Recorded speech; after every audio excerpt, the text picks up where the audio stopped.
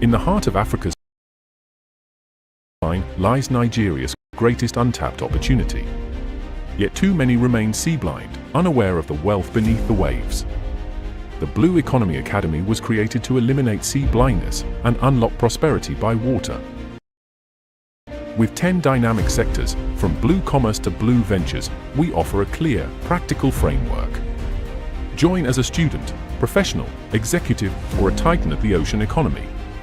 Gain access to premium courses, join national working groups, and connect with a growing community.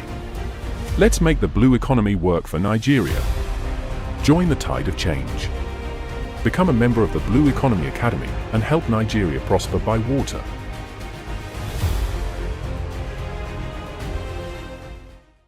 For years, a silent war was fought in our waters. A fight against pirates, saboteurs, and criminals who threatened our nation's economic lifeblood. This is the story of a force that stood ready. A navy that answered the call. The Nigerian Navy has won the first half of the victory.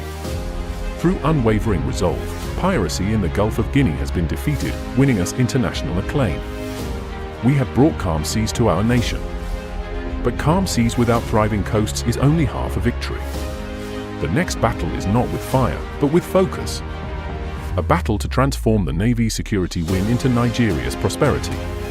To win this battle, we must change our strategy. From security as a cost to security as a product. This is the purpose of NIPOL, Nigeria's first national prosperity coalition. It is a Navy-led doctrine, an architecture for immediate action where security becomes the bedrock of investment confidence. NIPOL is a strategic handshake between the war room and the boardroom. It moves beyond the silos of marine and shipping to bring in every sector that touches our seas. Consider our vision for blue cities. Nigeria has 853 kilometers of coastline and 8 littoral states brimming with untapped potential. The private sector is ready to invest billions in coastal resorts and infrastructure, but they need an assurance no other institution can provide. NIPOL is that assurance. It is the platform where the Navy provides the security and state governors provide the access, allowing the private sector to deliver the prosperity. This is how the Navy gets a seat at the table from the very beginning, ensuring seamless security planning while simultaneously generating revenue, creating millions of jobs, and revitalizing our coastal communities. Admiral, the tides of our national destiny are changing. For the first time, a dedicated ministry and a national policy have given us the mandate to act. The space is open. This is the moment to pivot the Navy from a guardian of our waters to the guarantor of our prosperity. This is the legacy that awaits your leadership.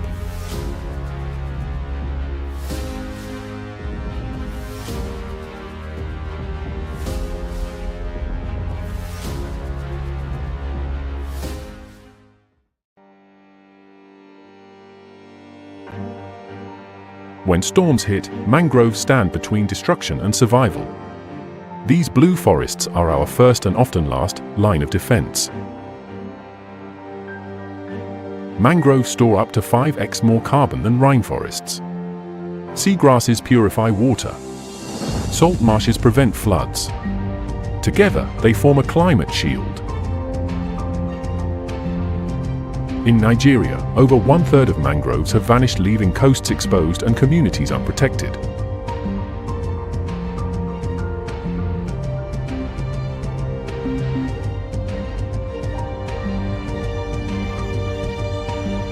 What we lose in trees, we pay for in floods, hunger, and heat. But hope grows literally. Across Bayelsa, Cross River, and Lagos, communities are replanting, protecting, and profiting from carbon-rich ecosystems. Our coasts don't need concrete, they need roots. Let's rebuild what protects us all.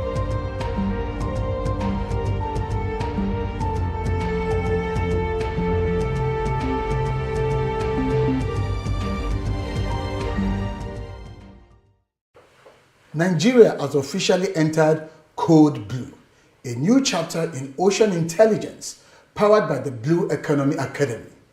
Code Blue is our monthly national briefing series that brings together policy minds, industry leaders, and civic stakeholders to make sense of the opportunities that lie offshore, underwater, and on our coast. This is where we turn maritime insight into national strategy. Our maiden edition on July 29, 2025 sets sail with a landmark focus: blueprints to reality, mainstreaming Nigeria's 10-year marine and blue economy policy. We will unpack what the policy means beyond the paper and spotlight what government, industry, and of course citizens must do to implement it. With reflections from key public and private players, Code Blue aims to move Nigeria's blue economy from vision to value. Join us for this inaugural virtual voyage. Let's deepen the maritime awareness, shape national direction, and anchor new conversations that make Nigeria prosper by water. Welcome on board. Nigeria has officially entered Code Blue, a new chapter in ocean intelligence powered by the Blue Economy Academy. Code Blue is our monthly national briefing series that brings together policy minds, industry leaders, and civic stakeholders to make sense of the opportunities that lie offshore, underwater, and on our coast. This is where we turn maritime insight into national strategy. Our maiden edition on July 29, 2025 sets sail with a landmark focus: blueprints to reality, mainstreaming Nigeria's 10-year marine and blue economy policy.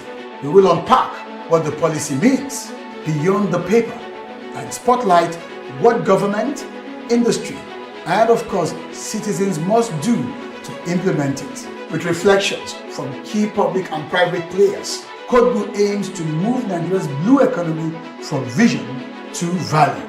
Join us for this inaugural virtual voyage.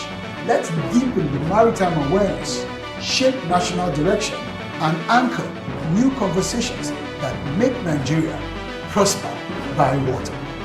Welcome on board.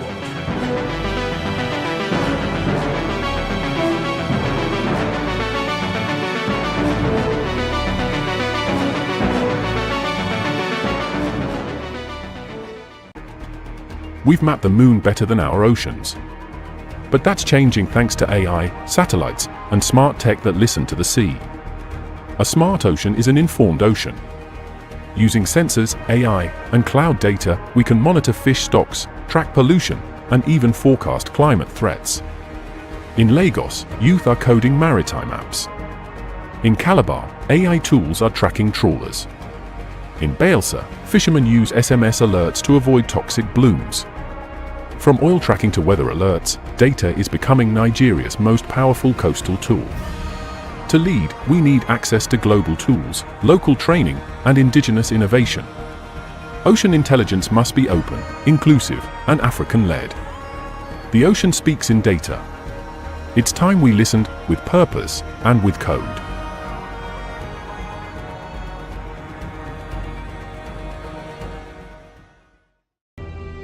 In the heart of Africa, a giant sleeps. Blessed with endless shores, intricate rivers, and vital lagoons, Nigeria holds a destiny written in water. Yet, for many, this vast inheritance remains unseen, a quiet backdrop to our daily lives. We call it sea blindness, the inability to truly see the lifeblood that flows through our nation. This blindness isn't just about what we don't see, it's about what we lose.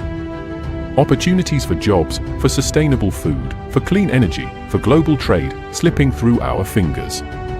But one voice, and now a movement, dares to challenge this silence.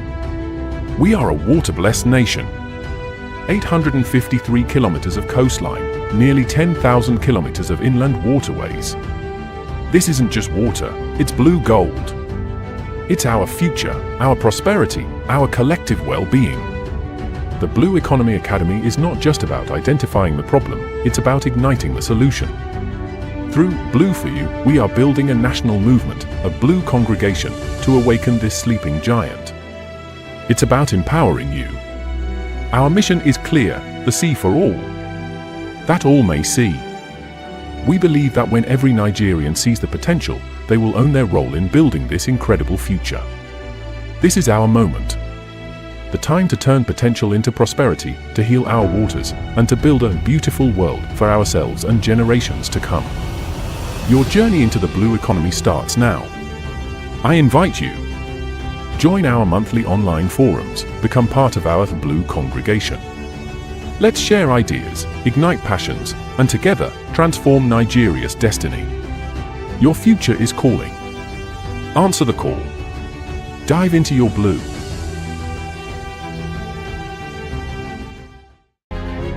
Once, these waters were the world's most feared: piracy, theft, fear at sea. But the Nigerian Navy fought back and won. For 3 years, our seas have been calm. Piracy defeated. Waters secured. The Navy victorious. But calm seas alone are not enough. What next?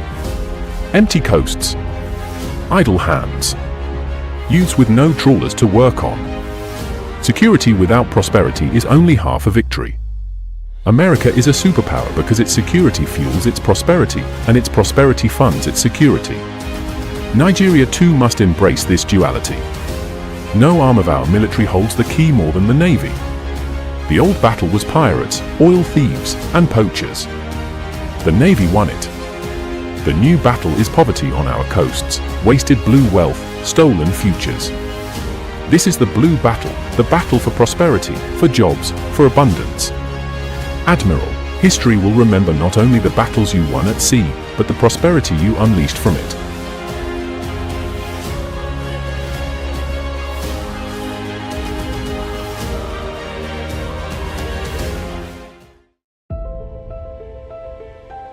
The ocean is Nigeria's greatest untapped treasure. From Lagos to Calabar, from Badagry to Bakassi, our waters carry the power to feed us, connect us, and propel our nation into prosperity. Yet for too long, we have turned our backs to the sea. Today, that tide must change. Our ocean is more than coastline. It is 853 kilometers of opportunity, 200 nautical miles of economic promise, and a lifeline for over 200 million Nigerians. 90% of our trade moves by sea. Millions depend on fisheries for their daily bread. And from offshore oil to renewable energy, our waters are the foundation of our survival. But with great wealth comes great responsibility. Our obligation is clear: to protect our waters from pollution, piracy, and neglect, to keep our seafarers safe, to sustain marine life for future generations, to govern our waterways with justice and foresight. If we fail, we risk not only our environment, but our very future as a maritime nation. Yet within every challenge lies opportunity. The blue economy can generate millions of jobs for our youth in shipping, aquaculture, shipbuilding, tourism, and marine technology. With innovation, skills, and vision, Nigeria can rise as Africa's true maritime giant. Our opportunity is not tomorrow. It is here. It is now. This is why the Blue Economy Academy exists, to eliminate sea blindness and ignite a blue awakening in Nigeria. Through knowledge, advocacy, and action, we are sowing the seeds of ocean literacy, so every Nigerian can see the water not as a boundary, but as a bridge to prosperity.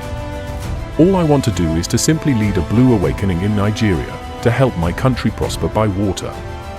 On this World Maritime Day, Nigeria joins the world to say, our ocean, our obligation, our opportunity. Together, let us awaken to the power of the blue. Together, let us prosper by water.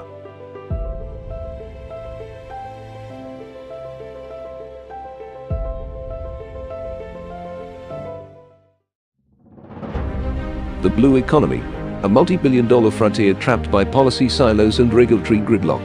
To unlock this wealth, technical expertise and political action must align. I founded the Blue Economy Academy to provide the leadership required. We convene the experts. We assemble a cast of policymakers, industry players, and financiers every month to huddle around prevailing ocean matters. Code Blue is Nigeria's monthly ocean intelligence brief. We convert ocean intelligence into policy action, milestones, and investments. Access the strategy now. Scan the QR code. Stop talking potential. Start executing the plan.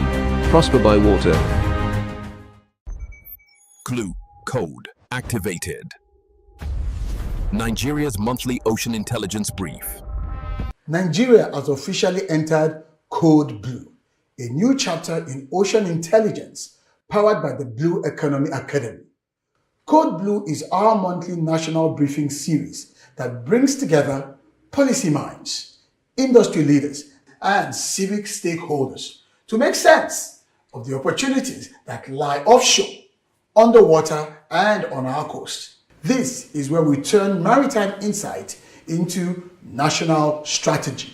Our maiden edition on July 29, 2025 sets sail with a landmark focus, blueprint to reality, mainstreaming Nigeria's 10-year marine and blue economy policy.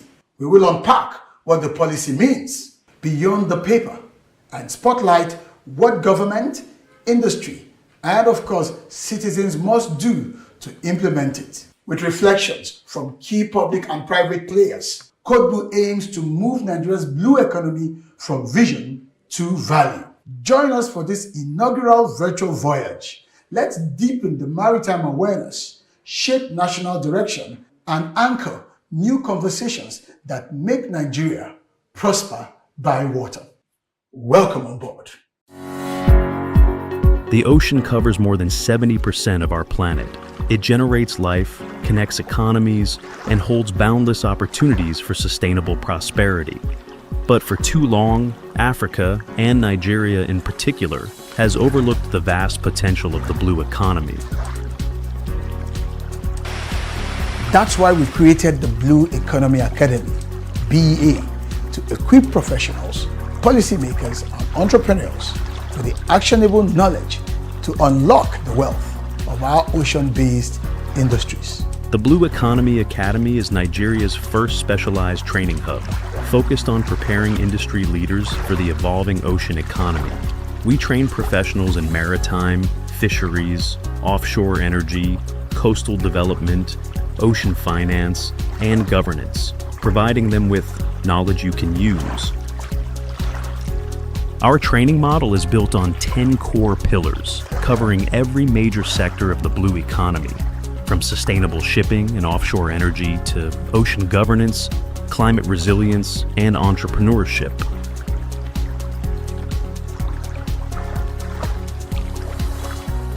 The same way we have succeeded in building estates out of nowhere.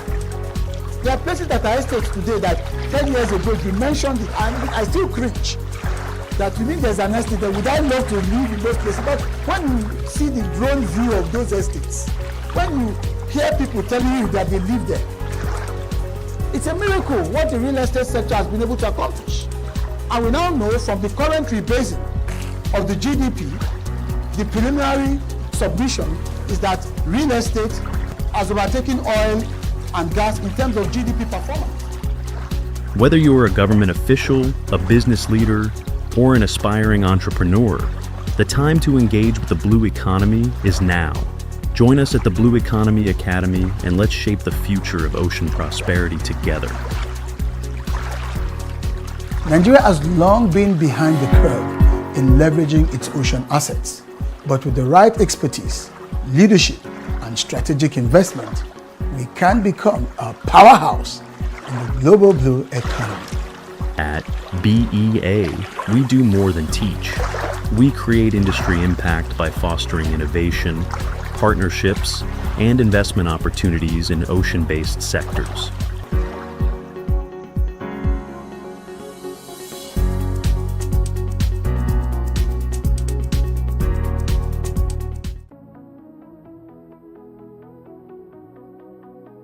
In the heart of darkness lies the power of light. Nigeria, rich in sun and oil, often overlooks a third gift, the ocean's energy.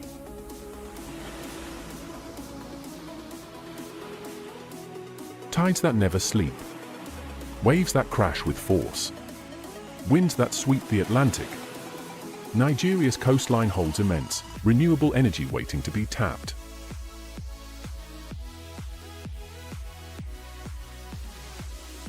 Globally, ocean energy is scaling fast. In West Africa, Nigeria is best placed to lead if it invests. New projects are exploring wave buoys, underwater turbines, and floating solar arrays. Startups in Lagos are working on energy harvesting seawalls and hydrogen extraction from seawater. With the right research, we could power homes, desalinate water, and energize ports, all from our waves. Challenges remain. High startup costs, grid integration, harsh marine conditions. But with public-private partnerships, local manufacturing, and training, we can leapfrog. Imagine rural electrification powered by tide. Imagine powering port operations with waves instead of diesel.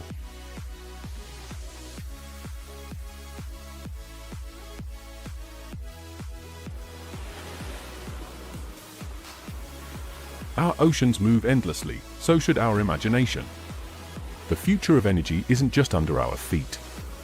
It's rolling in, wave by wave.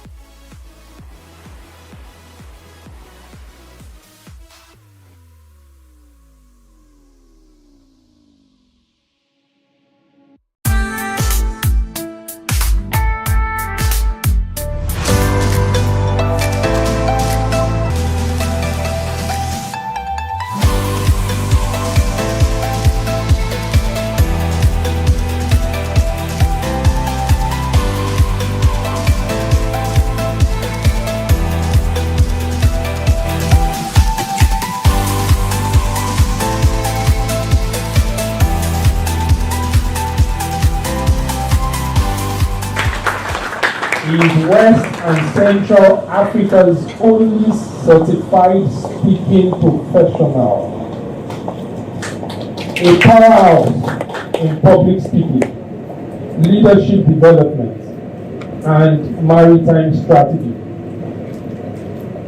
He blends eloquence with economic foresight, championing Nigeria's transition from oil dependency to sustainable maritime prosperity.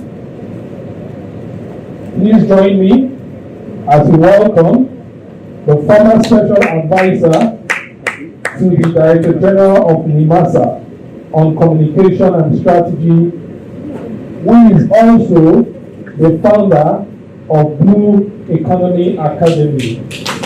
Please celebrate Mr. Ubong Essien, PhD.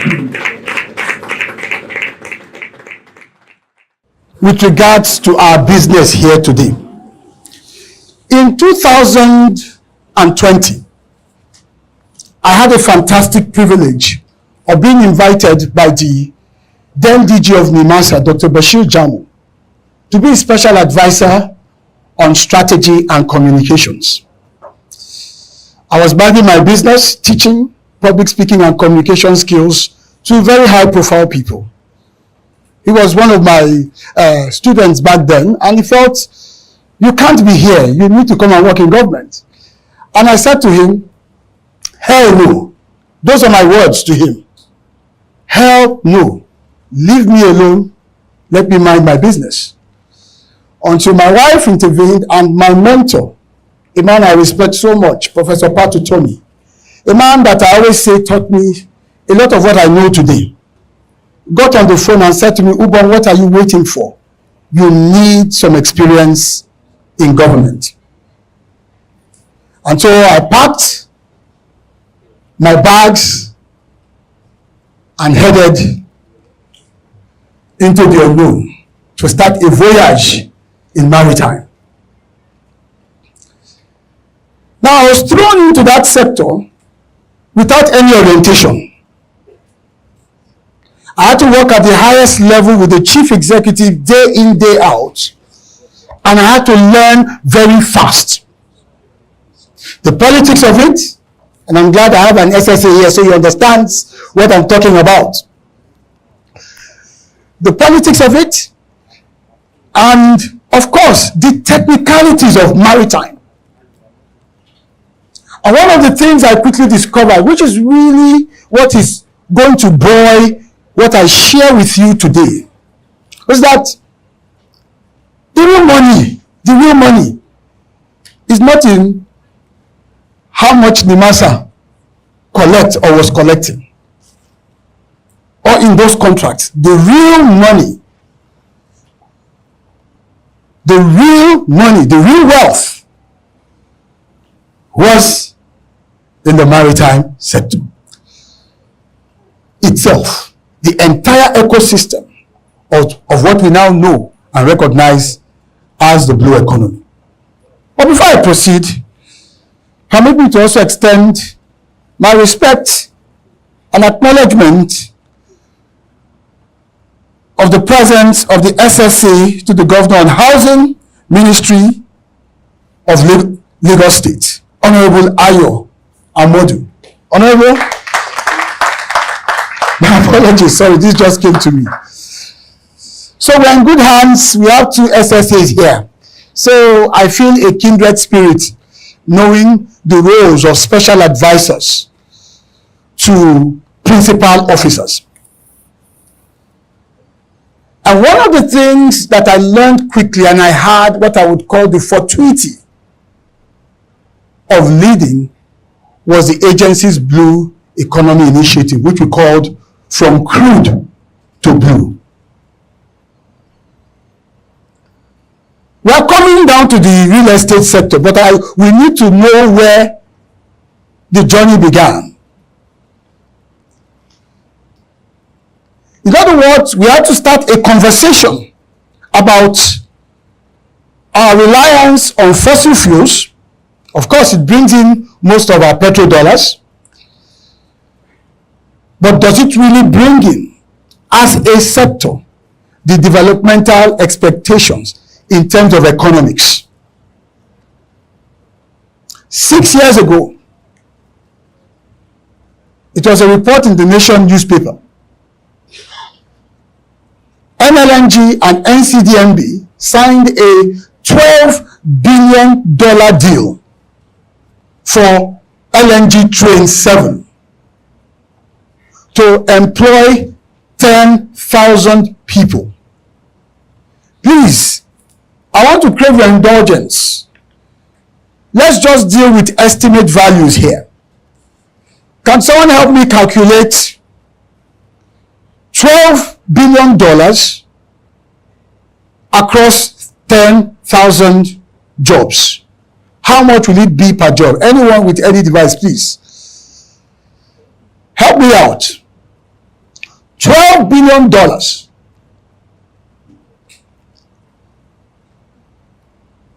by 10,000 jobs. We are talking estimate values. We know that was investment, but let us just cut the project some slack. Let's say that was the total money meant for job and everything associated with it. What do we have per person? $1.2 million. So let's just say, for the sake of argument, $1.2 million multiplied by 1,500 naira.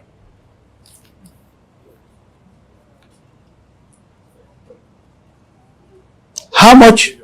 1.8 billion. 1.8 billion per job. This is the point I want to make. The expectation, and this is just very basic and simple economics, the expectation from that calculation alone is that for there to be any benefit, it would have to trickle down from each of those 10,000 persons.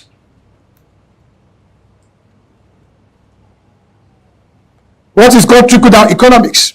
So if 5,000 of us decide to go and stash 50% of that money somewhere in the US, what is its economic value? It's practically zero. This scenario is just an example of how enclave in nature, how restricted in nature the oil sector is. It demands huge investments, huge capital outlays per project. But its economic effect is so limited, so restricted. That's why if I were to ask each of you here, if you know anyone that works in the oil sector, you'll have to rack up your head. It's an exclusive economy, it's an exclusive club. Nigeria cannot grow economically on the strength of an economy that is on the strength of a sector that is exclusive, enclave. But we have seen it. And so it makes sense for us to say, out of that 12 billion, estate surveyors and valuers, we're going to invest just 1 billion out of that 12 billion in real estate. What do you think will happen in terms of employment? I'm asking you, anyone? This is an open conversation now. You know your numbers, you know your business. Will it employ just 10,000 people? Estate players in the estate sector, will it employ just 10,000 people? Give me a guess. Give me a guess. $1 billion investment in real estate across, maybe let's say a PPP project. Let's say we're building some smart cities. Let's say we're building some set of estates. Can someone give me a number, please? Pardon? Over 20,000? Any other person? It certainly will be much more than 12 billion to 10,000. So I share this with you to present to you a picture of two cities, a tale of two cities, or a tale of two economies. Oil and gas, which we have relied upon to drive our economy, and then the blue economy, which in itself is an emergent economy, an expand sector. And we're going to see some of the thinking behind it. And if I am able to help everyone in this room, whether you're a policymaker or a practitioner, to shift your thinking, then the possibilities will be endless. So, the blue economy and the real estate development, the sea of opportunities before us. The World Bank tells us that if the ocean were a country, it would be the 7th largest economy in the world. Let's start with that premise. The 7th largest economy in the world. The 6th largest economy is the UK. So after the UK, the ocean economy would be the 2nd largest in the world. For very obvious reasons. 70% of our planet is water. 70%. And the economic sustenance of the planet itself, apart from the biology of it, is water. How? Global trade.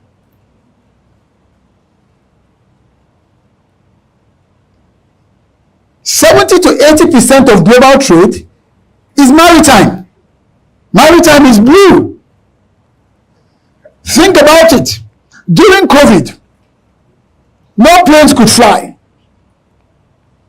No cars could run. We all got stuck. Everybody sat back at home.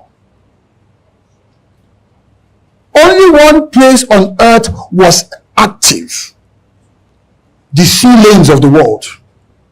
Transporting goods, supplies, equipment to help nations survive. Why? Because most of what we consume is delivered to us by water.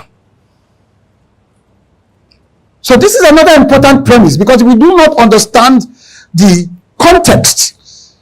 Every attempt we make to try to break into the blue economy from a blue cities perspective, which is one of the buckets of the blue economy, will challenge us and could even discourage us.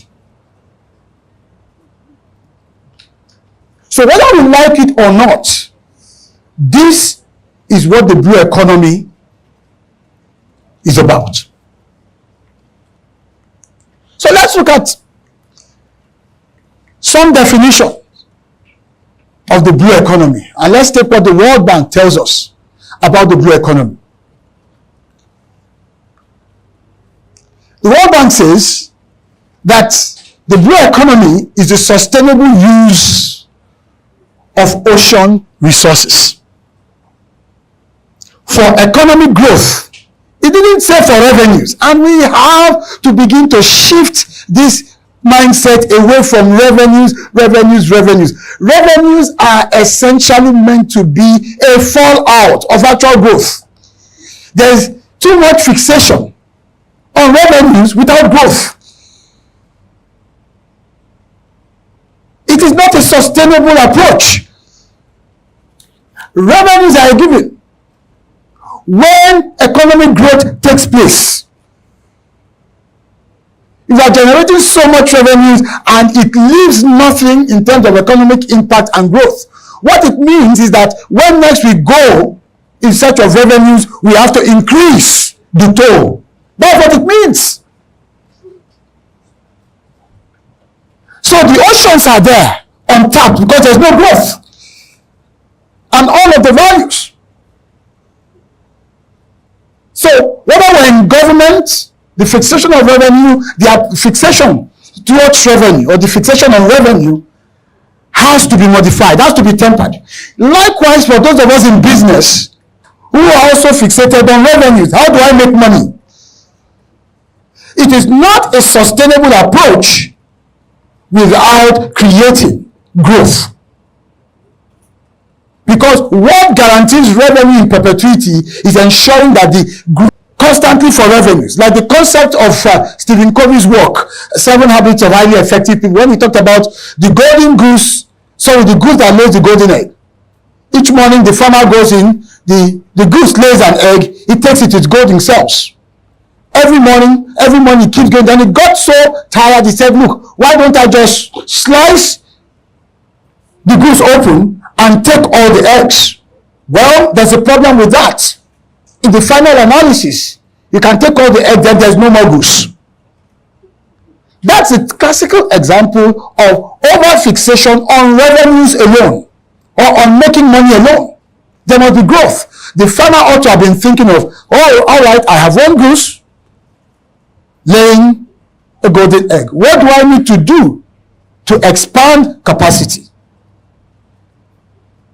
That's what the blue economy is about. So it is a call to us to know that we must take steps, make the necessary commitments, make the necessary investment towards ensuring that there is growth, and then the money we are looking for will come. There's money, the blue economy. So let's go back to our definition. The sustainable use of ocean resources. The ocean has a lot of resources. Those resources are within the ocean. Those resources are also above and around the ocean, and those resources are also adjacent to the ocean. If I wanted to define the blue economy simply to the average Nigeria, I would say everything water, whatever is inside the water, your fishes, your shrimps, those living organisms and plants, whatever is beneath at the bottom of the water, the resources you can mine from it. Whatever is on top of the water, the ability to carry out transportation activities. And then, of course, the fallout effects of what happens on the coasts or the adjacency value of water, meaning coastal communities, trading taking place along that line, the development of estates along that line, hubs. That entire ecosystem would be my own definition or explanation of what the blue economy means, so that the average Nigerian understands it and appreciates it, because Nigeria is a coastal state. Nigeria is supposed to be thriving. via the blue economy. That is the understanding we are yet to inject fully into our minds. Many people live in Lagos but don't even have that appreciation that Lagos used to go by the appellation state of aquatic splendor. Now that sounds like a mouthful. But that's blue economy. So those are your ocean resources. And it says when we use these ocean resources, certain things must happen. First, economic growth. Second, improved livelihoods. There are people living around water bodies that are worse off. That is not blue economy. That's like brown economy. They are worse off. So that's not blue economy. It must improve their livelihoods. So whether it is to enable them go to schools, go to good schools, get medical support, and be as comfortable and have some measure of decency, improved livelihoods, it's a factor.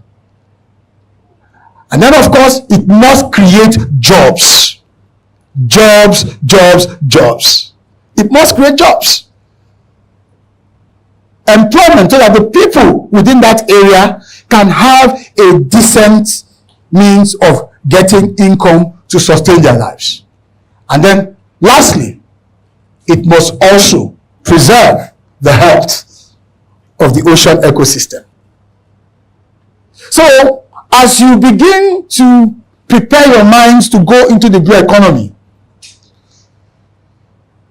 from a real estate standpoint, you must understand what the blue economy actually means and what the 5 key elements represent. So that when you design projects, when you plan projects, when you propose or market or execute projects, all these elements must be there. So if you are building marinas, for instance, because those are the things we should begin to take for granted along our coasts. If you are building seaside estates, luxury estates, hotels, which cost so much more to be in, or take, we shouldn't go too far, take the Eco Atlantic, for instance. If you are doing all of this, you must keep in mind whether you are participating as a financier or participating as a transaction advisor or participating as an actual builder. You must keep these things in view. Sustainability, economic growth, which is where you make your money, improving the livelihoods of those within that context, making sure that you're asking yourself, how many jobs are we creating? And then ensuring that matters such as pollution are addressed. We take a look at our water, there's so much that needs to be done in that regard. Plastics in waters everywhere. These things have to be looked at collectively to ensure that we meet the definition of what the blue economy actually represents. I'm going to move on by showing us some facts and figures and why it is such an imperative. Globally, the blue economy is worth about $1.5 trillion. $1.5 trillion globally. Africa has managed, according to the AFDB, to capture about 296 of that economic value. And then Nigeria is positioned as having 10% of that. Understandably, we have a very expanded coast. From Badagry here in Lagos to Bakassi in Cross River or thereabouts, 853 kilometers. These are just conservative estimates to show us the potential. $30 billion. Can the blue economy bring us at least $1 billion? $1 billion is how much in Naira terms? 1.5 trillion. Is it 1.5 trillion? These are the considerations, these are the things we must have at the back of our minds as we engage in this conversation. And I'm hoping, which is going to form one or two of my recommendations, that FIABC can begin to take the lead. Not just in advocacy. We are past the stage of advocacy. We are way, way, way behind. I'm talking now about engagement. Reaching out. Reaching out. Yes, we need policies. But don't wait for policies. I remember one of my famous motivational quotes. I used to do a lot of motivational speaking when I first started out some 25 years ago. It says, I couldn't wait for my ship to come in, so I had to swim out to it. I couldn't wait for success to come to me. Yes, that's the exact quotation. I used to use it back then. If you ever read the Achievers Manual that I published back in the day, I couldn't wait for success, so I had to swim out to it. So FIABC, NIESB, that's the mindset you must have. You do have government officials here. I am sure for a state like Lagos, Lagos is the center of excellence. Lagos always leads. There are some policy initiatives. We see that even in the various designations. But there are some policy elements that you are going to have to be the one to prod them to do. That's why it's called private sector-led initiative. 13 years ago, Jeff Bezos, founder of Amazon, because he wanted to deliver packages swiftly, after starting Amazon Prime, which was one-day delivery, was not satisfied with just one-day delivery, wanted instant delivery. So what did he do? He started test running drones to deliver packages within 30 minutes. That was 13 years ago. So 2002, 2025, 13 years ago. So 2012, I beg your pardon. And 60 Minutes had an interview with Jeff Bezos, and he said, look, I've done this.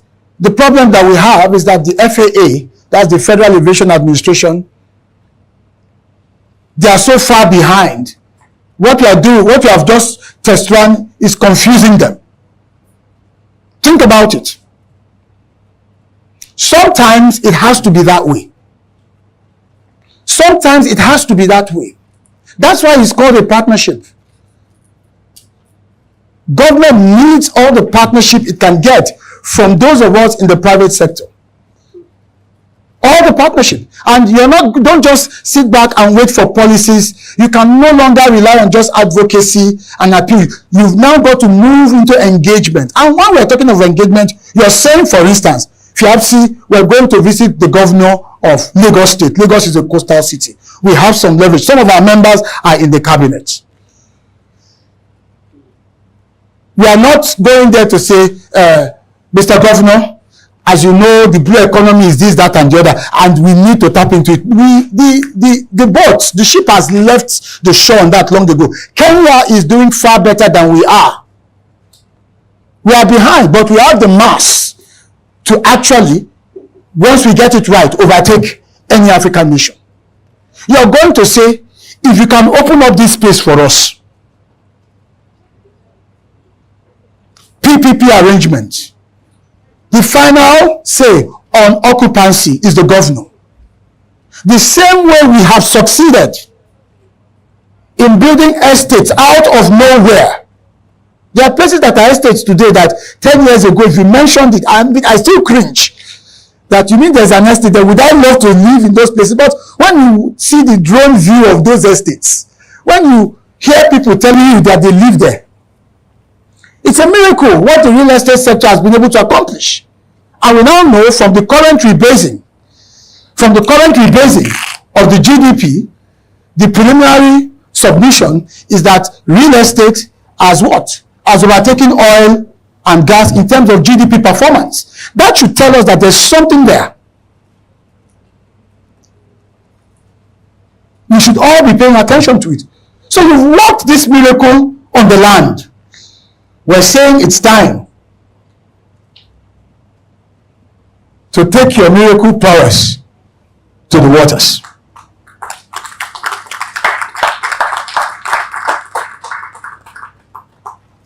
Is it going to be easy? No. If you have to help the public officials with writing the policy, write it. Thankfully, we have enough technology to help shape a lot of these things. With the advent of artificial intelligence, we can quickly on a dashboard see what global best practices are and make the necessary adjustments. So you have to needle them. Absolutely, you have to needle them. Because sometimes the public sector is usually a laggard. Jeff Bezos wanted drone delivery, FAA couldn't catch up with it. I'm told that drone delivery just started in the UK last year or 2 years ago. The private sector has to be very aggressive. And that's why I use the term engagement over just advocacy. Because at the advocacy level, we're talking. At the engagement level, you are putting something on the table. And you are placing a challenge on the table. To say, give us this space. Give us this. Clear this space. If all you can do is open it up with the most minimal infrastructure as your own investment in this partnership, do it. And then we can take it off from there.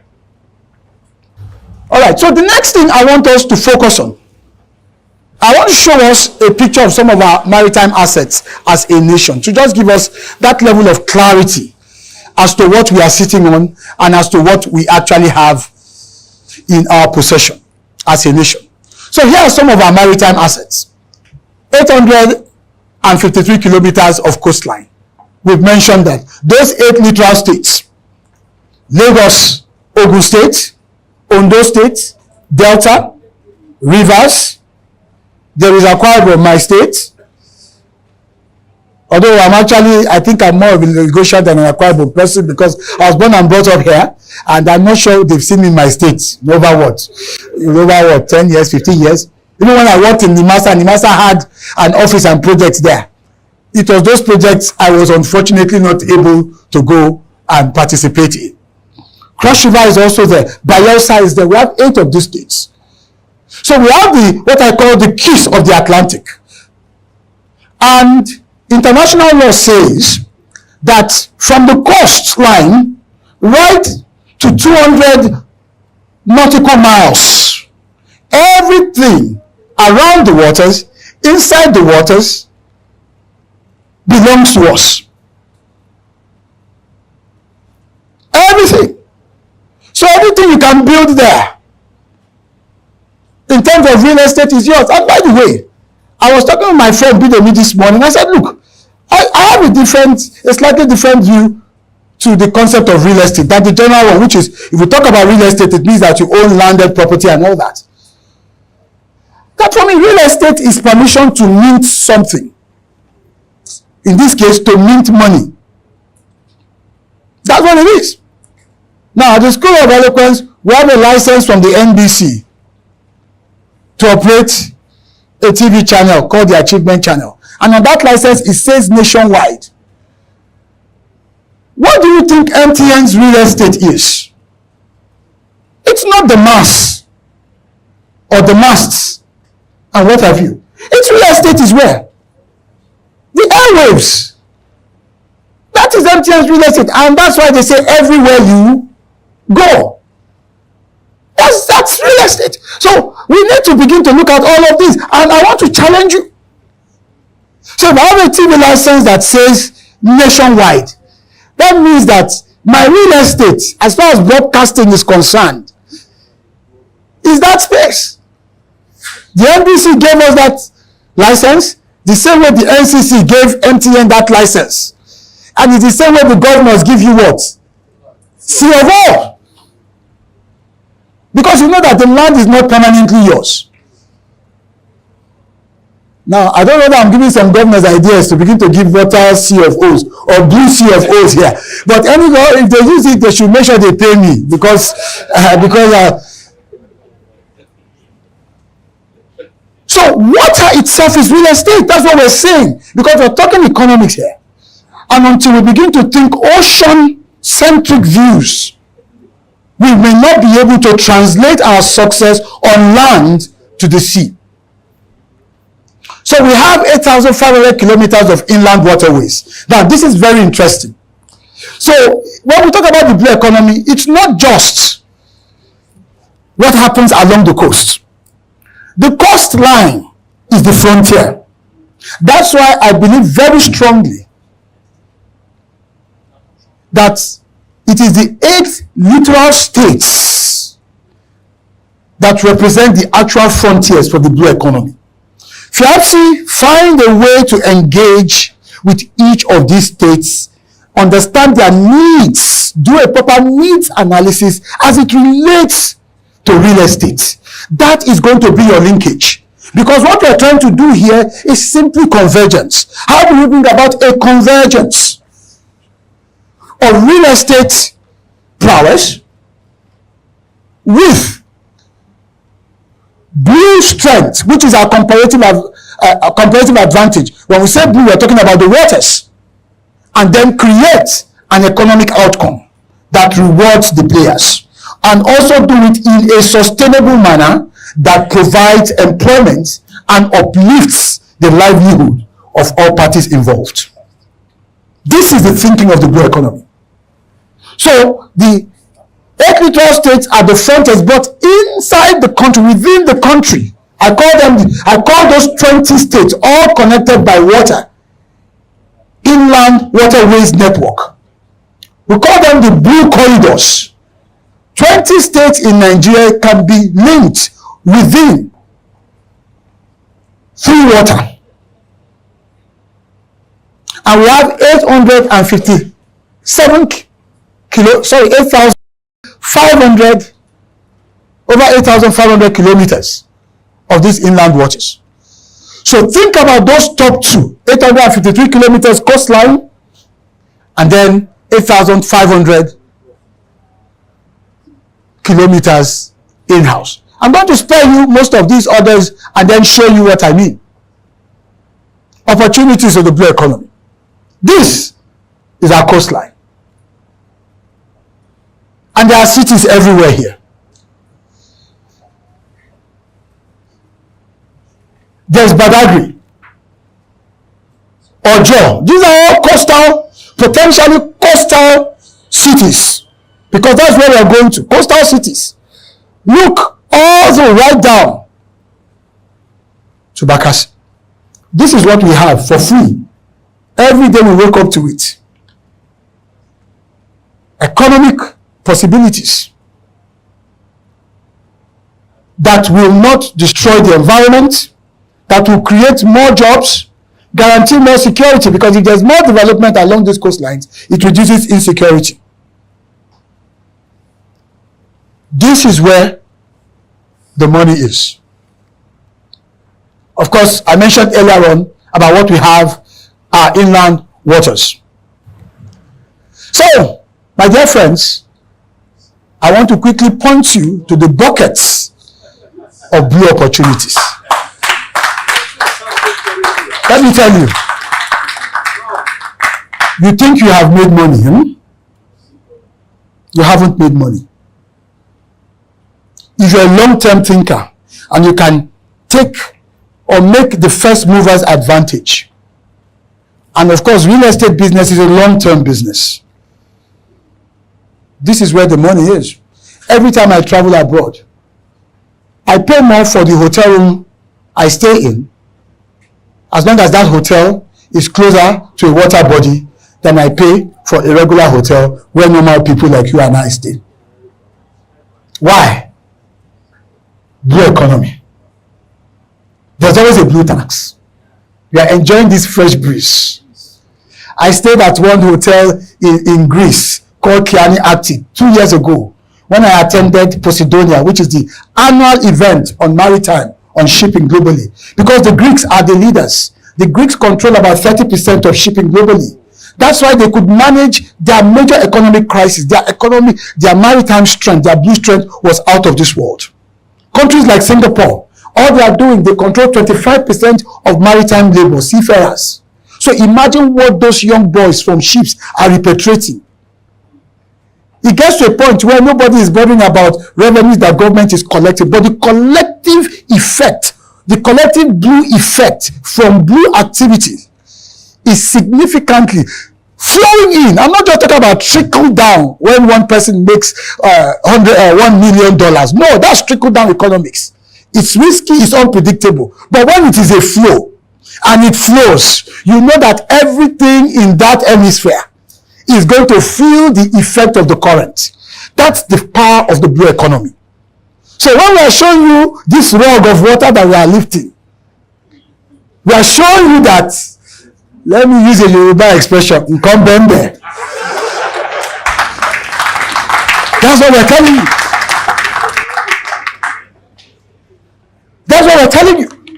So it's a bucket of blue opportunities. So I'm just going to leave you, before I go into Q&A, by just showing you the 10 buckets of blue economic activities so that you can decide which one you want to fetch from.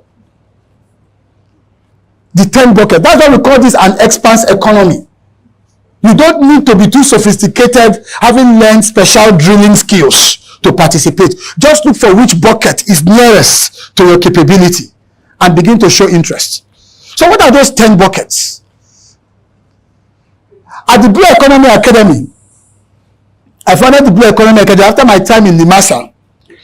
I said to myself, okay, I've had government experience, and it was a fantastic privilege, and I'll always be thankful to my boss, Dr. Jamo, who fought tooth and nail. He fought his way to ensure that I took up that job, up to the point of getting my wife involved. You know, when your wife comes and says to you, why don't you rethink it? It means that even in your house, you can lose elections. I'm telling you. That's what it means. And so I took on that job, and I learned a lot because I actually participated. All the things we did, we came up with a document called From Crude to Blue. I was sharing that with the chairman, with the chairman of Lagos PFC. Sorry, Lagos NIESB earlier on. And so these are the buckets I want to show you at the Blue Economy Academy, which was what I started after I left NIMASA. And look, I don't want this knowledge to go to waste. Let's begin to share knowledge, inspire people, educate people about the blue economy. So there are 10 buckets, and this is where I'll leave it and take questions.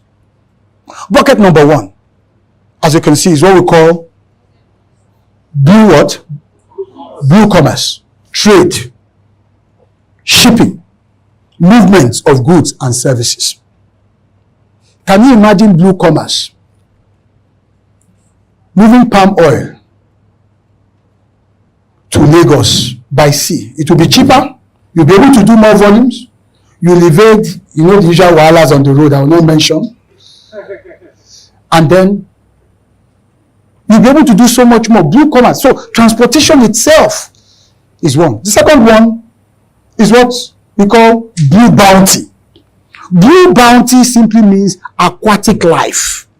In terms of fish, shrimps, and the ton of what you can harvest for food. The third one is what we call blue power, sustainable energy. Nigeria still has a lot to do in that regards. Renewables, wind farms, and all the rest that we can get. As we're struggling with our power as a nation, it has to be one of the options that we incorporate into our energy mix as a nation. Then the one that I think concerns you the most is blue cities, coastal infrastructure,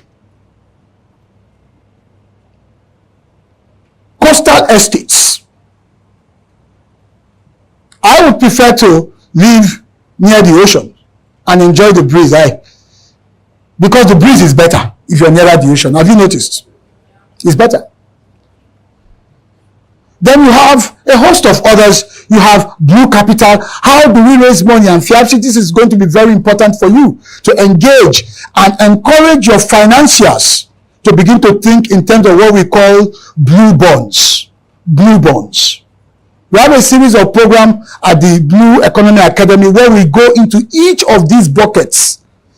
It's a course you take for about a month to understand the total dimensions of the blue economy before you begin to get involved.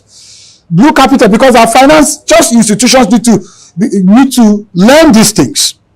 We now have green bonds. There are various ways to raise money, raise capital for your projects.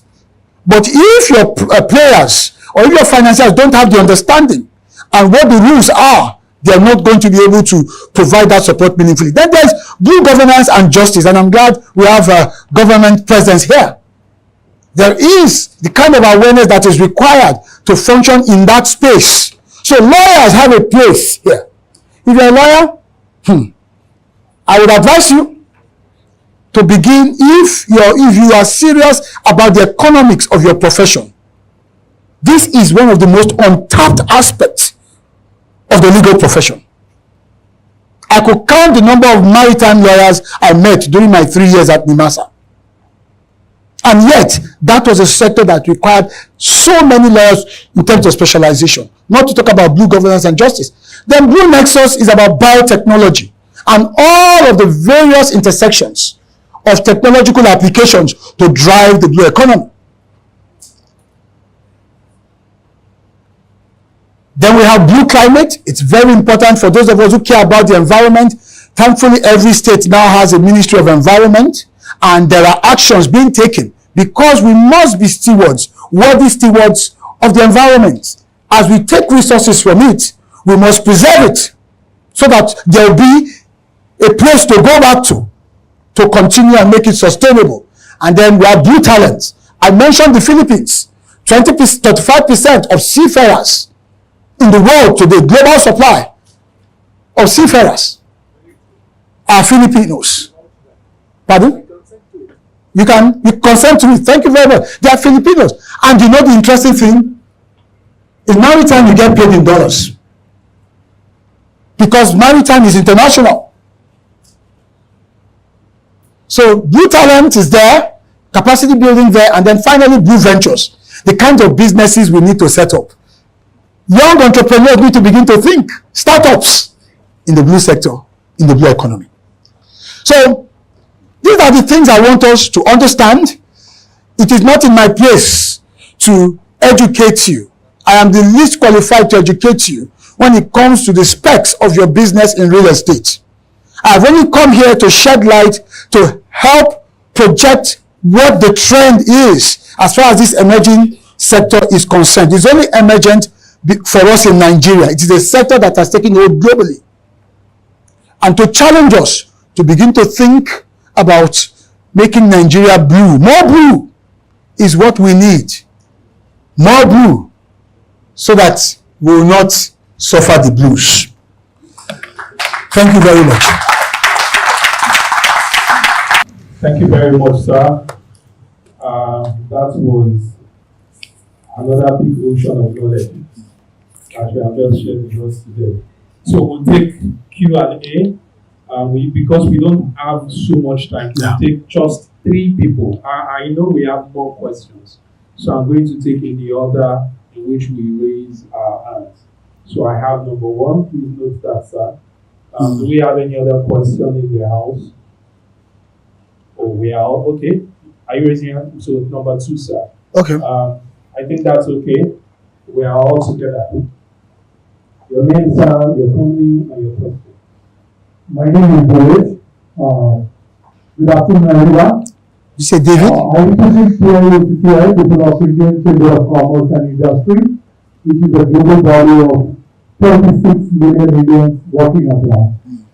And I work the African region. I represent 54 countries from Lagos.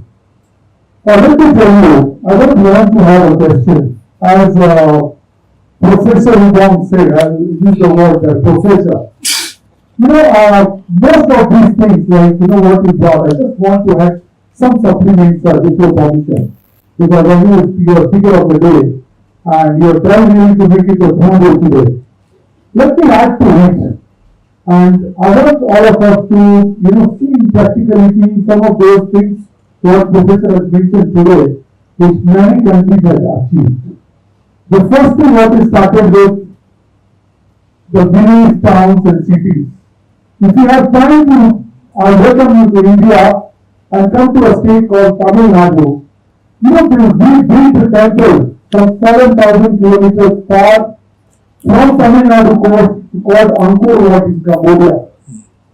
And those villages, if you see even today, there are houses which are not less than 6,000 to 8,000 square feet, the minimum smallest house. Because that shows when you are at the coastal city, you can connect to the whole world. So I just wanted to supplement Professor on this issue, number one. Thank you. Number two, you mentioned an inland waterways.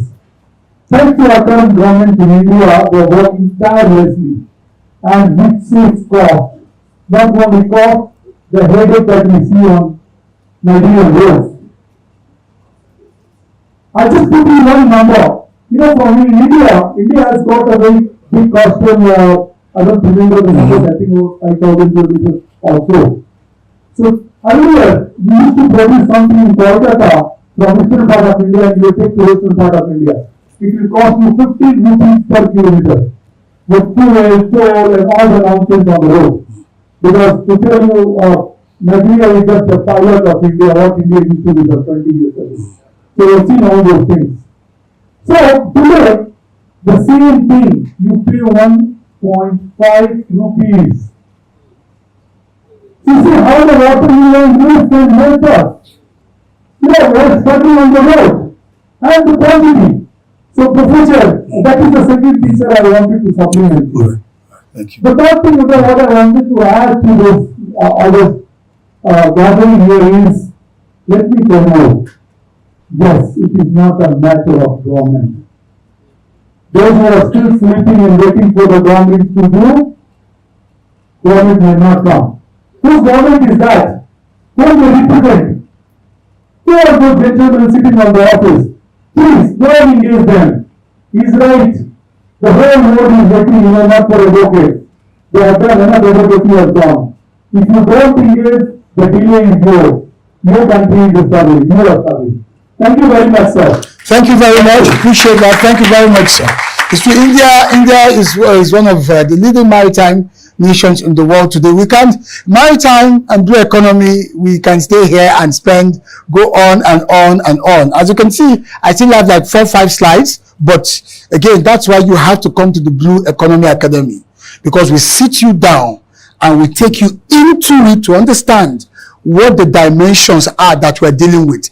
Then you take your own slice, your own bucket, and say, look, 10 buckets, I think this one bucket is enough for one lifetime. Let me now begin to drink from it and drill into it. Oceans of opportunities. In fact, think of the ocean this way, or the blue economy this way. Think in terms of vastness, as vast as the seas are, and think in terms of depth. Vastness and depth. That is what defines the true riches that are available with regards to the blue economy. Thank you so much, Peter. I want to first of all take a lead from what Ms. Ishla. And you are briefing us about what is happening in your country. Yes, the vastness you described here, the depth. Your country has understood it and happening to it.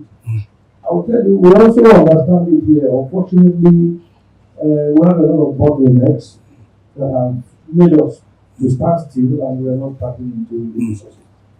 And I must tell you that the main source of the strength that we're supposed to receive to tap into the resources is even the major cause of the problem, and that is the government and the bottlenecks we put around. I was privileged to be present the day that the first inland waterway was launched in Nigeria, somewhere in Ungwaland in Aba. That was about almost 20 years ago. I was there. And then everybody that came was talking about how the economy is going to produce an area that has not been tapped into. You have explained here now how you travel from your country to another country you mentioned, how the developments have sprung up and then dead areas have just come alive. Yes, and that was the target of what was happening at but the time after that date, the whole thing was standing still. The people who were looking this idea, many of them went bankrupt because of the problems they were having with money. everybody in government wanted to come and have a piece of the game and forgot what they were supposed to do. Asking for the whole thing, if you don't want to give me part of this whole thing, the whole matter will die. And later, after some years, I was not hearing that, oh, they said the first inland waterway that will launch in somewhere in Kaduna State. One of the ones that was happening in the people that need it most are not even having it. And so, when you talk about the government is, we shouldn't wait for the government, so we have to wait for them. Because in the beginning, it's not as if we don't know what we are supposed to do. You are here with packed with knowledge about what we can do, and I'm sure so many of us who I've known this. Yes, every day, our eyes are open about the vastness of the economy. And I must tell you, I want you to help us out. How do we navigate ourselves out of this continent? Not by the greed and feed that we feed of people in government. Or is it lack of talent, or is it lack of knowledge? We don't know that. So until that thing is unwound, we will not move anywhere. Thank you very much. Thank you very much. As one who has worked in government, I agree with you. Government is that space. Government all over the world is not just Nigeria. Government is always a laggard. We must understand that all over the world. We can argue the degrees to which this happens or that. For instance, you have in America now, the government wants to create a Department of Government Efficiency because it feels, the current administration feels things are not as efficient as they should be. That's the nature of bureaucracies. That's why I said, that's why I mentioned that quotation, that I could not wait for success. So I swam out to it. Engagement is very important. For instance, one of the things, when we started engaging the state governors, we realized that by going there, telling them, this is what we have on the table that we are about to do, and you might miss out. That was enough to trigger a response. That's why it's a partnership. That's why I said advocacy will not cut it anymore. We've got to think engagement. There's no government you will go to and put some value on the table and there will not be some level of conversation. Because here's the mindset of those in government, that when you come to them, it's as if you are looking for something. That's the typical mindset. But we now need to reverse that look, we are bringing something. There are 8 littoral states. FIABC cannot engage with all 8 and not get a positive response from at least one. Through its network, its alums, probably there might be a FIABC member, maybe honorary member, that is a governor or a deputy governor or secretary to the governor or an influential person in government or in one party politics or the other. There has got to be. Because what I found is that everyone is connected to everyone. But the question is, are you willing? Are you ready?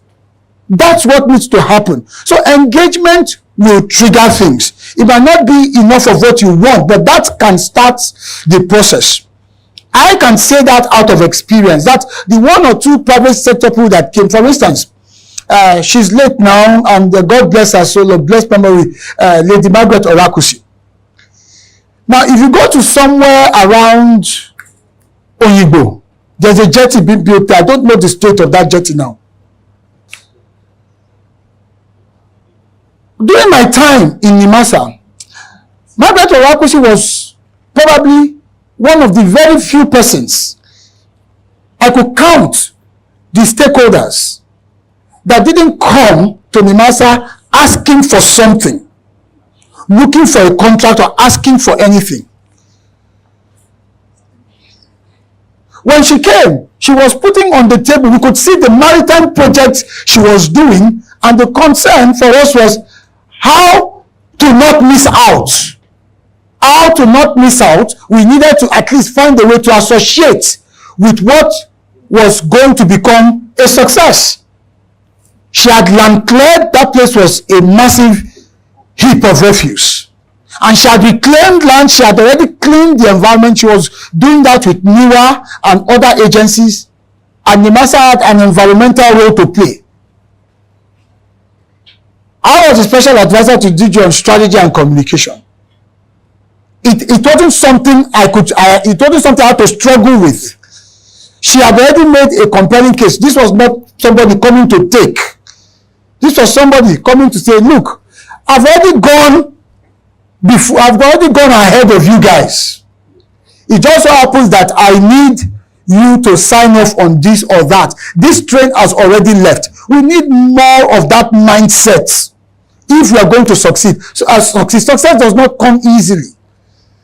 We all have to go out. That's why I said we have to swim out to it. Kogi State is a confluence state. It even makes it a greater, for instance, I mean Kogi as an instance. Visit the governor. If what you have to use to bring him into the fold is giving an honorary membership or whatever it is, and then you're laying it at the table and it's clear. So I can't go into the nitty-gritty, but it's a mindset that we have to adopt because government is slow. We have to get ahead of it. That's one of the things that I learned, and that's why I want to encourage and to say, don't be discouraged. Engage and demand. We have senior government officials. I think the two of them have left. The next conversation should be, all right, this is what we are planning to do. We know you're already doing this and that. There's a point of convergence. Let me give you a typical instance. When we visited the DG of NIMASA, then Dr. Jamo visited the governor of Lagos on the Blue Economy Project, for instance. I was on that team. The doctor said, okay, you know what? I could be interested in Blue Talent, which is, what's it called now? Seafarers, training of seafarers. But we already have a maritime academy in Oron, but we don't mind being, what do you call it now? A mini campus in Lagos. I can provide infrastructure. I can provide whatever it will take. I can provide buildings, whatever it will take. Now, what was missing in that meeting was a FIABC-like party. Let's say a CIPM, Chartered Institute of Personnel Management, because we're talking talent here, that could have just brokered it. Now, what could have happened, or the expectation of governance would have been that maybe someone on the Lagos team in doing their job would have made that connection. My governor is ready, NIMASA is ready. How do we create this linkage? But because it was government talking to government, can you see what's happening? That match did not light. This 4 years down the line. That's why I'm saying we cannot, the stakes are too high for us to leave it totally to them. We must up our game. Because if CIPM has said, oh, we have the database, we are the warehouse of manpower development in Nigeria. All right? So do we need to create an agency? Do we need to create a special purpose vehicle? Whatever it is, that's where private sector would have come to lead it. And that's why I'm saying to FIABC that you are in a unique position right now to spark off these engagements. And one thing I want to encourage you to do is to set up a Blue Economy Committee within your body to focus on this and to begin to take some steps. So there are lots of irons in the fires, but we have not connected the dots, the linkages to spark them into life is what's missing. And the problem is that we are waiting for civil servants who by their default status, you know, it's their wheelbarrow-like. You know what a wheelbarrow, you have to lift it and push it. And when we need to do that, we must do it. Because you are investing, your resources are going into this. So it is in your interest to help drive the policy, if policy is what is needed. If policy is the only thing remaining, to help drive it, it is in your interest. So you must find a way to have a seat at the table. That's how this works. Otherwise, we'll keep preaching it as you've continued to say, and nothing will come out. For me, as the founder of the Blue Economy Academy, what I have, NIMASA in 3 years was like my PhD in maritime and blue economy. As a technician, I know how it works. And what we have done at the Blue Economy Academy is to translate that into modules of learning, but in a very functional way, not academic now. These are the things you can begin to do, calls you can begin to make. Just like you have Lagos Business School. As you're finishing a program in Lagos Business School, you're already seeing results from the network, the connections, and what have you. So most of us have access to governance. How are we using the access? How are we leveraging it to move industries and sectors forward? So I feel you, sir, because I've been there, I know what it's like. But what I also know is that if we want something, we have to get up and move the needle. Otherwise, in 5 years' time, we'll be back here and we're still discussing this. And I hope that FIABC can begin to make the move in engagement terms. And let's begin to see. I want to see the president of FIABC Africa and Nigeria in Bayelsa with the governor. And then a statement that, okay, we are giving you this plot to develop as a test blue city. Then FIABC, your network, your members, with all of the connections, can we do this? Let's see what it will look like. And I can tell you, the governor of Ogun State, once he sees that, he will call Mr. Adele and say, are you not my brother again? What happened? I'm seeing you in Bayelsa. That's how things work in this country. Well, I'm seeing you in Bayelsa. What happened? You are from this state. That will be the next question. I can tell you from my state now, if they see me doing this, they will ask, and you are from this state and you have never, they will accuse me as if it is my fault. But the point I'm making is there are things we can do. There are low-hanging fruits. Let's take them first and let the policy and the bureaucracy catch up. They are lagging indicators. They are laggards. Okay, thank you very much. Okay. All right. I guess I'm done. One take. Yeah, sorry, we just have one more question. One more? Okay. Good afternoon. Good afternoon. I'm Reverend Dr. David. I'm from New York City. My question to my honorable, Thank you, sir. you are very inspiring, your message, and eloquent. My question is, I've been watching and I see the ocean bringing dollar in. Now, luckily, I'm one of the contact persons in New York City when it comes to affairs of Nigeria and Africa. My question to you, my honorable, how can we be in safe haven when it has to do with honest person to deal with in Nigeria? Now, I want to see or hear from the panel. Who can we get in touch with when we want to get property here that we won't cultivate in empty barrel, that we pay and we don't get nothing in return? Fortunately, I'm very close to the Black American business people and developers. And I think before COVID, the main Sanwo-Olu came to the US to ask for people of business. And unfortunately that I was here as one of the people that he spoke with. Now I want to see how you can make it that we will have confidence in Nigeria when we're talking of real estate. Because we have big real estate developers that they are invested in Nigeria real estate. I was invited to Nigeria Embassy last year. They urged me to use my influence to bring business people to Nigeria.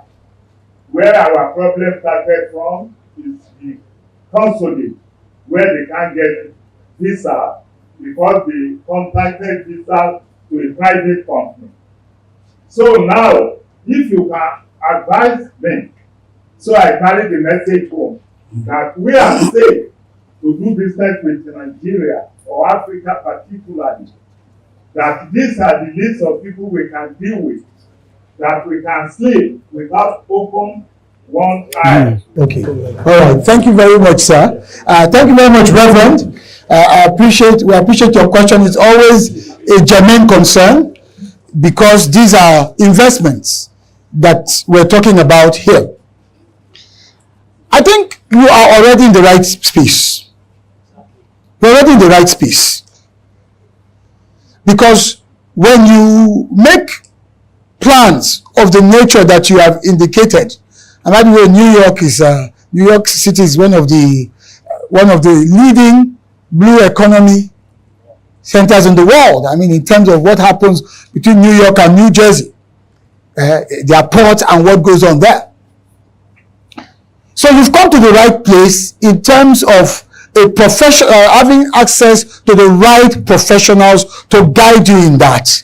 And so you'll be meeting with the presidents of the two presidents, FIAPSI Africa and Near East. Mr. Dele is here. He's going to work with you. And then, of course, Mr. Opatola is here as well. So here you have both FIAPSI, which is the international body for real estate practice. And then you also have members of the NIESV, that's the Nigerian Institution for Estate Surveyors and Valuers. So you are in good company. So I hope that addresses your concern. Before I leave, I want to reference something I watched 2 weeks ago on television. It was in Enugu State. The governor of Enugu State and the owner of Landmark. Gentlemen, that's a man that understands what is under that blue rug. That's a man that understands the blue economy. I've never met him. I just saw it, and by the time I turned to it, I saw the governor, and what I could hear was Nike Lake Resort, and I saw Landmark. I didn't need to watch it any further. I could establish what was about to happen. And that's also a governor. That's why I said, go to the governor. The governors are the key to the blue economy. Let's be clear. Yes, we will eventually have a national policy. It's taken a while in coming. We had started that some 3 years ago, from NIMASA to the ministry then, and then under the chairmanship of the then vice president. We had a couple of meetings, but then of course, the tenure elapsed or ended, and then here we are. So we will get there. But don't wait for the policy. Write your own policy and start to execute, and then converge. There will be a convergence. But if you wait for the policy, it comes in 10 years. Uninvested resources will go latent. So blue economy will allow you to broaden your mix of portfolio in this business, and you need it. No investor sticks only to a singular line of investment.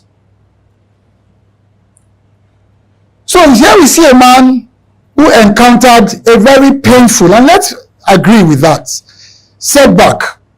That was actually a thriving blue economy endeavor. Things happen. But here we also see a man who is resilient as the seas, as the waters.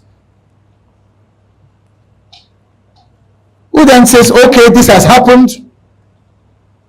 Rather than throw his hands up in the air, blame, whatever, accuse, he locates another playing field, another watery playing field, a blue playing field.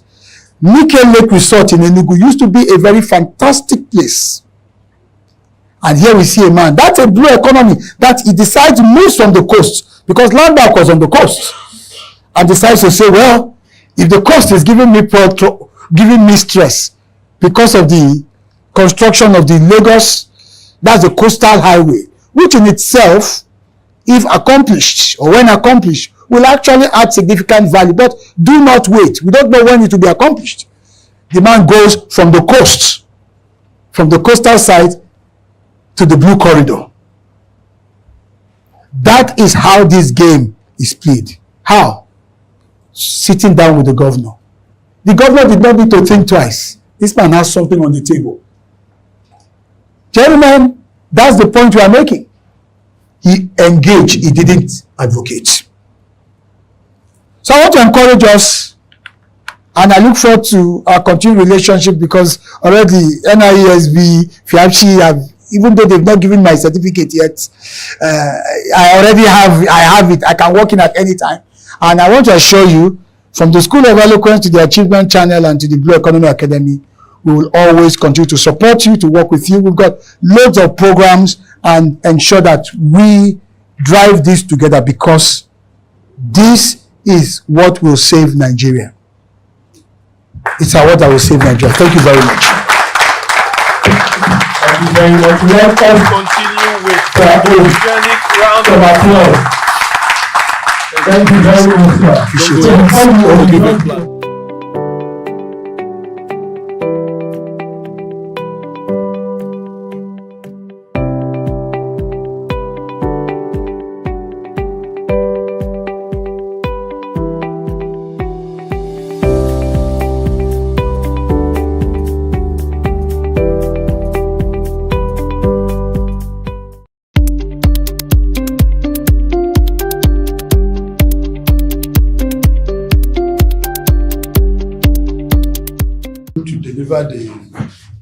Who's going to talk with us? Who will lead the discussion? Let me say it that way.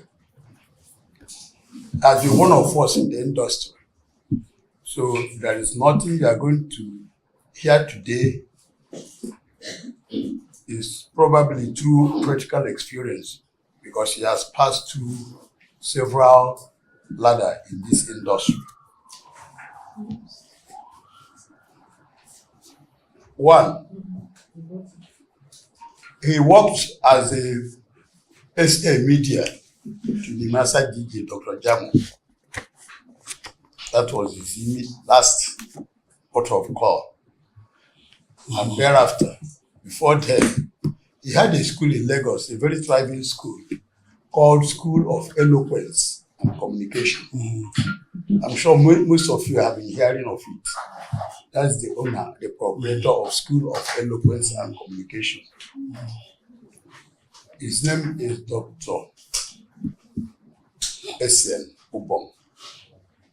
So let's give him a round of applause, please. Thank you. His paper or his discussion this morning is very broad because I know he has navigated well in the industry. And when we were discussing, I told him, listen, I beg, so many things are involved. You have to go through the nitty-gritty. In fact, his paper is 4 papers in 1. So it's going to be holistic. Sir, the people you see here are staff of PR unit of Nigerian Shippers Council. Most of them are in Lagos, some of them are in Kano, Abuja, Bauchi, Port Harcourt, where they have zonal offices, they have PR people in those offices. So the head of PR assembled them to come and share perspectives, share ideas on how to go forward, which is a normal routine. So we'll now give you the floor to start your conversation with us. You're welcome. Thank you very much, my brother. I appreciate it. Thank you very much, sir. Let me start by extending my respect to head of PR. Madam, thank you for this wonderful initiative. And that's what leadership is about in terms of building the team. So I want to say well done for leading this charge in this regards. And then to all of you, my colleagues in this business of communication, we are communicators, all of us here. That's really the crux of who and what we are. And that's the essence that we represent. The PR function is essentially an element of the entire communication architecture. And I hope that as we engage in these conversations, one of the things that I am looking forward to doing is to engender a paradigm shift. Having had the privilege, having been a private sector person and then I had the privilege to serve in the public space, I I'm always excited when I'm asked to come back to join these conversations because of the benefit of both worlds. Yeah. And I have seen from experience, I think August will make it 2 years since I left NIMASA.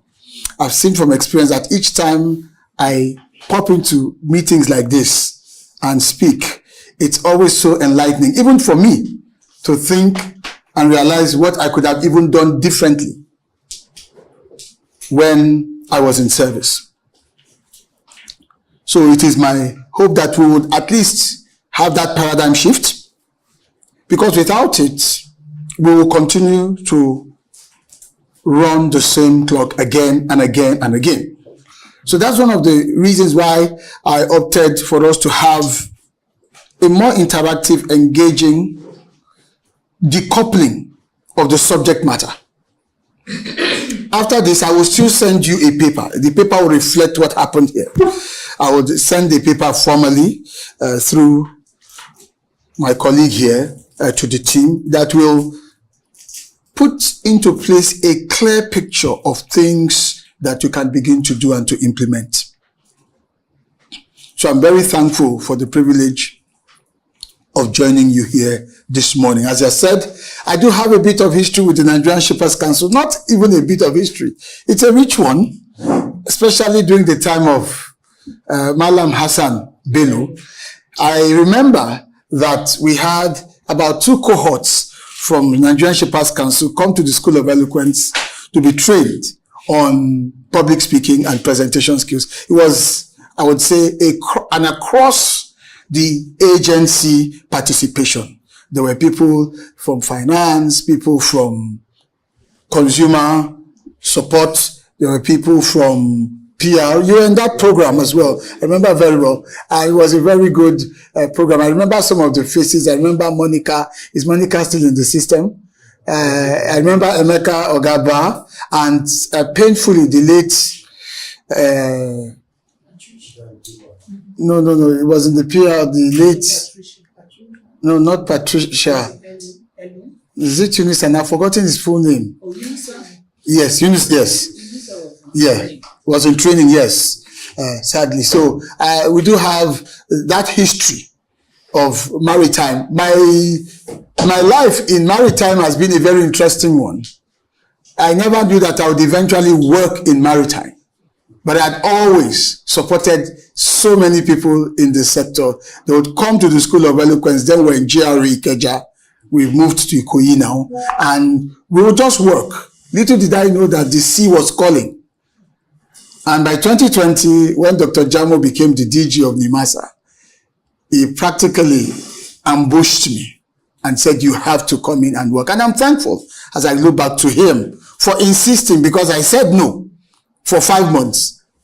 But for insisting, and I'm very grateful for that experience. And sometimes you need people like that in your life, because it gave me a whole new career in the blue economy.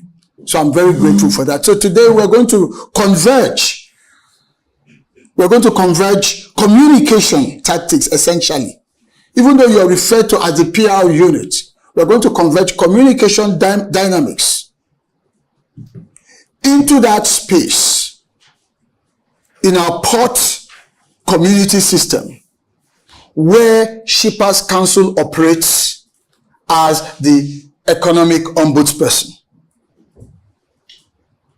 The amazing thing about the maritime ecosystem is that everybody has got their space. For us back then in the NIMASA, it was all about safety and what have you. But for you, it's pure economics. And so, as we start this conversation to engender a paradigm shift, the first thing I want you to note is that you must see yourselves as communicators, first and foremost. Why am I making this point? The typical tendency when you look at the PR architecture of a number of government agencies and entities, it's a default mode, is that, yes, in terms of the PR function, we are almost always on crisis mode. Have you noticed that? we are either praying that something does not go wrong, and when something goes wrong, a lot of the times it catches us flat-footed. So we are constantly playing catch-up. We are constantly in reactionary mode. So we call the press, put out a press release. We are constantly just sending all of these information out for it to circulate. That's what typically happens. And the maritime space being such a volatile operating environment, because there are just so many players doing so many different things, from security to safety to trade, so much just keeps going on. We're here, a lot is going on. We have no clue what's going on. So our thinking must evolve into a more strategic pattern that envisages, that plays the devil's advocate, that anticipates, that just sits down. Maybe in your office, 2-3 of you can just sit down and just begin to throw up scenarios. Scenario thinking must be part of how you operate. Why? So that when it's time for the actual PR function, because it is a leg in the entire communication system, you'll be able to use PR to service the needs of the publics in a way that it burnishes your reputation, rather than trying to use PR as a tool to solve all forms of crisis that requires communication. So we need to think broadly. Because if we keep relying on that PR mentality, most of what we'll be doing will be cleanup business. How many of you agree with me on that? It's the tendency to always clean up. So first and foremost, the paradigm must shift. You are communicators. And by that, it also means that you are strategists. You must begin to have a very strategic disposition to things. When I worked with my principal, back then, the master, I would sit down. Sometimes I'll sit down with him at home and tell him, what if as we sit right now, some seafarers are being kidnapped? Right now. We don't know what's happening out there on the ICs. And we said, why are you thinking that? I said, it's my job, it's communication. What we need to anticipate, because these are part of the occupational hazards. What if, as you see it right now, there is a very serious argument or a very serious rift between port operator A and freight forwarder B that had probably been brewing some 3 months ago when the vessel left China with the cargo. Because your business, really, the football in your playing field is cargo. That's the football. In your playing field is cargo. And the players, typically your terminal operators and the shippers. And the enabling law that sets you up says, first and foremost, protect who? Protect the shipper. But you have evolved over time to realize that beyond protecting the shipper, you need to have your hands on the entire economic activities within the port community. Hence the role of a PER, Port Economic Regulator. These things are going on. What we just do not know. And so the thinking, as I said, you must think communication, and then your mindset must be more strategic. It must be communications and strategy, or strategic communication. PR being a leg. We will know when to deploy PR. So what if between terminal operator A and freight forwarder B right now, you know your players, you have your database. By now, the expectation is that you know where the potential challenges could be. You know where the hotspots in that economic space in the port could be. So what if right now this is happening? And it's sounding like an irreconcilable problem. And these entities are powerful in their respective rights to also use the media to put it out there that we are being overcharged by this particular port operator. Charges that do not exist, charges that are opportunistic. So what I'm doing, I'm just scenario painting now. What if that's going on and you didn't get to have a sense of it?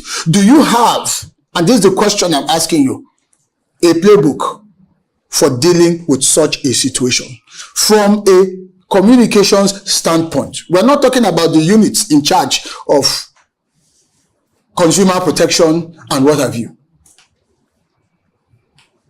The PR unit must have its own playbook that it has developed strategically by thinking out these scenarios. They may happen, they may also not happen. But we are strategists, we are in the game, in the business of envisaging and anticipating most times the unthinkable happening, and then bracing ourselves in the event that it happens. That's what it means to be proactive. Great communicators have strong proactive behaviors. We have to be proactive. That's part of how we change our paradigm. That's a part of how we change the mindset, the approach. We move ourselves out of that space, and the reasoning becomes different. If you are able to make this leap or this transition in disposition, let me tell you what happens. It begins to cascade into, number one, how you operate inter-unit or interdepartmentally. It changes the kind of question or the kind of data or the kind of information request you make of your other departments and units that are on the front lines. Why? Because you're looking at the matter strategically with a view to a certain outcome. And what is that outcome? You want the perception about Shippers Council to be in alignment with the mandate of Shippers Council. Because that is the journey as to how you begin to become a brand, which is what our conversation is all about here. For most government agencies, there is always a potential misalignment between what they stand for and what they are doing and what they represent in the minds of their audience. For most. So it takes a lot of conscious work. So I'm taking you back to first order of business. You are communicators, and so the paradigm must shift. It's bigger than just public relations. Far, far bigger. More so now that the country has adopted the model beyond a Ministry of Transportation to say it is now marine and blue economy. So it is a wide expanse of an entire ecosystem. A wide expanse. At the Blue Economy Academy, which one of the things I started when I left, finished my service, we're looking at 10 buckets. It's so massive. It's 10 separate areas. There's a lot going on. And you play in about 5 of those, from commerce to regulation, trade, innovation. As an economic regulator within the port system, your role straddles so many of these areas. So we must start first by adjusting the paradigm, the mentality, the approach, the thinking has to be different. Otherwise, we'll constantly keep just sending out press releases, responses, firing emails, calling journalists to do a special interview with our chief executive and all of that. Those things are good, but they are transactional. They are good. They have a place, but they are transactional. That should not be what defines us. We need to change the game by changing our disposition. So we have to look at our role, our function. Because what that designation as Port Economic Regulator gives to you is saying that right up to our tables with regards to this water that we drink, agreed that the content of the water might have been procured locally, but the raw material for this container may have likely been imported, or at least some element here, even if it is just the branding. What that is saying to us as the port economic regulator is that your impact doesn't even end in the ports. It ends on our dinner tables. It ends at even the point of purchase and consumption. So how you regulate and how you or how Nigerian Shippers Council regulates and how you as a public relations unit or the communications arm communicates must be in alignment. And so we need to begin to roll back and challenge our current paradigm that puts us into the thinking, the reasoning, and the acting as communicators who are driven essentially by a sense of a strategic outlook. Part of it includes scenario painting. If we do that, it changes our modus operandi within the organization. That for me is the first point, or should I say the first challenge I want to lay down. And I hope that it carries on into your conversation, since this is a retreat, to ask yourselves, in what ways can we challenge how we look at things? And I say this also out of experience. Being able to change that mindset requires, as a communicator, you deal with issues either in anticipation or practically immediately as they arrive. In the media space, there's a newsroom mentality. None of you should be sleeping with your two eyes closed. None of you should be sleeping with your two eyes closed. Because, number one, we're a government agency. Number two, we are there to render services. And number three, in that your ecosystem, or in this our ecosystem, I don't know why I keep using the word here, I'm still part of, this is still my constituency. In this ecosystem of ours, the stakeholders are not pushovers. They are not pushovers. They are not small fries that you can just wish away their issues or just sort of like take your time in dealing with. There could be ramifications. So the paradigm must change. I'm happy for us to engage in very practical, functional terms with ideas. We can open this bit up a bit for some discussion as to what are some of the practical things that we need to do. Remember, our goal is focused on branding. How do we move the Nigerian Shippers Council into a brand? Right, let me read out the topic that was sent to me for discussion, as it gives us an additional sense of perspective. So, we said, promoting the Nigerian Shippers Council, port economic regulator, as a brand,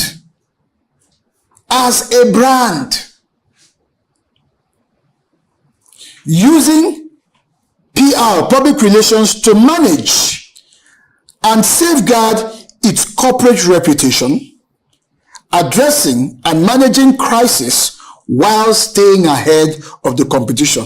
No wonder I said there are four topics in one, so we've got to address this as strategically as possible. But for me, as I looked at all of this, it just, in very simple terms, was saying to us as a topic, how Nigerian Shippers Council can build a good name, protect it, and stay ahead. That's what it means. How do we build a good name? We protect that name, and then we stay ahead of the competition, of the various challenges that we're likely to meet and to face. So with that in mind, let me hear from this group. Perspective, current experiences. I'll take one or two. I've made the first point, and that is we need a paradigm shift. Do we agree to a large extent that the model has to adapt? And I say that because I was responsible for an entire PR unit during my 3 years in NIMASA. So it was constantly a bit of a challenge. And one of the things I tried to encourage the team to do was that, look, you cannot go to sleep at 5 p.m.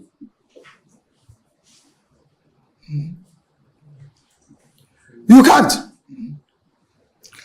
Because number one, a number of things, and let's level with each other here. Your principal will constantly be under attack, whether you like it or not. For good reasons, for whatever, especially for political reasons. We know that. Because those roles, that's what it comes with the terrain, especially in the maritime sector. It is your responsibility to defend, to protect, because you want the attention on the organization and what it is doing.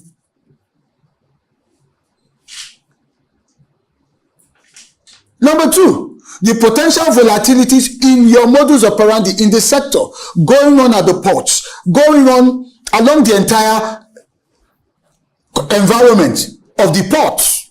Matters like congestions that we used to deal with back then. Thankfully, Apapa has so improved. I visited Apapa 3 weeks. I couldn't believe that it took me, less than 20 minutes from Ikoyi to get to Apapa. I was pleasantly surprised. So kudos, Shippers Council. I expect that was part of a major stride in terms of your work, because when that congestion was a problem, it was really more of an economic problem it was creating. That's what it was creating. And whose lap does it fall to? Nigeria Shippers Council. Because the port doesn't just end inside the port. The contiguities around the port, the enabling factors for quick evacuation of goods, quick in and out, it's your problem. So you could not have afforded to sleep. And so what should be the nightmare scenario for you now is worrying that it could happen again. So what is in your playbook as a PR unit for that? That's why I said the paradigm has to shift to become much more strategic. What if the build-up begin again? How will you communicate it? How will you deal with it? Of course, management will do its job, but from a public relations standpoint, how will you deal with it? Another point I want to ask you, now that we are enjoying that reprieve, the corridors have become very easy to navigate. How are you leveraging it as gains to strengthen Nigeria Shippers Council as an entity so that it becomes a brand? Because what happens is that there is peace in town. Everybody now goes to sleep. Praise God. That peace is gain. So from a strategic communication standpoint, you should be milking it, addressing it, consolidating on it from a public relations messaging standpoint into gains. But you have got to sit down together as a team and with strategic worldview, ask yourself, how do we do this? Because the window of doing that is what you can actually cash into your brand equity. Because we're talking about how we build this organization into a brand. Everything we do or fail to do as communicators is affecting the brand status, for good or bad.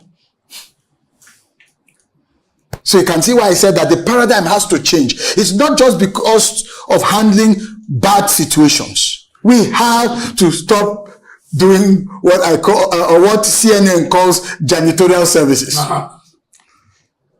It's CNN that came up with that term, that terminology. Why? During the first tenure of Donald Trump, he would say so many things, and then the White House press unit turned into a PR machine. They were not communicating strategically on issues. So without people like Sarah Sanders, who's now governor in Arkansas, she was always at the forefront. And anytime Trump has gone to say whatever, has done whatever, the next you see her there trying to walk it back. And CNN named it aptly. All right, Sarah Sanders was around to, of course, do some janitorial services. We are not janitors. We are communicators. We need to lift our paradigm seriously, because that will help us shape even what our principal is doing. It will help us shape even his approach. You are responsible for your principal, the executive secretary, chief executive of the organization. You are responsible for him because, like in my time in NIMASA, our policy simply stated that the number one public image maker for the agency was the Director General. I don't know if that's the same in Nigerian Shippers Council. The same. That in every organization, the first public image for the organization is the chief executive. So your evolution must be so strong and robust to a more strategic level that it influences the approach of even your CEO and his immediate team when it comes to putting narratives out there and how they do that. It must be that way. So I'm appealing to you to take an open mind to this and begin to challenge yourselves towards this paradigm shift, to being more communicators and more strategic in your approach, whether the situation is good or bad. Because when you're more strategic, even when it's a bad situation, you can turn it around. Not by papering over the cracks. Not by trying to launder the situation. But by acknowledging, accepting, if it's a crisis, for instance, and then positioning what is being done and how you're restoring confidence back into that particular situation. It's still part of strategic thinking. But if you're still transactional, when there's a crisis, the first thing you do is to put up a wall of defense. As you know, in the port system, it's not only Shippers Council that is there. There are the tractors. You begin to look for various other things and trying to skirt the issue. But if you're strategic, you can own the situation and then turn it around. Taking responsibility, showing that you're even taking responsibility to address it is a plus. It's part of what adds towards your brand evolution and your brand equity.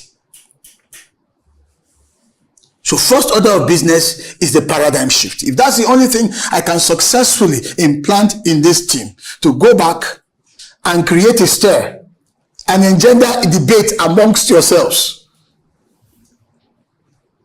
I think it will make a world of a difference in directing the flow of how you conduct business communication-wise. So, with that out of the way, let's explore perspectives. I'm going to open the floor for just a few minutes before I go on to my second point. We're going to take this in phases, in buckets, depending on how much time we are eventually allowed. My style, because I've been a teacher all my life, is typically when they ask me to deliver a paper, I always tell them, he was asking me about the paper. I said, don't worry about the paper. I am the paper. I am the paper. Well, the goal in communication is to address the issue. That's the first goal. Because it's a retreat, that's why I didn't really bother about having a written speech. We will have all that we've discussed. You're going to get it in a clear paper format that strengthens the team. I'm sure by this evening, my team will have something out. I have my camera person doing the filming, so we'll get all of that together, and then we'll have something well structured for you that you can use and develop a playbook come up with things that can really help the team, galvanize the team, give you that sense of above just PR. We are communicators. So let's deal with this. There's nothing too problematic, too negative that we cannot absorb, we cannot handle. And by the way, you're not the one necessarily responsible for the negative developments. Sometimes bad things happen in some sectors. But how we embrace it and how we take responsibility to communicate with the consistency, the rapidity that it requires, shows how proactive we are and gets us back in charge. So let's share some thoughts. We have agreed that the paradigm needs to change. So what are some of the things that you think you'd like to begin to do to shift the paradigm a little bit after this retreat? The floor is open. Thank you. It's a conversation. How do you go from here? That's what it's telling you. So you can build up your own personal narratives. Where do you go from here and how do you do it? So let's look at a scenario. I mentioned earlier on, of course, it will not be appropriate to mention specific names. Terminal operator A, for some reason, unknown to you, without reference to Shippers Council, without clearance to the NSC, tweaked its charges, its tariffs. Whereas Freight Forwarder B, who had initiated a large import, let's say, of wet cargo from China a month prior, based on a prior tariff plan.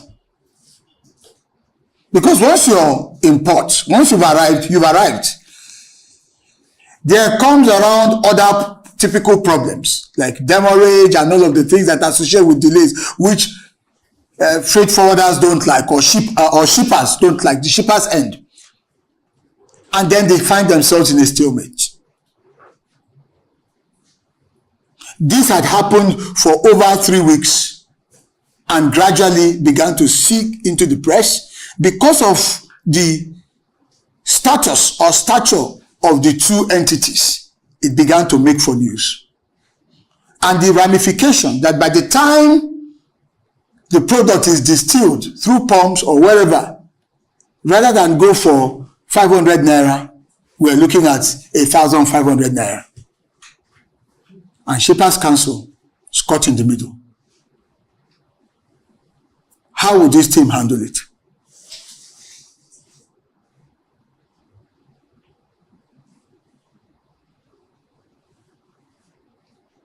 It's a question put to all of you. Yes. Now, Please. let's hold on. Martina, I know you are senior staff.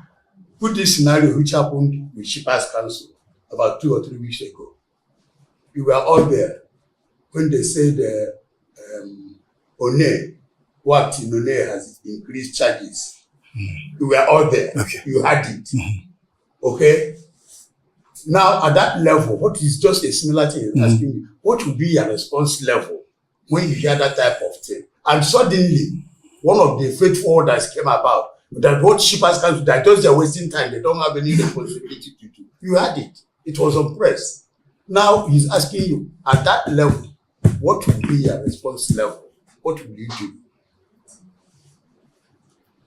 One way to look at it is, how have you been typically, till now, responding to those kinds of situations?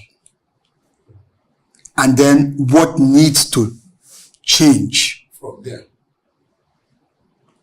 Typically, when I remember during my time in governance, typically when a crisis like that happens, okay, all right, we need to go, let's put out something, let's send something to all of our maritime press, whatever. It's not our responsibility, this, just to at least circulate, at least let our voice be heard that we are in the mix. That's what we used to do back then. I don't know if that is also the experience. But so let's look at it from the way we have been doing it and then ask ourselves, can we do it much more strategically, differently, in a way and manner that we benefit more in terms of our name, in terms of our reputation, in terms of the brand? I didn't want to mention it. No, I have to be out of respect for this. To help you further. You know, in that respect, like the issue of grant we are trying to discuss. Yes. Now, first and foremost, I think when it happened, the head of PR first looked at the story and saw that even Shippers Council gave that approval in 2021. In 2021. And the mischief maker in 2025, from nowhere, came and said, how can they be giving improving rate charges by this year? When the economy is bad, the cargo is not coming in, there are a lot of international this thing, and so why should they do that type of thing? Without knowing that this approval was secured in 2021 and met all parameters on ground.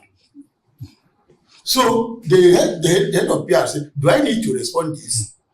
She now had to go to the regulatory, went to consumer, went to the Met, and saw that the man was not on ground. The person who was blowing the trumpet was not on ground.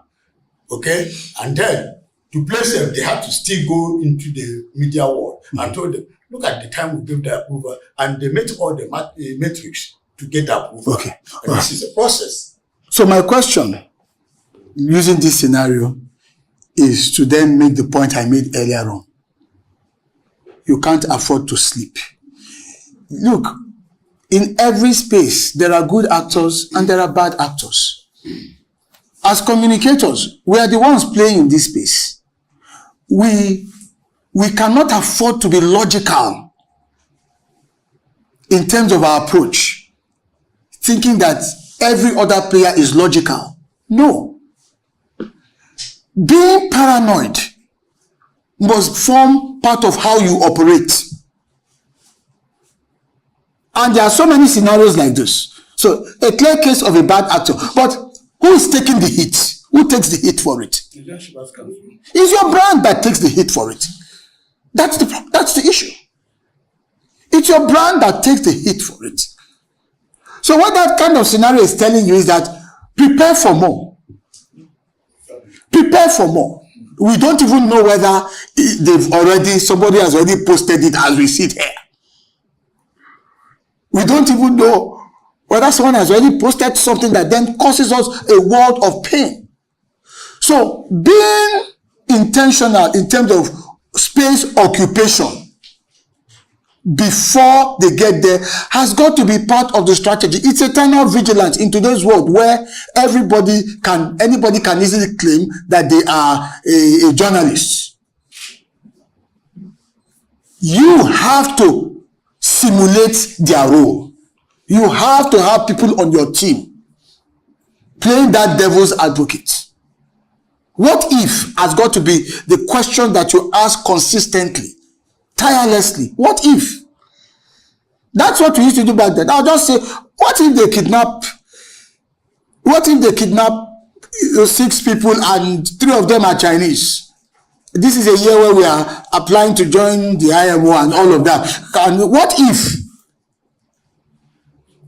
And people, in fact, who used to call me crazy back then. Why are you crazy? I said, but that's the nature of the business. That's the way that we are in. Anticipation. We must be proactive. And being proactive is simply being strategic. That before the enemy gets there, I'd already gotten there and I have a playbook for it. So I'm not just reacting, but I'm dealing responsibly with the situation. So what that is telling us is that our channels of engagement with our various stakeholders must be very intense, must be very vibrant, must be very consistent, so that in some ways we get to know things. It doesn't mean that you will not concede goals. You can win a match and still concede goals. There will be some things that will slip through the cracks, but I'm just saying, please Being paranoid has got to be part of how you do business. That's the newsroom mentality. Dealing with breaking news. How do you think these CNN and the rest get to the place where the news is breaking? Because they too, they anticipate. What if something happens here? What if a volcano? If you go to CNN now, they'll tell you they have a playbook for dealing with volcanoes. They have a playbook for dealing with various kinds of accidents should they happen. They have a playbook for coverage or being where in a place like America there's what you call gun violence. That's why they can bring those news. They always seem to be on top of their game.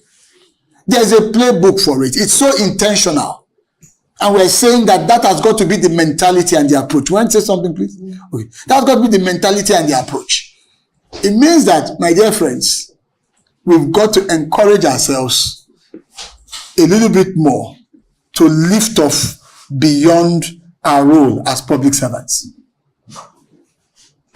That's just where I'm going to. Otherwise, we'll constantly be in firefighting mode, even when we are innocent, all because of a few bad actors. I don't know if anyone wants to add anything. Someone wanted to say something the other time. You still want to say something, please? I wanted to say we have to be on the lookout. We shouldn't go sleeping. Our ears should be on the ground. Absolutely. So let me ask this question. I really meant to ask this particular question of Shippers Council and then the PRT. About 2 months ago, NPA increased its rates by 15%. Of course, justifiably. They justified they are not having done that in over 30 years. And then, given that the port infrastructures are actually deteriorating and there's a need for that. But what was the most dominant outcry in the media? It was the Manufacturers Association of Nigeria. They dominated the space. And it was really giving NPA a lot of heat.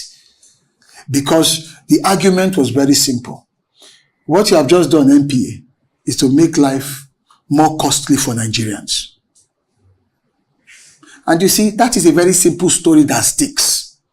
You don't even need a specialist to craft that press release. You don't even need a press release for that. By increasing your rates, it means that everybody along that value chain will also increase. And who bears the cost? By the time you answer the generality of Nigerians, the common man pays for this. But in fairness to them, it was justifiable because they have to, the money has to come from somewhere. Otherwise, there will be no more ports if we continue at this rate.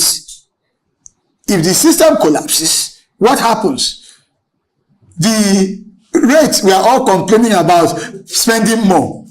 We will still come back. We will still all have to spend that more. Only God knows under what circumstances. So I'm putting a question to the Nigerian Shippers Council. What was your position in that development? Because one of the things I did as I was preparing for this paper, I was searching, looking for a statement from Shippers Council. Yes, let me help you. And there was radio silence. Let me help you. Okay. I'm going somewhere with the issue of silence, but yes. You know how it happens. Now, you see, we have a problem in this country. The position of NPA is that I'm the landlord, I'm in charge of the ports, and nothing has changed. The position of the federal government in terms of trade facilitation, protecting the interests of the shipper, and port economic regulation squarely is on Nigerian Shippers Council. Now, the federal government has told NPA severally that once it is issue of charges, Shippers Council must be taking, they must tell us what to do. without considering that, without listening to Shippers Council, they went and raised the charges. Now, Shippers Council played safe. We don't want this interagency trouble. Okay. The next thing you will hear everywhere now, they have their money, they have their strength. They may even go to the presidency to malign everybody in Shippers Council. You know them. Yes. And you know everybody in that place now. Once you give money, the news changes. Shippers Council went on the ground and wrote them a letter that what you did, if you had passed through us, we could have come together to say justifying it, because we know after 30 years there are some instruments that should be there, and we justify from this, when this naira was this, when this cargo was this, when this, and everybody will be taken into consideration, and it will be a flow. But they didn't do that. So the Manufacturers Association came in and fought them, and they let came back to us and came back to Shippers Council that look, this, say, don't worry, there's nothing, we will sort it out within the agency level. Okay. All right. So a very important point that you've made, and you've given us a very full background. But you see, MPA decides to do what it wants to do. I want us to treat these scenarios as just neutral developments in terms of things happen. Our interest is the consequence, the ripple effect. If I am a freight forwarder, I'm blaming Shippers Council. Pure and simple. Because Shippers Council, you are supposed to be looking out for me. I hope you get the point I'm making. I'm just giving you a sense of, because you want to build your brand. Your brand is taking all sorts of hits, and chances are that we don't seem to recognize that these things are depreciating our brand equity. They are just happening. That's the thing about brands. A reputation over time, it just forms. And we think that it happened at that last moment when someone pushed it or tipped it over the precipice. No. So things have been building, and then we just got to that apex. So the point I'm making, you've made a very important point. Shippers Council did take action, but in the final analysis, when you look at it critically, if I am playing in this port economic environment, the summary of what has happened was that I did not see anything. This is where communication is coming in. I did not get anything in terms of a narrative that would have come to me from the port economic regulator on this. And the overall summary was that of silence. Now, you could have worked behind the scenes, but how was that translated? Because we are talking brand and perception now. The issue now is perception amongst your stakeholders. That's where I'm going to with this. Could we have, because as I said, I even had to call a few of my friends in the maritime press. What happened? Why? I mean, Shippers Council was quite silent on this. The question is, do you think with this particular scenario, Shippers Council could have acted differently? Not in terms of MPA did what it did, beyond your control, but what could you have controlled better as a public relations unit, as a communications unit, to ensure that your brand did not suffer for another party's decision within that ecosystem? Could you have done anything differently? Let's talk about it. Like what? For example, I think the outcome of the meeting. Okay. After meeting with With the stakeholders. Okay. So we could have gotten that out. Where all the stakeholders were being invited to the Shippers Council, and the MPA came, they explained their position, why they have to increase the tariff, which is 25%. And the MPA man, I was in the meeting, I covered it. He said when he get to his boss in the office, they're going to discuss it with the boss, where a meeting will be held with the chief executive order or the maritime agencies. That was what the man said, the representative of the MPA. Okay, so that's what I'm asking. What could we have done differently with the benefit of hindsight. Yes. Like this issue, the NPA, by the time they want to sell most of the same house, they've already used innovative, and they, from when they are selling this, why they want to increase the tariff. Mm-hmm. And secondly, they've already used some certain examples that, okay, these are the things they've already used learning process from other agencies. Mm-hmm. Why did they increase their own? And they've already built all these things into their claims, where this thing must be increased.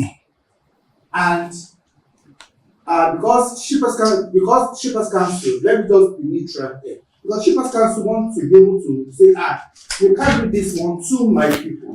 Yeah. You can't do this one to my people. But when you look at why NPA want to do some certain things, and you know that it is on the right proportion that they want to do. Because I want to use two things, because two tariffs came out at the same time. That is the NPA tariff and custom tariff. But immediately they go against it, because both of them said it has never been increased for longer period. But the customs own has been it's just like a new one that was want to introduce give to the public. But the NPA have already used some certain innovative, they've already used a learning process before they can be able to say, okay, this is why I want to do this thing.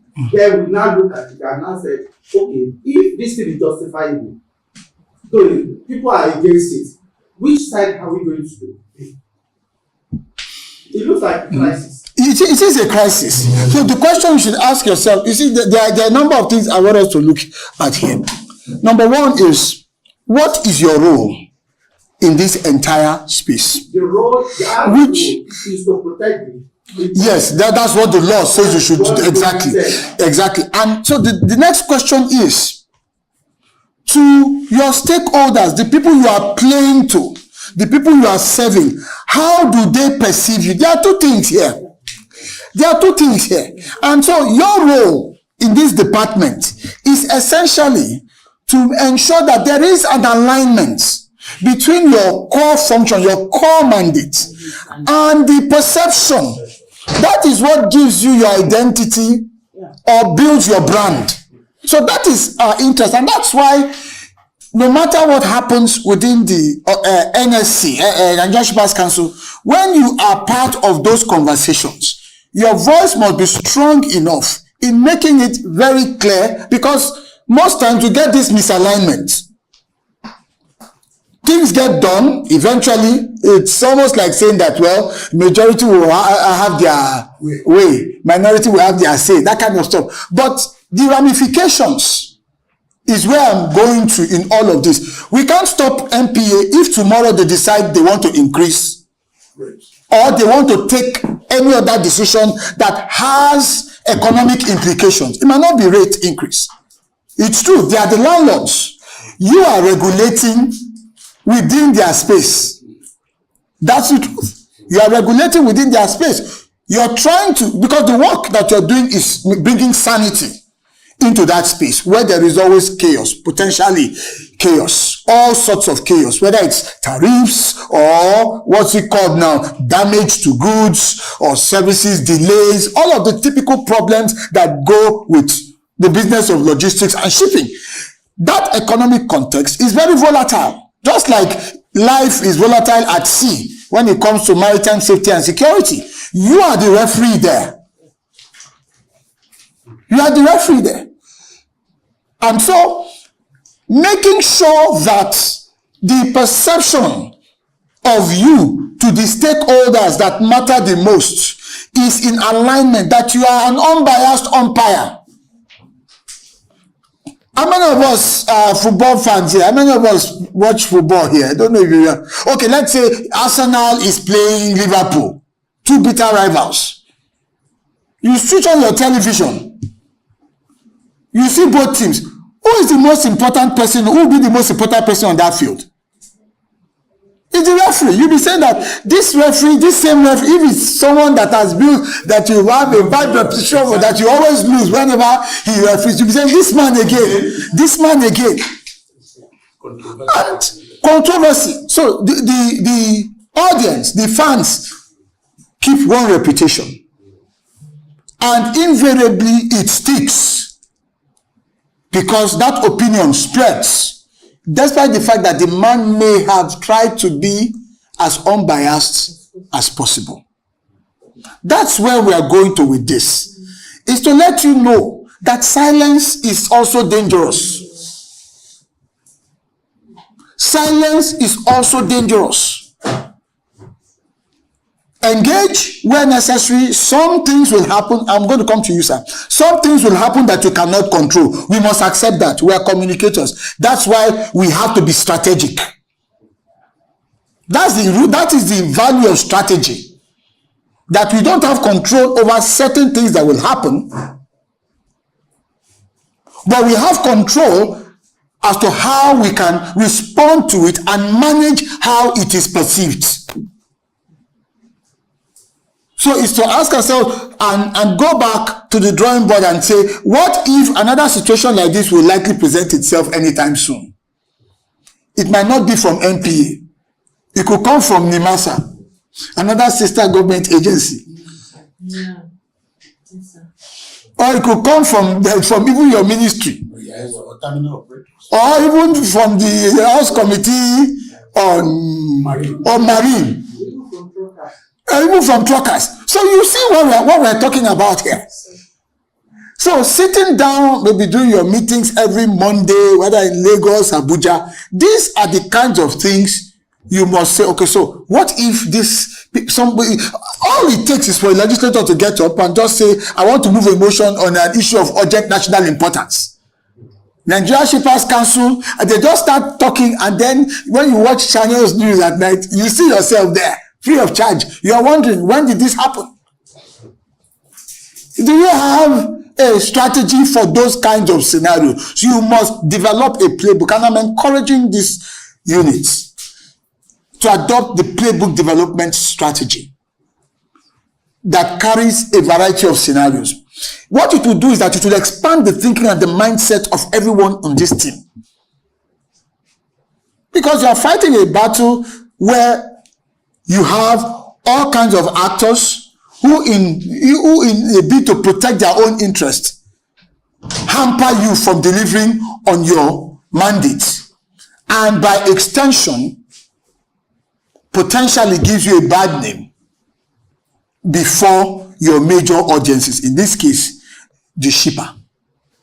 So this is part of how I want us to look at it. Please, sir, let me come to you. You wanted to Sir, is it not possible for the Shippers Council to tell all the stakeholders before any agency increases their tariff? It's supposed to come to Shippers Council before doing that. In the situation whereby they do not do that and then they increase the tariff, can Shippers Council tell the freight forwarders not to comply until the Shippers Council to tell them, so far they are the regulator? You see, that's a management decision. That's not your headache. Do you get the point I'm making in all of this? That's why I'm saying to you, you are in communications. A lot of the things you are called to manage are things that are beyond your level. In fact, there are things that you did not cause, but they have ramifications in terms of the image and in terms of perception. You don't know, there are some of the decisions might be internally made decisions. There are sometimes that decisions are made internally that are not necessarily, don't play out. They have what you call unforeseen outcomes that affect the image of the organization. Now, you don't have control over those calls. So don't bother yourself with that. What you want to do is that, okay, fallouts. Can we anticipate fallouts? Because I can tell you, even if as management, Shippers Council were to put those measures in place, there are always bad actors in every space. I need us to understand this if we are going to be effective managers of image and effective communicators. There are always bad actors in every ecosystem.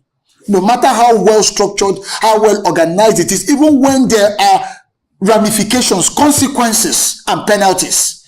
There are always bad actors. They seek to shortchange that system, to stress test that system through various ways that some of us have not even imagined. So when these bad actors strike, the problem is there are usually fallouts. And those fallouts have reputational consequences. They have potential impact on our brand, on our names, on us as an institution. Some of these fallout can end up making us look irresponsible, as if we don't know what we are doing. Or weak. I'm sure sometimes you hear your stakeholders as a reference say that I don't even know what Shippers Council is doing. Question is, communication strategy must be a lot more proactive. A lot more proactive. You must think of all these scenarios. You will never get them 100%, but the more you think about them, the more elastic this unit will become. And so when tension, pressure comes, you know the concept of elasticity, it may stretch you, but you'll be resilient enough to rise to the occasion. So it goes back to the first point that I started out with, that the paradigm, our own paradigm must shift. If we are expecting NPA to do at least be a good sport, be a team player, NPA is in the business of NPA. You get the point I'm making? The same way all other actors, the same way you should be in the business of Shippers Council. Protect the shipper. That is your goal. That is your mandate. So that, ask yourself, do you have, in terms of image perception, if you were to be like a superhero with a cape, would they put Nigeria Shippers Council protector of shippers? Do you have that level of image perception in your sector? Do you have that level of image perception?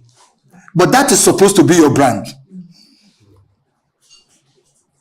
Protector of the shipper as a port economy regulator. You do that. The functional side is port economy regulation. But the perceptional side should be, I use the word should be, protector of the shipper, and by extension protector of the Nigerian economy. That's your brand destination. That's your brand destination. But the question is, what is your current brand situation?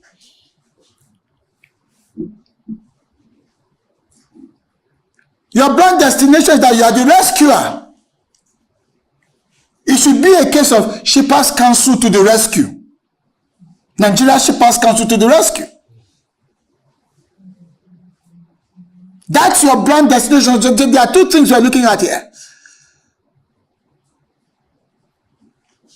But your brand situation,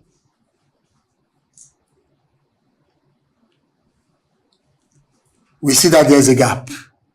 And we must constantly be working with this mindset. Are we protecting the shipper? Whatever happens, whatever comes out of this meeting with all of these people, whatever comes out of this, when the smoke clears after this tariff increase or whatever MP has done, will Shippers Council still be seen after all of it as they did everything to protect the shipper?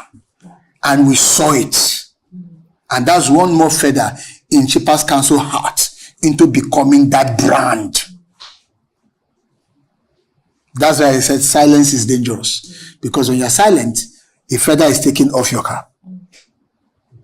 When you're silent, in fact, in communications context, silence is often interpreted as complicity.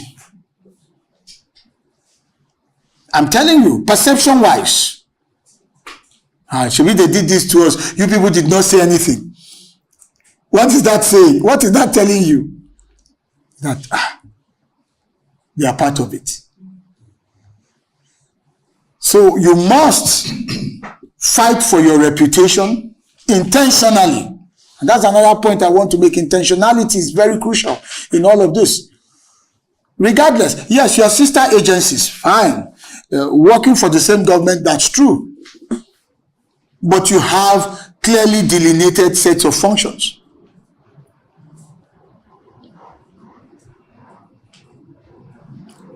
So the goal for you would be in all of these, okay, NPA, this is what you've done.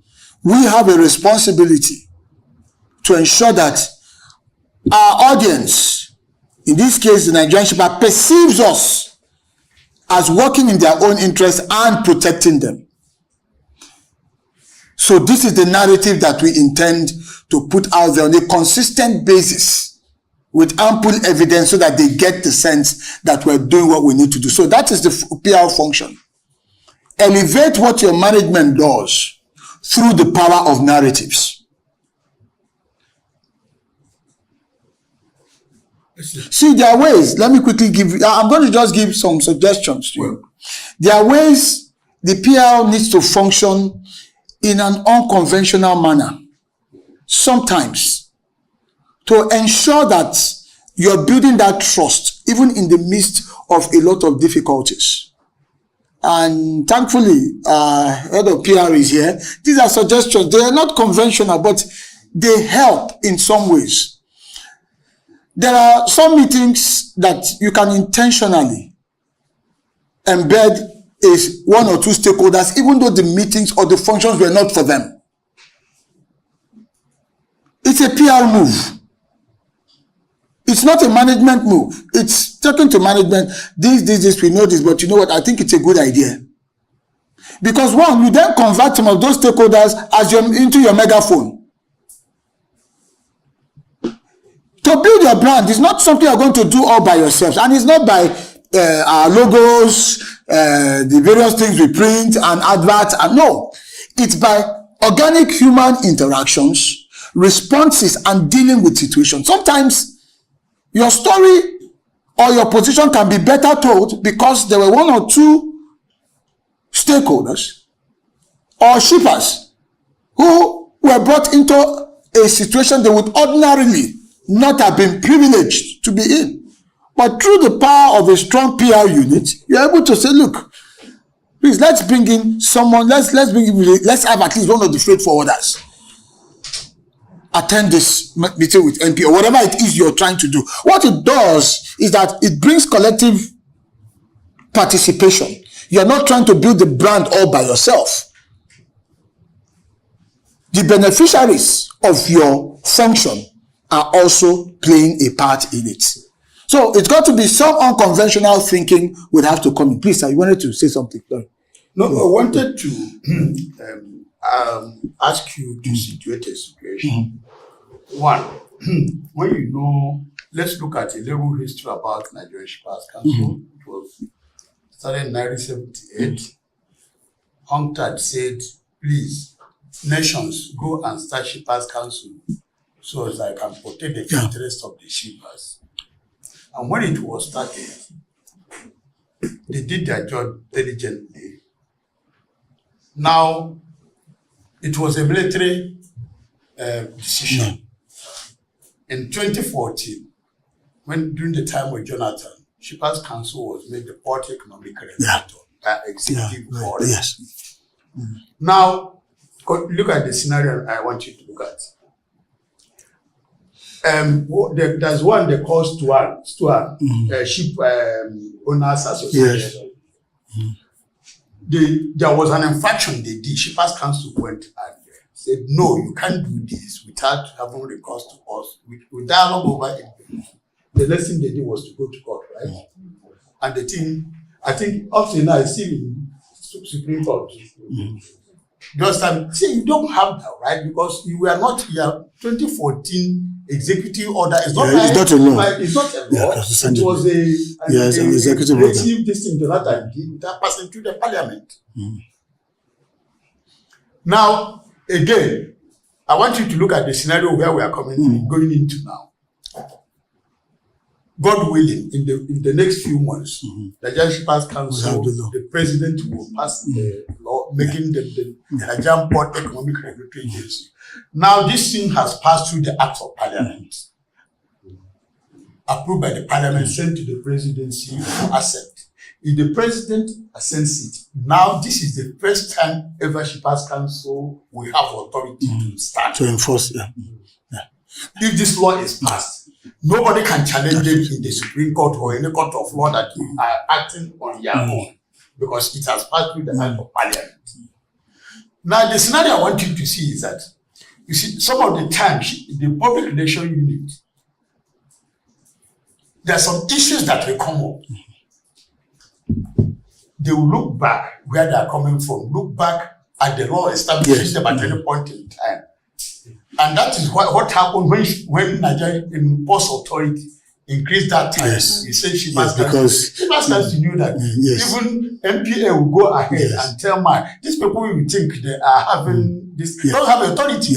Who get the authority to be ported on every regulator without passing through the system? So these are some of the issues the public, when they want to stand and react, does that that's hindrance. But again, I want you to look at the scenario. We are looking at Imperial Bill to be passed in the next 2 weeks. Where do you think the public relations unit will now navigate to? Thank you very much. You raised a very important scenario. I also was aware of that scenario. I'm just being careful. I didn't want to raise it in our conversation because it can be sensitive at times. We know it's really more of an executive tool that Shippers Council has had to rely on. And then this matter, I think the issue is, I think it has come, that particular court case, I think there was a soft pedaling at some point. Exactly, because I think Shippers Council won the case at the, and even at the one at Shippers Council also won at the appeal court as well. Yes. So I think at some point there was soft pedaling and all that. So these are some of the nuances that a communications team must manage. So here is what I'm looking at now as we anticipate the future. But then let me also put this out there. Think about it. With regards to the strategic question I asked earlier on, what if that law does not get passed? What if? We're in Nigeria. I'm asking you, what if? What if? This is how you must think. As strategists and as communicators, that's what strategic communication is about. What if it's not passed? Could it be possible that there are people lobbying for every legislation? There are those lobbying for and against. What happens if you're putting all your eggs in that basket? That is scenario one. I just want your mind to think that way. That's why I threw in that question. That's the only way you stretch yourself and think out of the box, become innovative in doing your jobs differently beyond giving out press releases and responding because something has happened. What playbook do you have for another 4 years of remaining port economic regulator by executive fiat? So you know, that's why I mentioned earlier on that you know that the players in your ecosystem are big fishes. They know their onions. They can create pain. They have the means to play in the press, to use the media, and whatever it is, to cause you a world of pain. So how prepared is the PR unit to engage, to be a step ahead? You must know your problem customers in this ecosystem.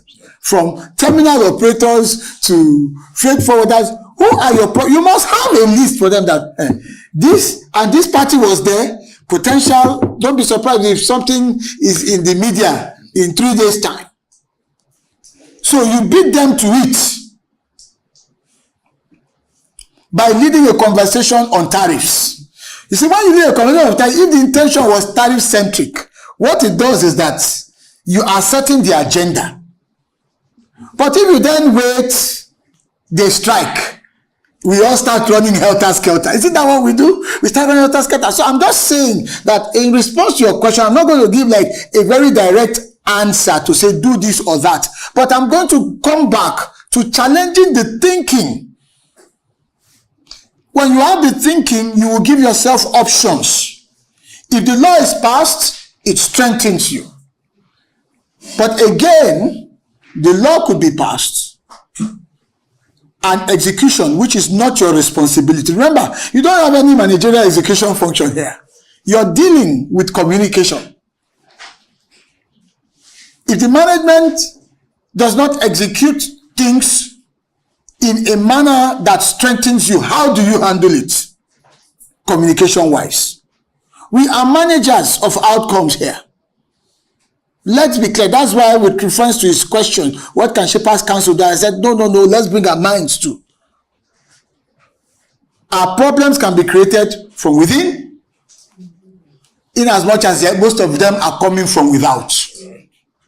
That's the truth about it. So we have to stand ready to manage the reputational side, the communication side, and part of it is being proactive about it.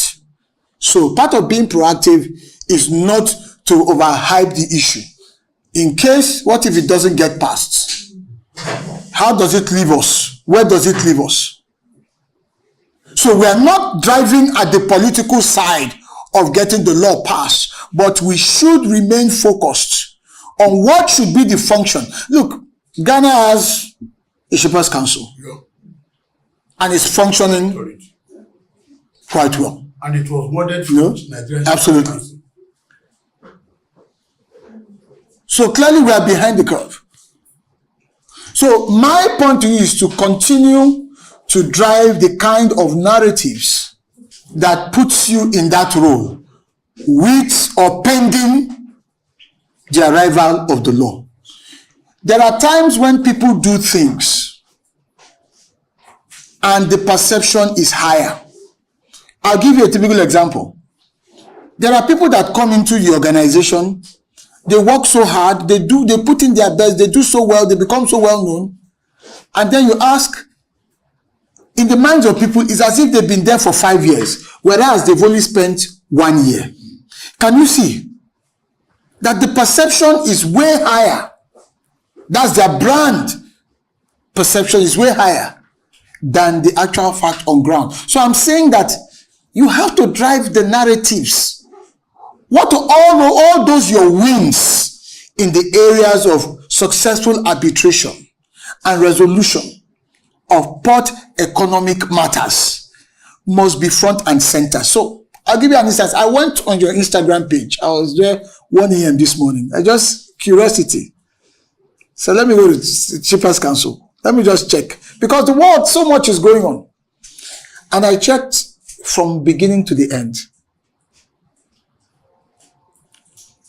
I did not see a port economic regulatory, your port economic regulatory victories. And I'm sure there's a lot you have done. I did not see. What I saw, and I'm saying this as one who has worked in the same space, and looking back at the lessons, because they say hindsight is 20/20. That there are things, adjustments we can begin to make. Yes, because it's a government space, first order of business has to be that we project the set man, the chief executive, give him airtime, give him prominence and all that, because the standard perception or reasoning in the political ecosystem is that if he's seen or she's seen, work is going on. Create that bandwidth, designate it, and take that box. But the crux of the function of the media team, the communication arm of the agency, is to drive the narrative based on the mandate it was set up and hand the value outcome, because that is what builds the reputation of Shepherds Council. So I checked, I was just checking, I thought I was going to see some freight forwarders, not just in interactive sessions, real narrative. You need to convert those wins into narratives that people can understand and relate with. I watched the last episode of the program Shippers. I saw that you had a segment for complaints. What's it called that you resolve? That segment lasted for just 35 seconds. There are things we can begin to do. Show faces. Show scenarios. Make it more real. so that the concept and the value of a port economic regulator in terms of the outcome, how it transmits or translates into economic benefits. Those are the real narratives that stick. Create space for chief executive visits, people courtesy visit and all of those things and all that happen because the government space, many people come in, every day is always busy. But part of this team must be looking for your wins and materializing the narrative in a way that is clear and easy to appreciate and ensure that they occupy media space. I just took your Instagram page. I went through everything from beginning to the end. Everything. I saw events. I saw a lot of the staff maybe speaking at one event. I saw all of those. All of those things are good, but they are activity. You now need what I call productivity-oriented narratives. What that will do is that it has its own way of contributing towards your brand destination. Because, put it simply, Nigeria Shippers Council is the rescuer of the shipper. That's all. You are it's very simple. In fact, the mantra should be Nigeria Shippers Council to the rescue. Like a Superman wearing his cape. That's what you are. And that's how you build your brand. What is a brand, by the way? Brand. Marketing 101 is simply a promise. That's all. Your brand is the promise that you are making, that you've communicated, and that you are committed to delivering upon. And as you deliver on it, you communicate it. And that strengthens your reputation. And over time, that's your brand. That's what it is. So we must manage this situation to ensure that there is a proper functional alignment between what we are delivering and how we are being perceived. So what ways do you think we can translate some of our wins into natural narratives that can be out there? And if you do that, I can tell you your Instagram page will probably more than double, because those will be real scenarios that people can engage with.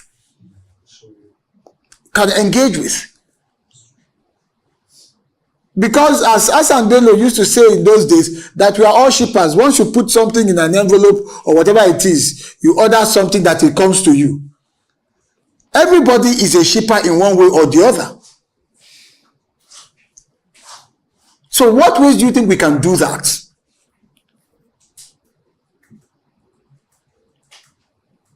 How many of you have been to your Instagram page here in recent times? Someone is smiling there. That means she hasn't been there.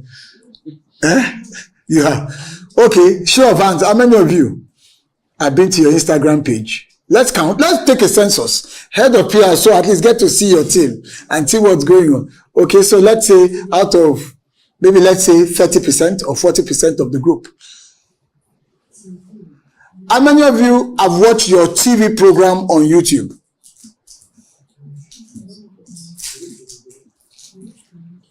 So how many of you have tracked the nature? Am I wrong with what I just said about your Instagram page? So I saw. So in what ways do you think we can? Because you're the ones on this job. I can't really picture in full concrete sense all the issues you address. For instance, you said we had 6 complaints. One of them had to do with demurrage. Another one had to, what does it mean? It does. I get the point. It doesn't stick. The point I'm making is what does it mean? It's just like data, some information. But could you translate that into much more concrete narratives, storytelling? Yes, sir. That particular segment, if you can reimagine it and make it weekly, it's a good start. It's at least another component that helps your brand, because it's appealing to your ecosystem, those that need to know. Yes, please. So I think we should just do like a turnaround, concentrate more on that, because that's the stakeholders we're dealing with. Then I think the other activities, you can now make them like more of tidbits. Okay, the ES executive visited this. They will now tell that less time, and then concentrate more on that instead of giving the personality story of the ES. I think the stakeholders' interactions should be more like our focus. Absolutely. Because they are the ones that will now sell us out. Absolutely. They will sell us out. They are the ones that will interact more and say, we're able to deal with this. So if they are able to deal with this, that means I can take my complaint. If they are able to settle out these people, that means I too can. So it shouldn't be just that tidbit small session. It should be more time should be dedicated to it. I think, so let me just give you this story we had in Kaduna. There was this black eye beans issues that we had from Kaduna to Dubai. You understand? It was a lengthy negotiation. But the good thing about it, even though it wasn't given prominence, is that at the end of the day, they was able to reach a compromise. The Shippers Council stepped in, and then they was able to negotiate it. So for me, that was like a victory. Yes. You understand that if we sell it out, people will know that yes, okay, we are working. If they can sort out this, they can sort out for that. Absolutely. Just more time for this. Your wins. Yes. Put out your wins out there. And have more confidence in you. Yes. The more wins you put out there, the more it strengthens your brand. Nigerian Shippers Council. This is a council designed, put in place by law to protect the shipper. And it does that through regulating economic activities within the port system. That could work, and it's something that you should figure out a way to put across. Yes, please. Please. There was a time in one of our TV programs that we had a stakeholder whose issue was resolved at the complaints unit. And given his remarks, he said, when you have an issue come to Shippers Council, they will always be there to help you. They're even praising Shippers Council for not collecting the times.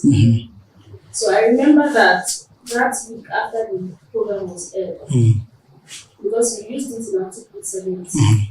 After the program was aired, the ADPR, that's our head, brought it to our knowledge that I don't know if it is a TV station that was saying that it's an advertisement, and that's an advertisement. So we'll have. Hold on. Yes, sir. How dare they?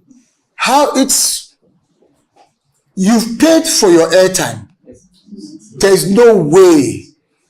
How dare they? It's not even done. Okay. We have to obtain a certificate for advertisement before we put anything like advertisement.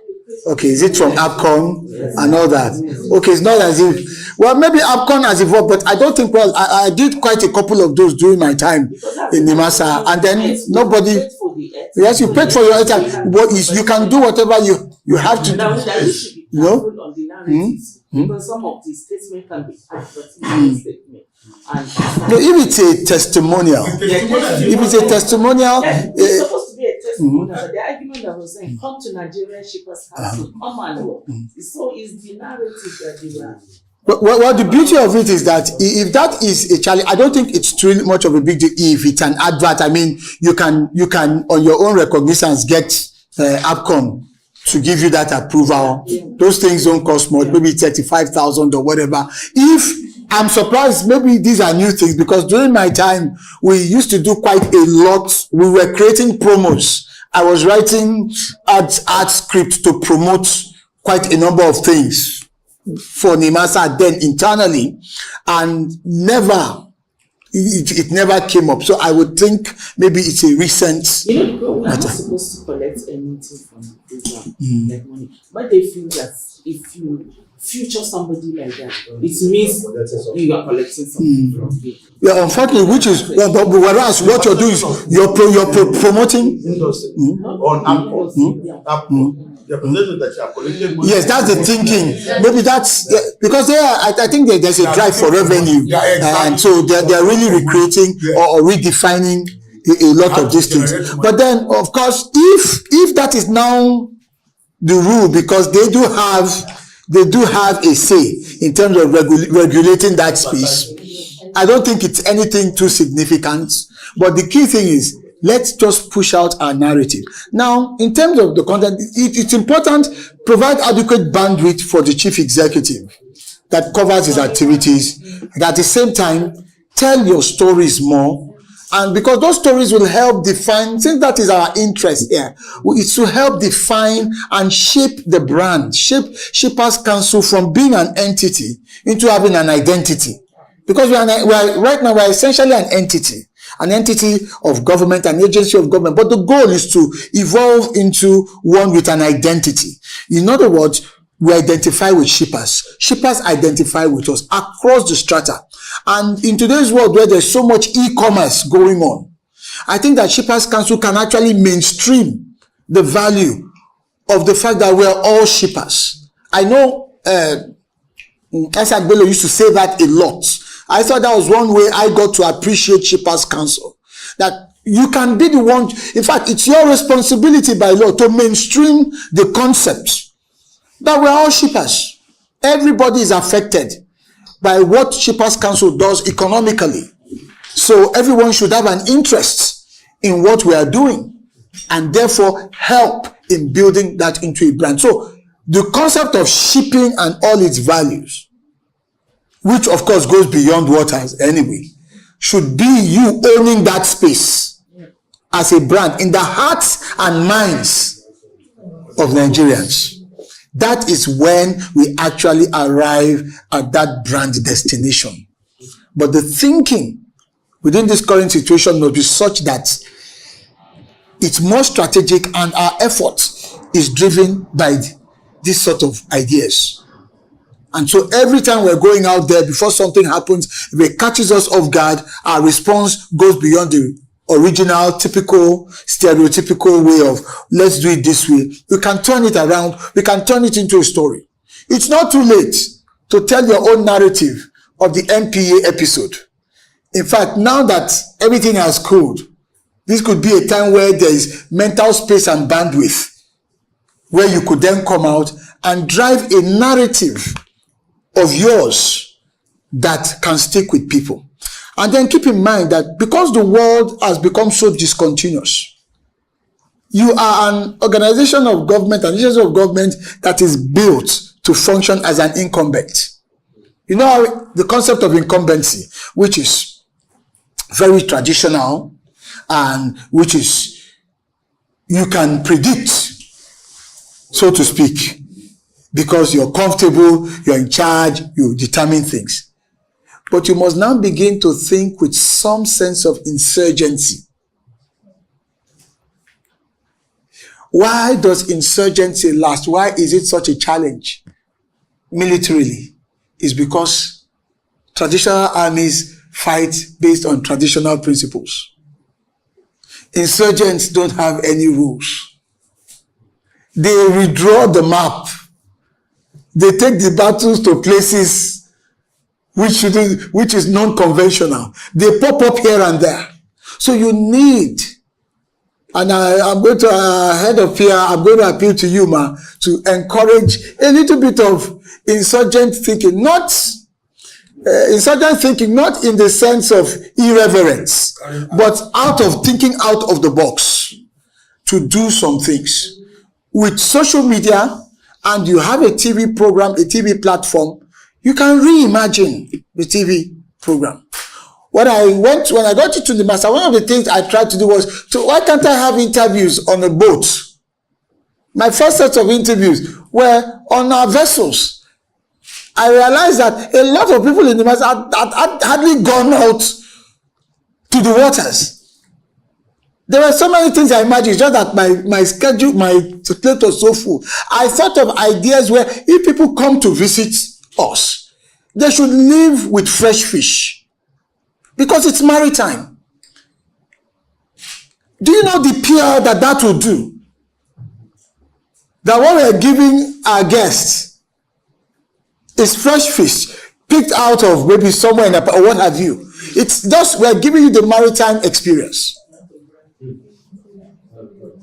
You see, let me tell you, that will make news faster.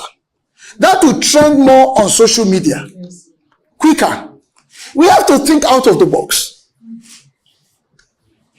Why? That is solidifying your brand, giving the right picture. Oh, these are shippers. So everybody is into shipping. Those are the kinds of stories.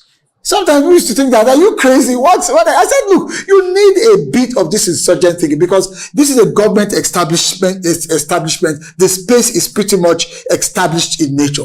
But if you're going to break out a little bit, you need some doses of this once in a while. So it's to really challenge that thing. And I think that's, for me, is the major argument I bring to you today. To say, as public relations people, we must be very strategic. We must shift the paradigm. Because aren't you tired of people just ambushing you every now and then over issues, especially bad actors? Sometimes it could be somebody who decides maybe they wrote a proposal and the means was not there to satisfy them. And the next thing, some news is flying around and you have to do cleanup. So it's time to get ahead of the game. That's the point I'm making to all of us. To think creatively as well. And within the structural accommodation of an agency of government such as ours, we can make some good creative progress. So I want to begin to wrap up. Do I still have more time? Okay, good. So by now coming into some of the skills that each person, everyone around this table needs to have, we must also develop ourselves. We must develop ourselves, and very intentionally. Now, number one, I think I had my notes, just a second here. So I'm going to read through some of these skill sets that are necessary. Excuse me.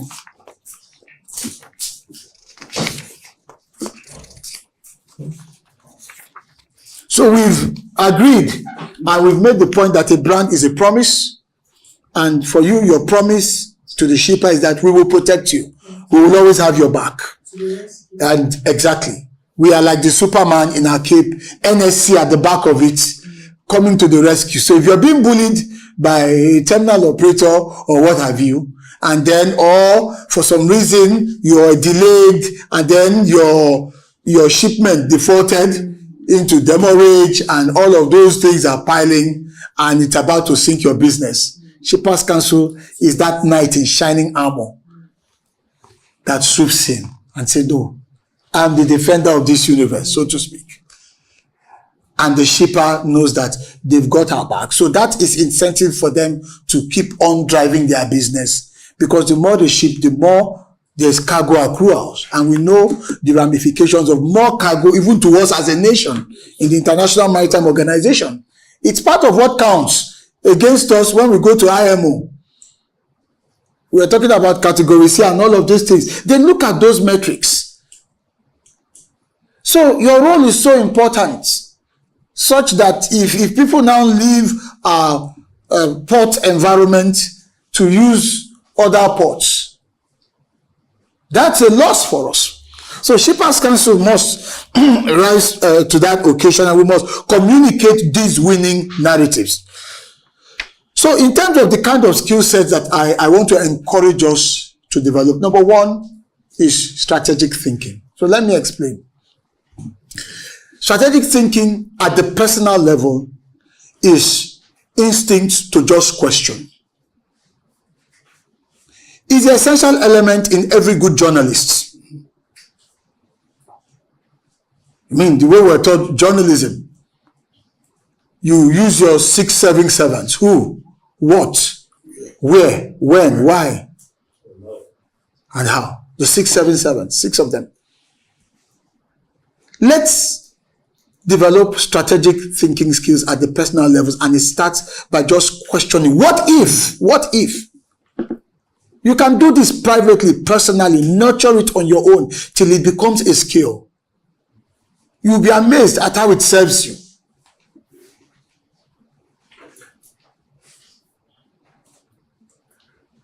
Number 2,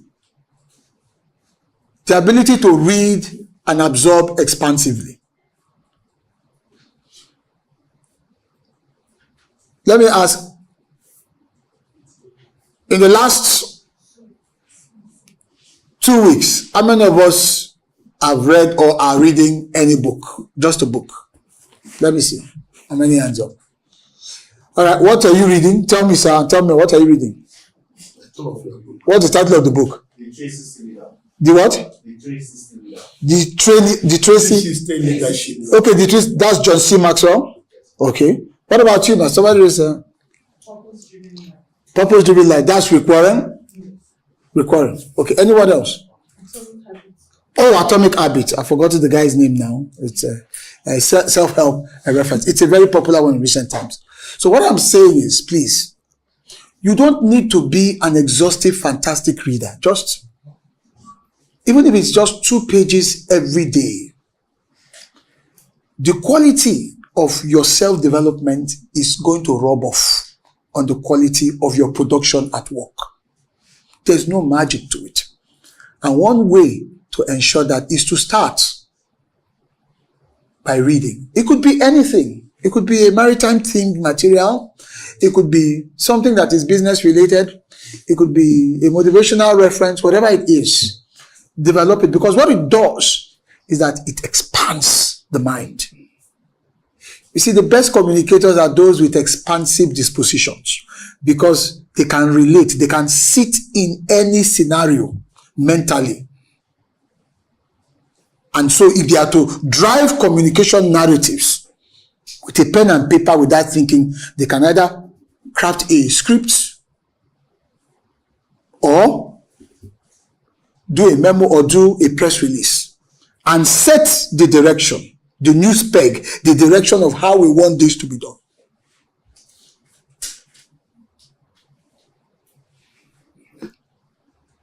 So please make out time, read, because the exercise value for the mind is very significant. And we are the thinkers for the organization. Let's understand that we are the thinkers for the organization. And there are things that my principal will want to do, and I'll tell him, you can't do it. I'll tell you, I'm sorry. You will do it, but not that. That was the way I work. And maybe because I had enough of that latitude, because I was practically railroaded, and we were very close. And I'll tell you, I said, because I'm not ready to spend the next 1 week trying to beat back or manage the fallout. And it's going to distract you. You still have this and that and the other. That was the level of leverage that I have. I know it's not the same for everyone. I understand that. But it's our function. I all understood that was my responsibility as well. And I said, okay, if you're going to do it, or let's put it this way. Let's tweak the headline a little bit. Just to let us lead it before it happens. That's what that strategic ability gives you before it happens. Number 3, your writing skills. It's so important. Listen, please, like what the second one you're talking about, Yes. reading. Yes. You see, there is, in our school of journalism, they will always tell you, for you to be a very good journalist, you must go and read other disciplines. Yeah. Because you may see a lawyer and you have not read anything about law. You don't know much about law. You can't ask me a question. And if you ask him a basic question, he will now navigate and go to a higher pedestal that will not even be understanding what he's saying. That is why the emphasis is that you go on, read the trade laws. The trade laws are, you read international shipping laws. All these things will help you so that at any point in time, there's a crisis, you will know how to navigate and you know how to respond immediately. Absolutely. Thank you very much. And that is so profound. In fact, it should be taken for granted that should be induction level material, so to speak, at its most fundamental, because you have to communicate, you have to ensure that the words or the message is out there. Then the third one has to do with writing skills. Well, I'm going to say this, we all have to continue to develop in this area as much as possible, but you can't write well if the first two areas have not been developed. Because you'll end up writing for formality. You are writing to get a particular line of messaging across. And to strengthen your writing, your vocabulary must be strong. Again, how do you get strong vocabulary? By reading. By reading and utilizing keywords. In your industry, for example, your registers are very important. How you use them. The question that I would love to ask is, it's so easy to say, okay, those people, those of us in PR, we are not the core shipping professionals. That's not true. That should not be an excuse. You must know everything. When I joined NIMASA, I had to read up on these things they call Incoterms. I had to read up. I was reading, my case was a problematic one. Why? I was yanked from the School of Eloquence and engrafted into the highest level as an advisor on strategy and communication. So I had to rely on my consulting background to draft the strategy for my friend who was the DG then. And I actually did it when I was outside, because I said, I can help, but from outside. I'm not coming in. But when they drafted me in, goodness me, after my first week, I said, well, you will not be able to cope if you don't read up. I was reading. I had to start ordering maritime history. You will see my library. I was ordering books, dictionaries, oceanic terminologies. Because I could be in a meeting, they'll say, all right, I said, now give us a brief. And then I'm using what? Terminologies that belong in the market there. So I had to read. And not only was I reading, I was making sure the guys, I had designated staff in the Marine Environment Management Department, in shipping development. I would summon them, I will invite them. All right, talk to me. As they're talking, even though they're giving me a brief, but the journalist in me was asking questions for my learning and development. That was how I caught up. You must develop a strategy that works for you, that enables you to quickly come up to terms. You must know everything. Whether it's the terminologies and the modus operandi. How many of us here have been to the ports? How many of us? 1, 2, 3, not every one of you. You should go and walk at least, even if it's just go there, embed yourself, have a feel, breathe in the air there. See how these all transactions unfold. I am telling you, it will shape the way you put the narrative out.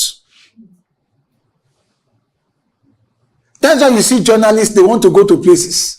They want a tour, they want to do a tour, they want an on-the-spot assessment, or just get on the plane, get on that helicopter, see what's going on, because when they then write the stories, they immerse you in it. Please, you are the port economic regulator. You must know what those ports look like. You must see what the freight forwarders are going through. You need to go there. At least have a whiff of it. It will shape a lot of things. It will. That experiential dimension will make it very visceral and to make what of a difference. I talked about your writing skills. Then you must also develop your speaking skills. Very important. You must become a dynamic speaker. Because you can be in a place and they are saying things that may not be directly picking out Shippers Council, but ramification-wise, you know you should weigh in. That's not the time to be silent. That's the time you get up. And I can tell you in 5 minutes of speaking, you can paint the finest picture of your organization into pure brand value in the hearts and minds of people. That's how powerful the art of speaking is. Effective oral communication. You must develop it. Learn it, whatever it is you do. All of you here must be good speakers. You can no longer hide behind your memos. You must. You cannot be in the communication arena and not be able to speak effectively with confidence and explain, boil down what it means to be a shipper. What does it mean? For instance, Nigerian Shippers Council, when I was just really looking at it, I came to the conclusion that the Nigerian port is like, what, Old Trafford. Arsenal versus Man United. And MPA is the referee. That's all.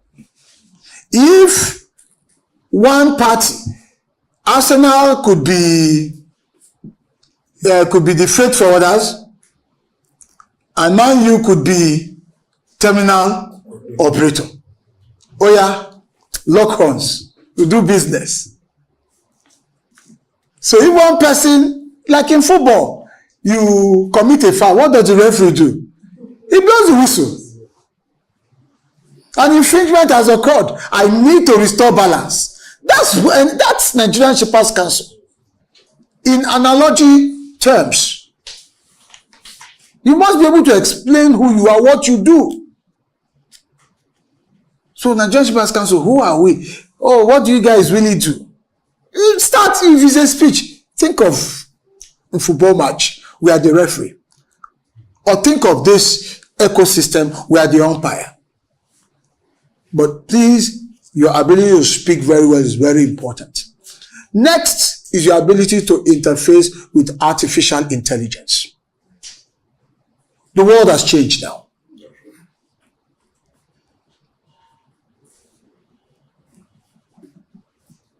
Your ability to interface with artificial intelligence.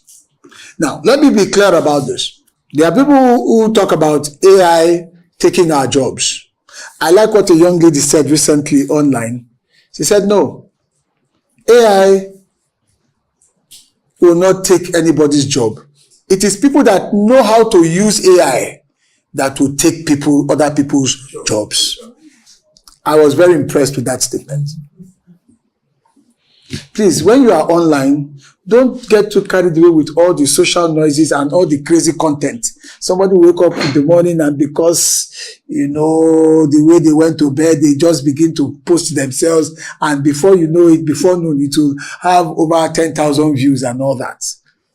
Scan through all of those. You're going to meet, especially on LinkedIn, where people are really making meaningful contributions, adding meaningful value. You're going to see a lot of that. So, the ability to interface with AI. And the principle behind artificial intelligence is very simple. We, the humans, are the originators.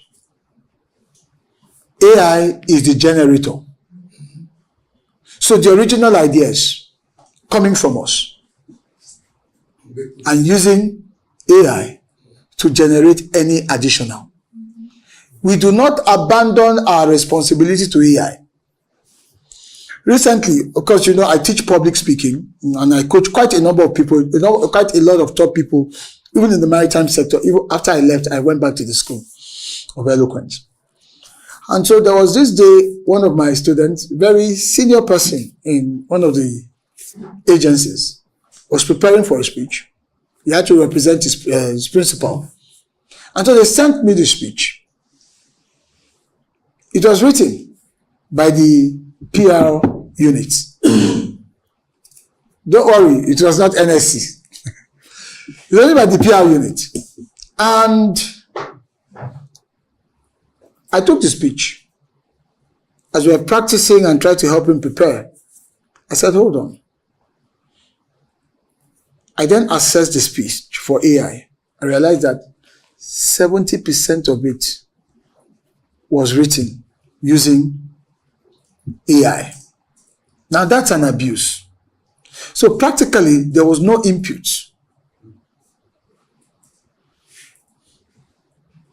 So AI was no longer being used as a tool. AI was being used or being abused as the staff, as the speechwriter. I kid you not. So that's laziness. And there's no way you'll be able to respond to this larger crisis when we get to communication crisis. If, as a communications person, you're not developing your capacity. If your principal, I believe you write speeches for your, does this department do you do some speech writing as well? This unit, do you do some speech writing? Or sometimes, okay, if they want, okay, PR can do the speech. So part of what you want to do is sit down with the party involved, let them articulate in very clear terms, and help them refine from a communication standpoint. Because it's not everything that should be said in the way it is said openly. And that is your duty as gatekeeper, which is one of the functions of media, of communication, of journalism. You're the gatekeepers. People think gatekeeping is only about what we should prevent from coming in. Part of gatekeeping is also what we prevent from getting out. So you can guide. And there are steps, there are procedures for guiding principals or parties, lead parties who are giving speeches. So you can use AI to support the original intent. Understand the principle. We humans are originative. AI is generative. Do not reverse the role. Do not see the original responsibility to AI. It's just maybe you go to ChatGPT or Gemini and say, give me a speech.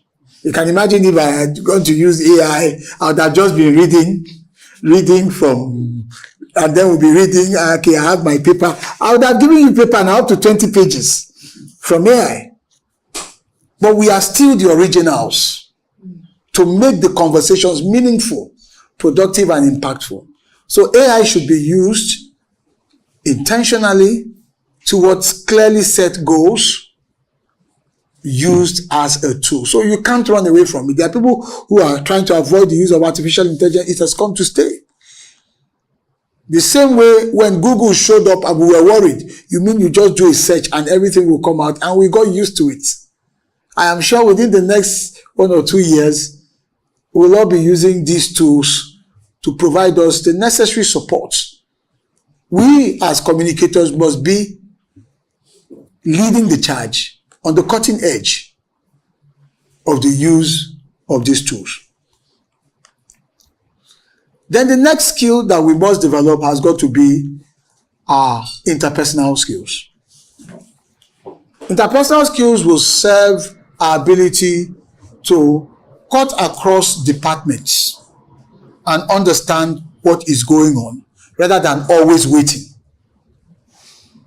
Interpersonal skills is purely relational capability.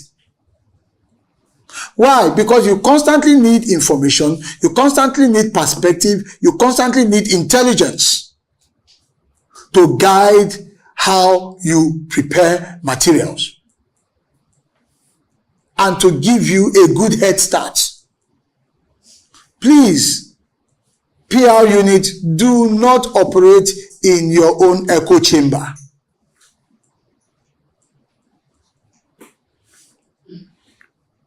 go across the directorates, have friends, colleagues, interface regularly so that you can constantly have a good feel of real issues going on, not rumor-driven content within the organization. You know what I'm talking about.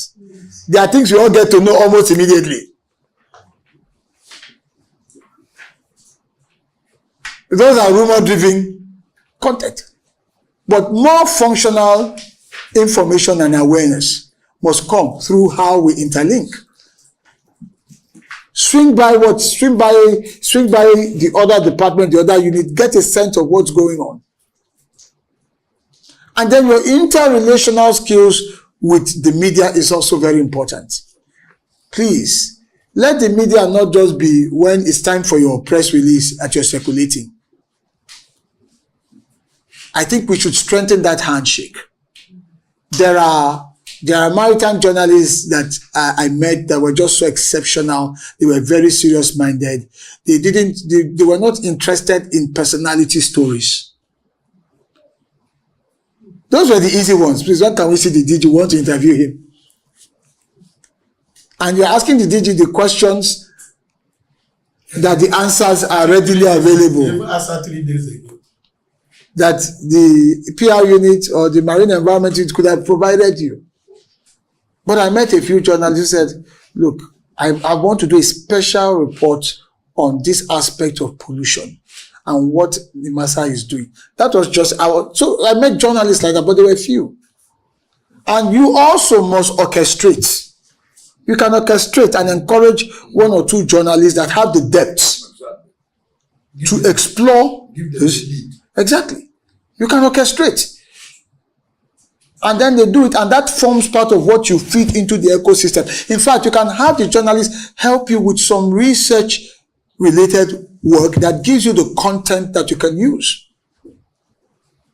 And then another skill is your ability to create short-form video content that can tell the stories of the seas.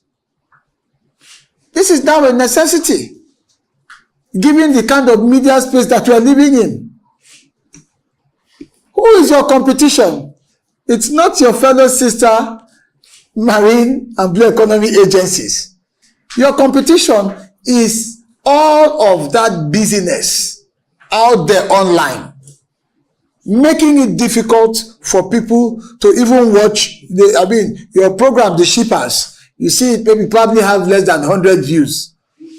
After how many, 6 months or what have you?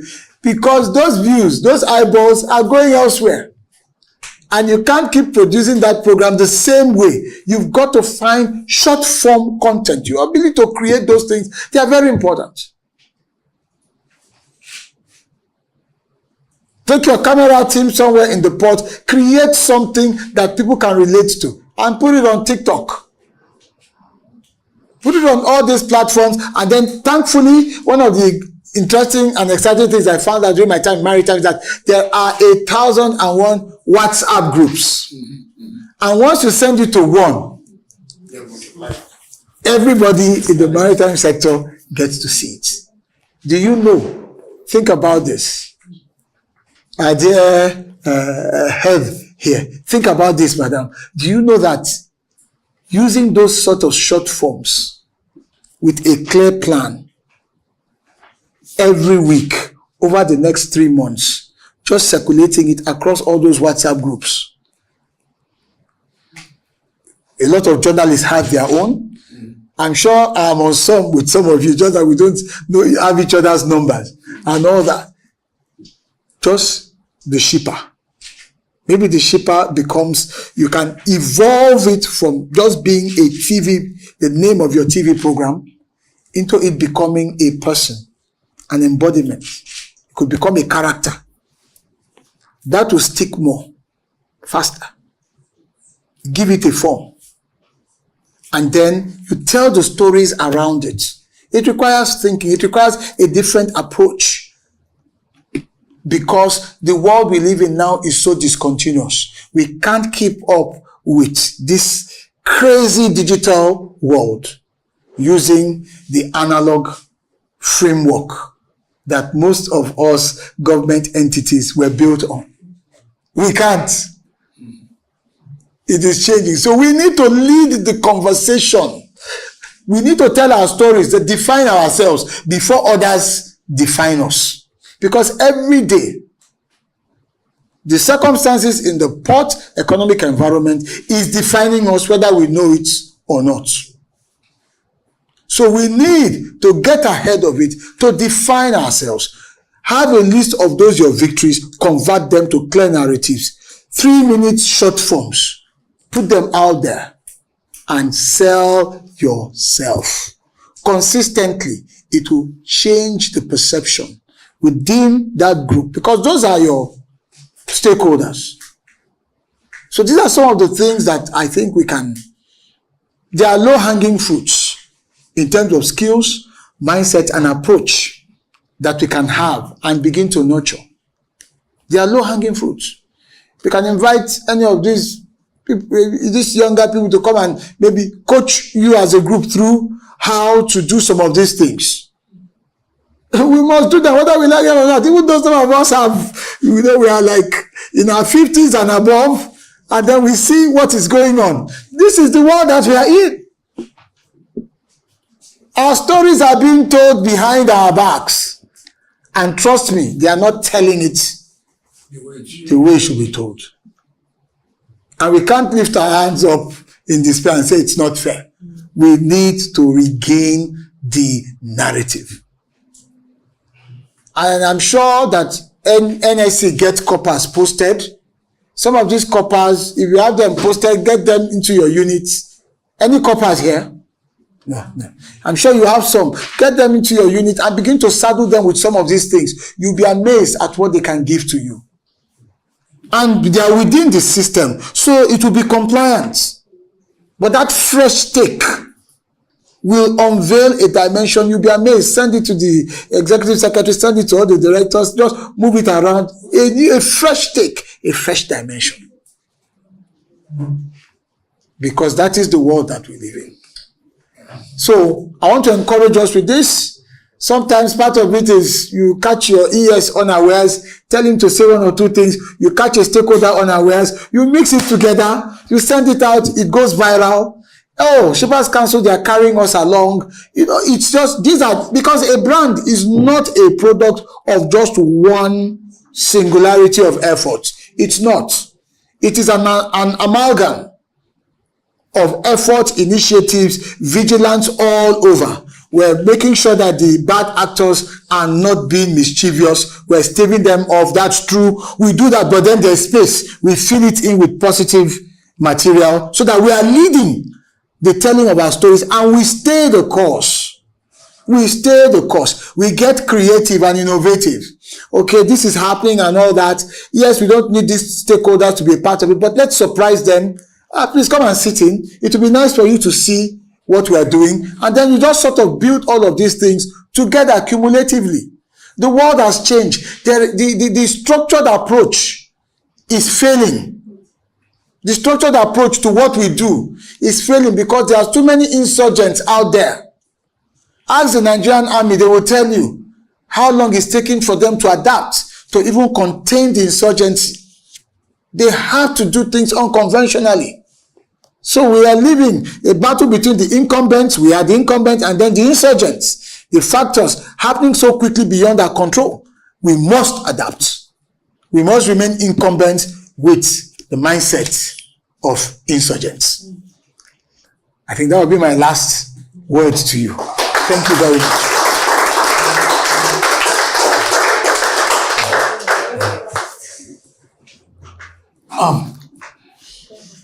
Please, can we give another sound? Thank you. Thank you very much. Thank you. When I had to control him, because if you allow him, you'll be here 1 o'clock. He's never tired of speaking. And you don't doubt why. He's the proprietor of School of Eloquence. So you need to control SN when he's talking. And he can engage you, you will never be tired. Because I know if it is ordinary listening, some of you should have been feeling like dowsing now, but you are never tired. Excellent. Thank you very much. Thank you, sir. We didn't make a wrong choice. Thank you. Bringing you to come and speak with our thoughts. Thank you so much. Thank you very much. So much. Thank you for the opportunity. Thank you very much, man. Thank you. Thank you, everyone. Really appreciate it. Yes. Okay. Please, if you have. Actually learned a lot, and then you said something about us having a book. Playbook. Yes. For various scenarios. That is something we will look into and then make sure we do. Absolutely. Thank you very much. Scenario. Yes, scenario painting. Yes. Serious. What if question? Well, I'm glad to hear that. Thank you. Thank you. What if this happens? What if this thing doesn't happen? And then I think that will bring out the best in us. We're very, very good. Glad to hear Thank that. you very much. Thank you. Thank you. Thank you so much. Really appreciate it. Thank you. I'm honored. Thank you so much. Thank you very much. I'm Martina Pere New Beach from Nigerian Shippers Council South Zone Coordinating Office. The retreat so far has been so eye-opening. And especially today's topic from the Mr. SN Obong, eloquent speaking, has been so eye-opening. It has impacted us positively and have given us a guide on how to go about being an emperor and a lot more. We appreciate it so much and we wish to have more of this kind of sort of training. Thank you. Medantia Susan Shahoma, and the training was very insightful, very engaging. I learned a lot in terms of the importance of actually shifting my mindset from doing things the regular way to actually thinking outside the box. It was a very interesting class for me, and I would say my biggest take home is the fact that we can actually do things differently. Even though we might have been used to doing things the conventional way, we can actually make a decision to do things in a different way and still get better results. Thank you. Yeah, my name is Ogugbemi Idowu Samuel. A big thanks to the facilitator who has impacted knowledge. We've been encouraged to set a timely goal to drive the council's image, and also to shape the public opinion by setting a strong agenda for the public. We have also been encouraged to invest in improving some of our skills, which has to do with speaking skills, writing skills, and also to ensure we improve on our capacity to timely delivery of public relations services. And according to him, he said it is time we look at the opportunity in harnessing, the greatness in the strategy of public relations, that is relying on some platforms to drive the council's goal and to also ensure we sustain mutual understanding with the public. And there are some means and strategies to do that, which has been highlighted. And trust me, as a result of this great discussion, we'll take it and we'll implement it so that at the end of the day, we achieve a strong goal, a strong image with the public, and also improve on the council's reputation. Thank you. My name is Zainab Mamman Blakos, Public Relations Officer, Kaduna Port Office. I enjoyed today's lectures. It was very interactive. Personally, my take home is the dynamic shift, how we think from not the normal thinking we always think every day, thinking of something new, what we use to sustain the image of the council, and how to that sustainability of the image. And also what I also took was what if, the question of what if, always sitting down to think, what will happen? Thank you.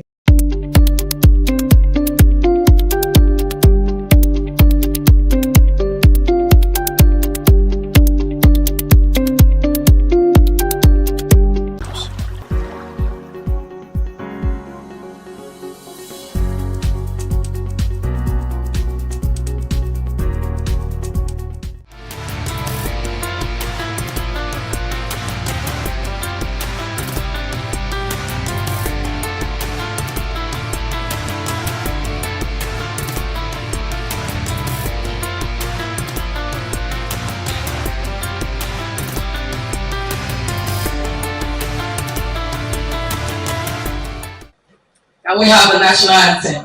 In brotherhood we stand, Nigeria, so proud.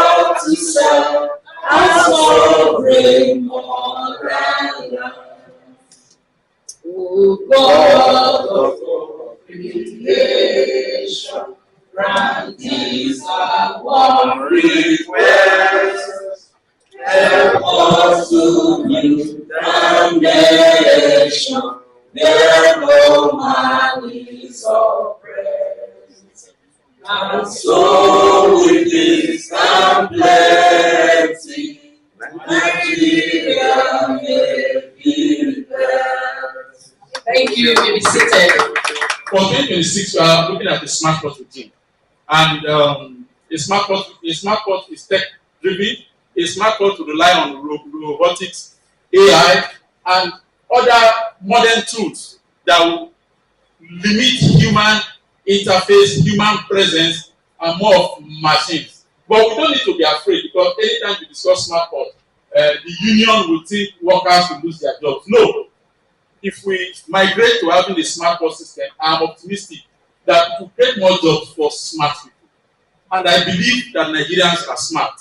We've seen people with Nigerian certificates go out of this country and serve as the best of doctors. We've seen people with Nigerian certificates go out of this country and serve as the best of engineers. So I can tell you that maritime stakeholders, maritime scholars in Nigeria can also perform optimally within and outside the shores of Nigeria. Mr. Chairman, I hope I've been able to keep to the 10 minutes you gave. I want to, on behalf of my colleagues, welcome you all to the 6th edition of the General Entity Awareness. Private sector operators must invest in innovation and efficiency. Regulators must embrace transparency and data-driven oversight. And industry practitioners must commit to continuous learning and adaptation. As we deliberate today, let us remember that a smart port is not just about technology. It is about efficiency, transparency, competitiveness, and national prosperity. I want to tell us a story. This is my personal experience. I was impressed when the chairman was talking about why is it that in Nigerian ports and logistics environment today, institutions, government agencies cannot work 24 hours. That is what we want to establish today. Can the system work 24 hours? What is the implication of not working 24 hours? In Nigeria today, freight forwarders, shippers, pay for services that are not rendered. Why? Because from 8 a.m. to about 4 p.m., most offices close, government offices close. Some NAFDA, including my agency, CRFFN, and the rest. Customs, I think I'm impressed with recent reports that even in Think and Hear that they have started working even weekends, but not 24 hours. I don't know if they have started working 24 hours. You're almost there. Please be quick and get there. Very important. It's very important because smart ports requires 24 hours operation. Logistics is time bound. It's also cost bound. Any delay in logistics translates to cost. He said the environment that if you are not too familiar with the port, you can know what he's trying to say. What I just said is the issue of malpractices. Cartels and what have you have not been addressed. So the question back to the important smart port. If the issue of consistent source of energy, not the one we see today, where the operators are acquiring a source of energy, the cost of doing business in the port, or cost of joining cargo at the port would be high. Then talk about telecoms. If some of the operators, shipping lines are depending on telecoms and they don't have the backbone, the aspect of system breakdown telecom. That's why Custom are making every effort to abandon way for them of the server, use the backbone to support what they're doing. If not, they have a problem. Because we have to address ourselves. If we put these things in place, and we have been putting various policies and systems in place for so long, but in the end, we as operators, as players within the system, must ask ourselves, what role are we playing to ensure that this works? That's one. The other thing I want to mention is that I've sat in this conversation and I want to appeal to Mr. Ismail Anim. I think that there are two parties that should be here that are not here. The telecoms operators should be here. If you're talking about the blue economy, the blue economy must go beyond just maritime thinking. Because you're discussing smart systems. All of those things must ride on the backbone. I'll give you an instance. 3 or 4 days ago, we just finished at the School of Eloquence a Guinness World Record attempt for the longest public speaking marathon. What is the problem we are facing? We're using all kinds of internet infrastructure to send videos, and 3 days after, we're still struggling. We're still struggling. Now, that is just an institution that is, we can call it a soft institution. How much more in the port ecosystem? They should be here to listen and understand their role in it. And that's why some of most of our maritime events must open up a little bit more to enable outsiders or other fields to come inside. Because some of the tools which have been provided by WCO.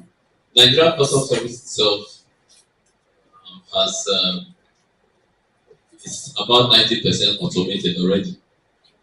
If you remember what it was with Asikuda plus 96 and now Product. When the speaker asked me if we are running it in 4 hours, what operations, I said almost. I said not yet, but of course, the system has evolved tremendously. Yeah, for us, we have been in Amato. We sat down some 2-3 years ago, really. You know, it's very difficult, easy to destroy, very difficult to build. We sat down and looked at, from our various engagements with agencies, government, MPA, NSC, even the CRFF. So we peered into the future and saw that things cannot continue to go like this for our members. If we do not embrace smart personnel, smart association. So by that, what we have been doing or trying to do, for instance, we identified certain projects that will help us get on track to be able to fit into the smart ports, and not just smart port, like the guideline is supposed to be a smart maritime ecosystem. Because even at the level of the dry port, if you do not also plan for a smart system there, you are going to have the kind of congestion that you have in the port now, around that place. I think the MD of Nigeria Railway, acknowledged that fact. I think some 2 weeks ago at the MPCC, meeting we had, that go to a Vitamin Tunnel, you will see, it's been a redeployment of the part of the congestion here, to that place, because there's no smart preparation, in calling up, trucks into that railway. As part of Journal NG's contribution to the good and growth of the Nigerian maritime industry, we initiated the Port Industry Town Hall meeting. This is the 6th edition, and every year we pick a topic that will help engender the development of the sector. Like last year, we talked about 24-hour port operations. This year, we are talking about smart ports, and they are in sync. Those two issues synchronize, and it's meant for the good and growth of the industry. Because if you don't discuss it, you don't create the awareness. Policy makers, policy implementers, government people, those are the private and public sector, may not even key into this agenda. But if it's out there, the more awareness we create, the better for Nigeria. Green port has to do with environmental sustainability. Yeah, smart port is automation. lesser human interface, digitization, and they work for common good. They're not really much what we want. We want Nigeria to not only to be signatory, but to be active implementer of global conventions and treaties. We are asking the key port operators to remove their normal mentality of smartness, unquote, to approach smartness through the application and embracing the application of artificial intelligence, blockchain, Internet of Things, in discharging their duties and functions within the port environment and maritime space. That's what we're trying to say. Artificial intelligence to drive your process to think better. The Internet of Things giving you opportunity to, connect the world. Then the blockchain, having a platform that will make you work better than you are achieving. So your achieve targets. We are saying let our port be green. The United Nations is saying let us encourage, instead of dry port, let our port be green. That means if you come to your port, start planting trees. Let there be green atmosphere inside the port, so that the bolstering that comes and the emissions that come from a vehicle, the trees and the flowers will have the capacity to absorb it. If you are doing so, you're also helping to help the green evolution of the United Nations. So we want our system to be driven by a green environment that is more healthier than what we have. Because if you're operating in a dry, highly carbon monoxide environment, there's an element of health risk involved. So let us also ensure that the ports thrive by adding value to our health. The truth of the matter is the world is evolving. Technology is shaping the world. The way things were done in the 90s is different from the way things were done in 2000 and the way things are done today. So every system, every organ, every institution need to evolve with that change. Technology has brought advancements in our ports and logistic corridor. That change should also be adopted. Otherwise, the world will leave us behind. So every stakeholder out there, every government agency out there needs to know this, although it is not a new topic, but it is something that we need to now pay attention to, because the speed of integration matters a lot, so that we don't find ourselves struggling to meet up with the most current developments, in the system. So, yeah, smart ports is the way to go. Thank you. The Smart Port and Green Port initiative is a good one. We are made to understand very well, for instance, that the federal government, under the leadership of the Asiwaju Bola Ahmed Tinubu, has provided the political will for this Smart Port initiative to, to come to light. And we are hoping that this would address fundamental issues around the port. I'm sure a lot of people have been talking about or hearing about the perennial port congestion with the Smart Port initiative. That gridlock would be a thing of the past. All the hues and cries of truckers, for instance, talking about be it multiple checkpoints along the port corridor, and even within the port, as the case may be, we all almost die a natural death in one fell swoop. So the SMART initiative is a good one, and it's something that we as truckers are really looking forward to, because our primary aim as truckers now is to be able to turn around trips. That's where our money comes from, turning over trips. This idea of doing one trip in a month or 2 trips in a month is making a lot of our members, go bankrupt. And many assets are being liquidated because, like I said, in the meeting, the rates many of our members are presently collecting as a result of the anomaly, occasioned by the anomaly in the system, are survival rates. Survival rates which necessitates, whose consequences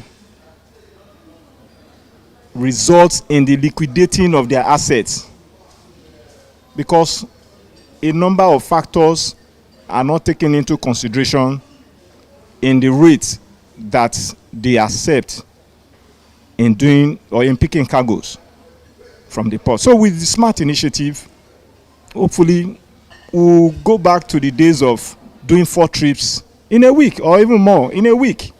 And that will make, business, make our members buoyant and, port activities encouraging, as it used to be there.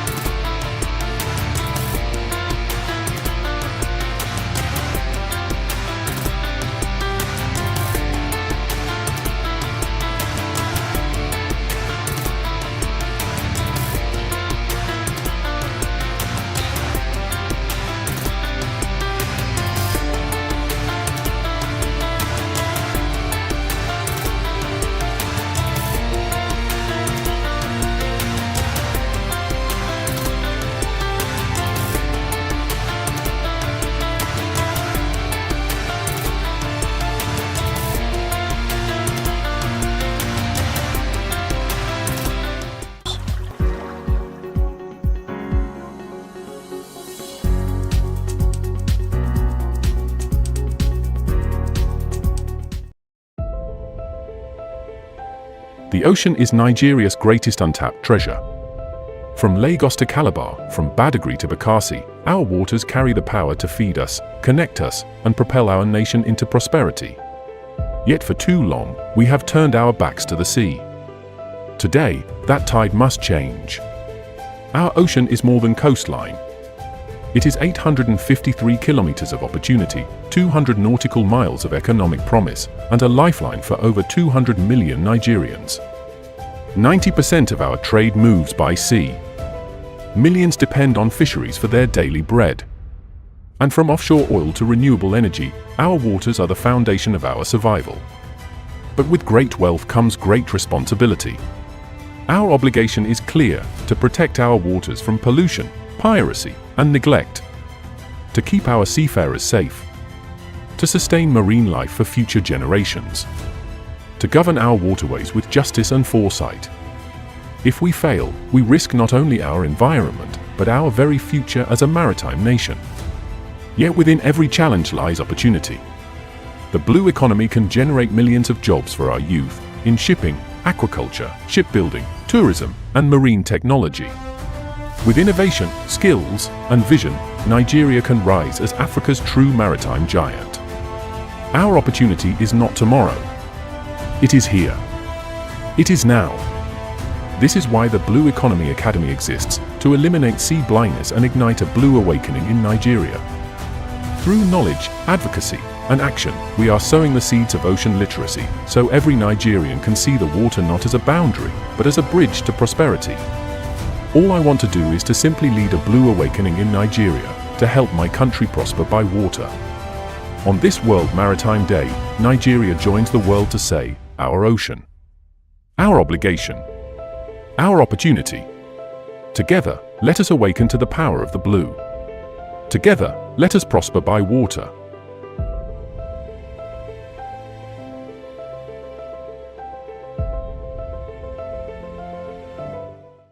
For decades, our ports have moved cargo. But in a warming world, they must also move energy, clean, renewable, and resilient. Globally, ports are evolving into energy-integrated hubs, generating power from wind, sun, and waves. They power cranes, charge ships,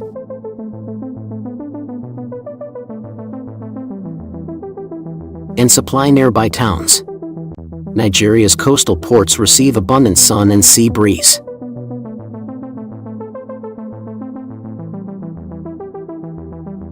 With the right infrastructure, they could become mini power plants, fueling industry, commerce, and communities. Early progress is visible. Pilot programs are integrating solar into administrative buildings. Hybrid cranes are reducing diesel use. It's a start, but not enough. Our ports can power more than trade. They can power a greener future.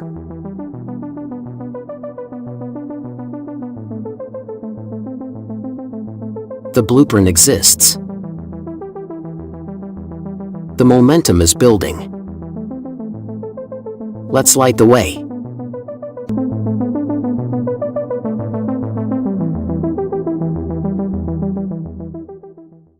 The sea is more than just water. It's our future. From Badagry to Bakassi, Nigeria's coastline is over 850 kilometers of untapped opportunity. The blue economy is woven into every part of our lives. We are all stakeholders of the seas. From the Blue Economy Academy, Code Blue is the brief designed to eliminate sea blindness. Get the critical insights you need to prosper by water, economically, environmentally, and educationally. Don't miss this opportunity to join the conversation. Limited virtual capacity. Scan the QR code now to join the movement. Let's build a Nigeria that prospers by water with Code Blue. Life at sea is difficult enough. Let's not make it harder. I'm Ubong Isien, certified speaking professional and founder of the Blue Economy Academy. As the world marks the Day of the Seafarer, under the powerful theme, My Harassment-Free Ship, the message must echo beyond the moment. Our seafarers, those courageous men and women, face storms, isolation, and sacrifice every day. But what they should never have to face is harassment, abuse, or indignity on board their vessels. For women seafarers, this danger is often multiplied. Many of them suffer silently, marginalized, disrespected, or even violated. And all this without protection or justice. We must call this out. We must change it. A ship must be a sanctuary, not a threat. One where every woman is safe, every voice is heard, and every act of misconduct is addressed without delay. At the Blue Economy Academy, this is a moral and strategic priority reflected in two of our foundational pillars. First, blue governance and justice, which demands stronger laws, enforcement, reporting systems, and ethical leadership at sea. And second, blue talent, because we cannot build a sustainable maritime future while neglecting the very people who power it. The Nigerian seafarer, whether male or female, deserves more than a struggle. They deserve global relevance, respect, and recognition. Many of our seafarers remain undertrained, underpaid, and underprotected despite their potential and the sacrifices that they continue to make. We must change that. It's time to benchmark Nigerian seafarers against international best standards. It's time to invest in their welfare, dignity, and growth, not just as workers, but as ambassadors of our maritime future. Let's make every ship a place of professional pride, mental peace, and personal protection. Let's create a maritime culture that sees harassment as an emergency and not a hidden habit. Because a true blue economy is not just about what we can extract from the sea. It's about how we treat the people who live and work on it. So, to every Nigerian and global seafarer, we just want to let you know that we see you, we thank you, we stand with you. May your voyage continue to be safe, and may your ship be harassment-free. May your future be even brighter than your past. Thank you from all of us here at the Blue Economy Academy. Happy Seafarers Day. Indeed, it is your harassment-free ship.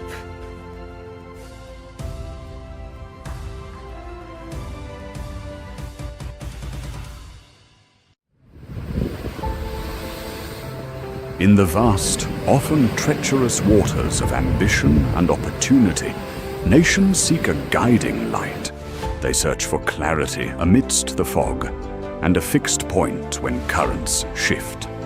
Nigeria's blue economy, a boundless sea of potential, navigates these very challenges. We are the lighthouse, unmoved by crashing waves of indifference or the chill of being ignored. We stand. The storm proves the strength of our resolve. We don't wait for applause. Our purpose is to shine for the sake of others. Our light needs no validation. It simply reveals truth. We are built on rock, conviction, knowledge, and the courage of vision, not applause or fleeting trends. Ships come to us. We do not float to meet them. The Blue Economy Academy, with Code Blue as its early warning system, serves as an immovable reference point. We illuminate bearings. We don't pursue tides. Though fixed, we see miles ahead.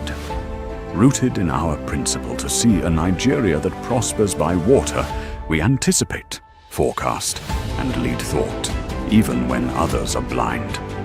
We don't compete in the contest of ego or political theater. We are the voice of caution, the eye of foresight. Our clarity is most needed when theirs is most absent. We are always on, even when unseen. Consistency is our character revealed in darkness. Our solitude is not failure. It is insulation for illumination. Long after voyages are forgotten, they remember the light that kept them safe. The Blue Economy Academy and Code. Blue are not moments, they are markers. Your legacy must not change. We are the lighthouse. We need no fleet. We chart no course.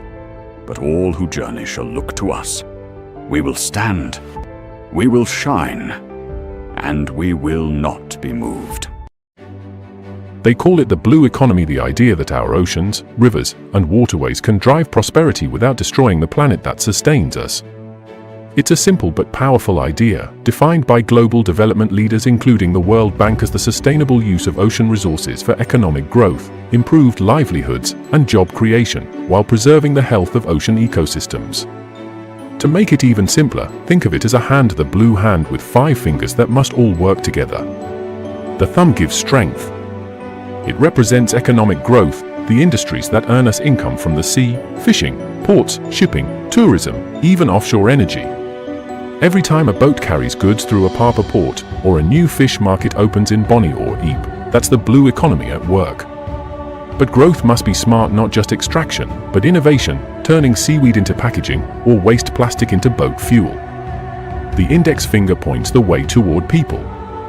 It's about creating jobs and improving livelihoods for coastal families and inland communities alike. From the fisherwoman in Bayelsa, to the boat repair apprentice in Lagos, to the tour guide at Tarkwa Bay, the blue economy is meant to lift lives and reduce poverty. If growth doesn't translate to better living for the people, it isn't truly blue. The middle finger reminds us of health, the heart of it all. Healthy waters mean healthy jobs, healthy food, and a healthy nation. When oil spills, plastic waste, or sewage destroy our lagoons, we lose not just beauty, but bread. Protecting the mangroves, restoring coral reefs, and keeping our waters clean are investments in our economic survival. The ring finger stands for sustainable use, the promise we make to future generations. It means taking only what the ocean can replace and giving it time to recover. You can't fish everything today and expect the sea to feed your children tomorrow. True sustainability is long-term thinking, using resources wisely so the circle of life stays unbroken. The pinky may be small, but it brings balance. It represents integration, coordination across sectors and borders.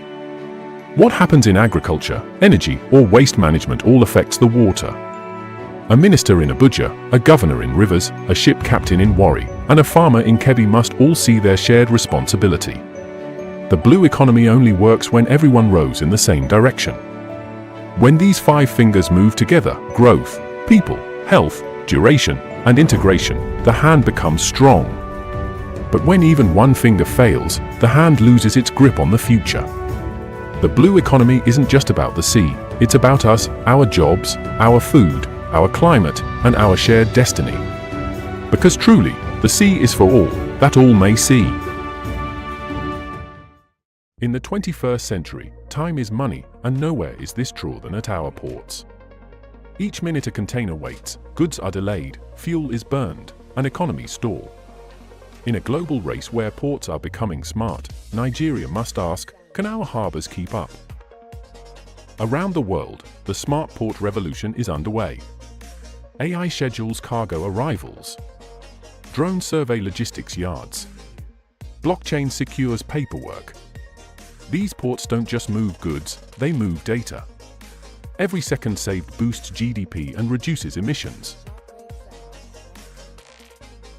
In contrast, Nigerian ports still face backlogs, corruption, and outdated infrastructure. Apapa Port alone loses over $55 million annually to delays and inefficiencies. But change is possible, and it's beginning.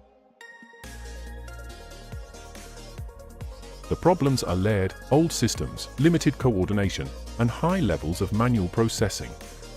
These inefficiencies ripple through supply chains, raising costs and hurting small businesses.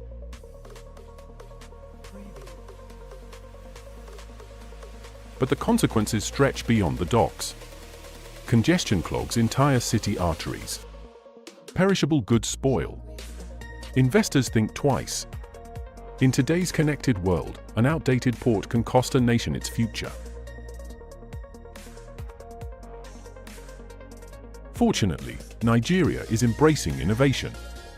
New initiatives like the Port Community System, PCs, aim to digitize the entire logistics chain, from vessel arrival notices to cargo clearance.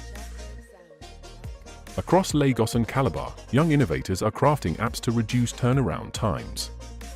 Female leaders at the Nigerian Ports Authority are championing reforms.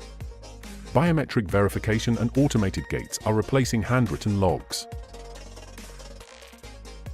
AI is now being tested to simulate vessel scheduling, while machine learning helps predict cargo flow patterns and optimize resource allocation. These tools aren't science fiction, they're policy solutions waiting to be scaled. But smart ports need smart people. From apprentices to terminal managers, the workforce must evolve.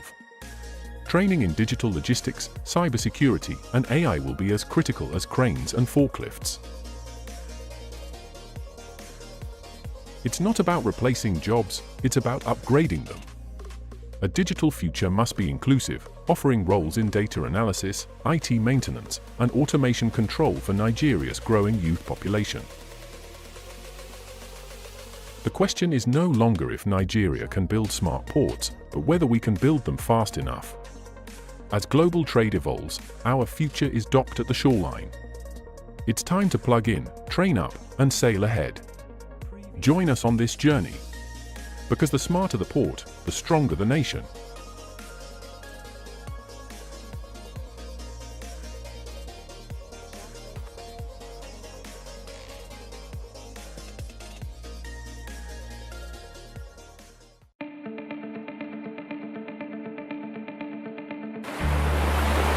For centuries, the ocean has been humanity's constant.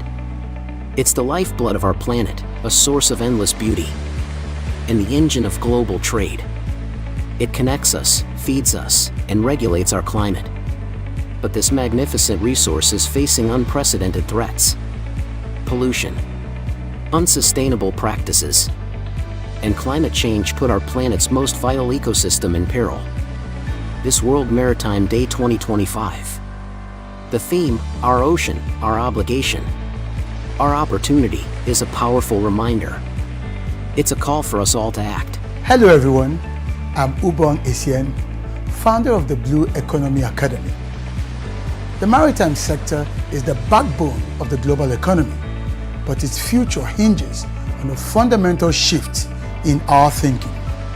The theme for the World Maritime Day 2025, Our Ocean, Our Obligation, Our Opportunity, perfectly frames this crucial moment. First, our ocean. It is a shared heritage. It is not just a collection of water, it is a global ecosystem that sustains millions of jobs, transports over 80% of the world's goods. It is a living, breathing part of who we are. Understanding this is the first step. Next, our obligation. Our duty is clear: to protect and preserve this vital resource. This means embracing sustainable practices, fighting illegal fishing, and reducing marine pollution. At the Blue Economy Academy, we are committed to tackling sea blindness, the lack of awareness about our maritime potential. Our training programs and initiatives are designed to equip people with the knowledge and skills to be responsible stewards of our oceans. It's about building a generation that sees the water not as a barrier, but as a path to prosperity. Finally, our opportunity. This is the most exciting part. By fulfilling our obligation, we unlock immense potential for economic growth and innovation. The Blue Economy is a pathway to a greener future. It includes renewable energy from offshore wind, sustainable aquaculture, and cutting-edge maritime technology. It's about creating jobs, building businesses, and driving economic development in a way that respects the environment. This is the future we are building at the Blue Economy Academy, a future where prosperity and sustainability go hand in hand. So, this World Maritime Day, let's look to the ocean with a renewed sense of purpose. Let's embrace our shared responsibility and seize the incredible opportunities that lie beneath the waves. The future of our planet and our people depends on it. Thank you. To learn more about the Blue Economy and how you can be a part of this transformative journey, visit our website and follow us on social media.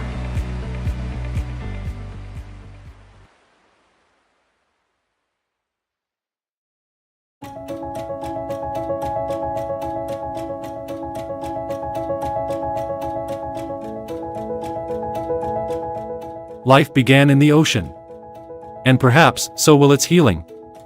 From cancer drugs to industrial enzymes, the ocean is our greatest untapped pharmacy.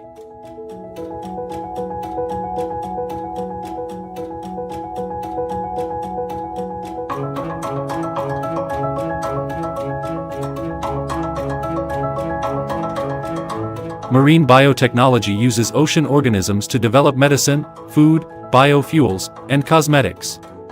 Corals that resist bacteria. Sea slugs that destroy tumors. Seaweed that replaces plastic.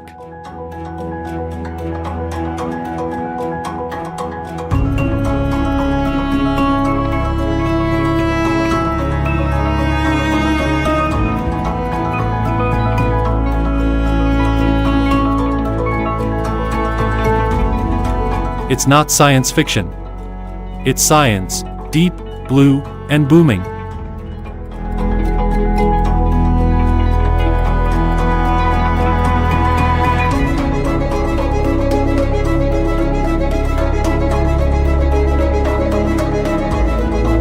With over 850 kilometers of coastline, Nigeria holds immense biodiversity, yet only 2% of it has been studied for medical or industrial purposes.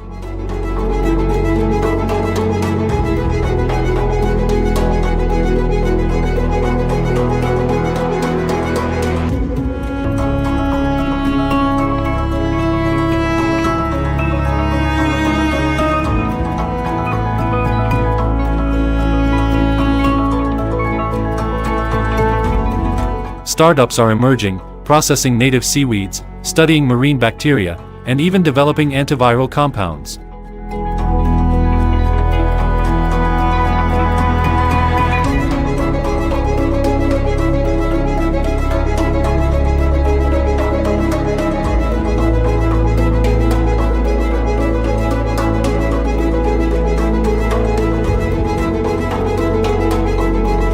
To compete globally, Nigeria must train its future blue scientists, diverse, curious, and bold.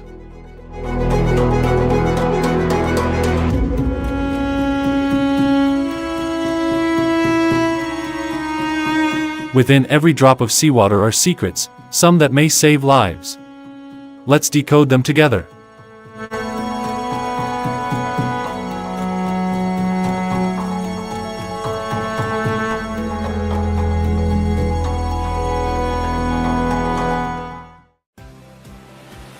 Every morning, along Nigeria's 850-kilometer coastline, a ritual begins.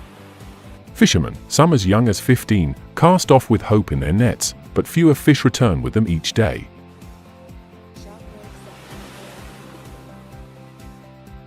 A silent crisis is sweeping the West African coast. Illegal, unreported, and unregulated, what we call IUU, fishing is draining life from our oceans. In Nigeria alone, the estimated loss is over $70 million every year. For coastal communities, fish are not just food, they're income, culture, and survival. Yet foreign industrial trawlers, operating with impunity and without permits, vacuum up tons of catch daily, often within waters legally reserved for small-scale fishers. Detecting these ocean crimes isn't easy. The sea offers cover, and many trawlers switch off their tracking systems. But Nigerian authorities are fighting back, with satellite monitoring, coastal radar, and regional cooperation. In 2024 alone, 23 illegal vessels were intercepted. Several were found using banned fishing methods, destroying coral reefs, capturing endangered species, and operating under false identities.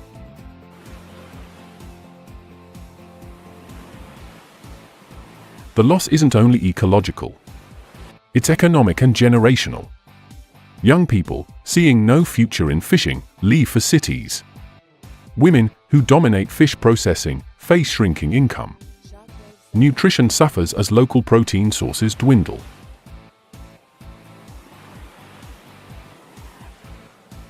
Nigeria, despite abundant marine resources, now imports a significant portion of its seafood. That's not just inefficient, it's a national security risk. But there is hope, and it starts with people. Community-led patrols are proving effective in deterring poachers. Youth and women are being trained to document illegal activity using mobile technology.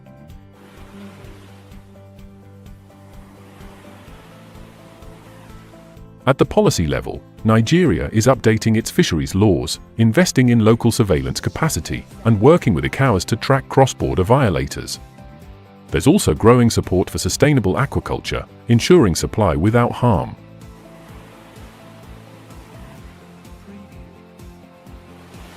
The ocean has fed us for generations. But without action, it will grow silent. Together, governments, communities, and consumers, we can defend our waters, restore our fisheries, and build a legacy of abundance. Fish for the future. Because our oceans feed more than our bodies, they feed our future.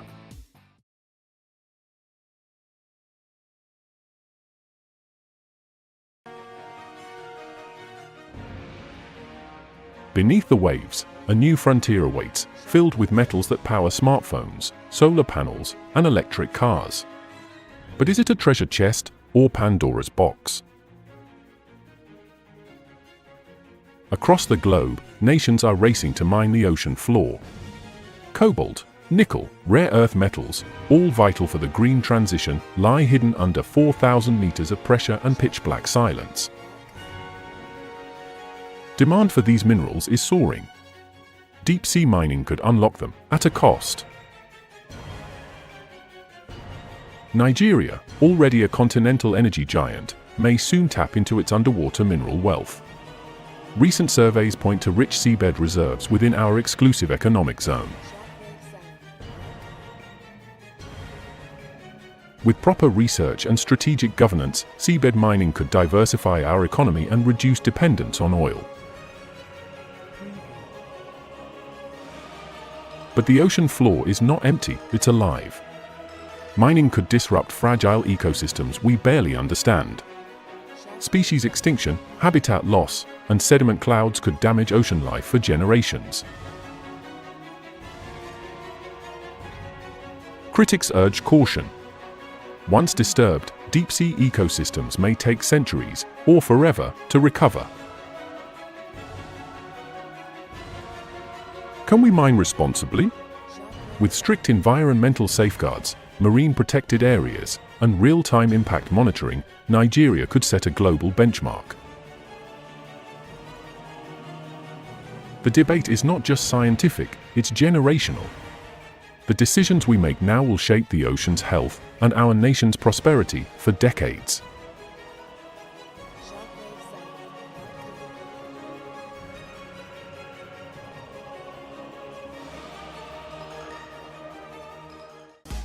A new kind of fuel is rising from the ocean, a gas so powerful it could transform Nigeria's energy landscape. It's colorless, clean, and made from water. Hydrogen is the universe's most abundant element. When burned, it emits only water vapor.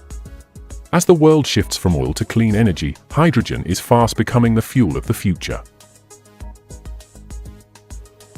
Ocean-based hydrogen is made using renewable power to split seawater into hydrogen and oxygen, a process called electrolysis.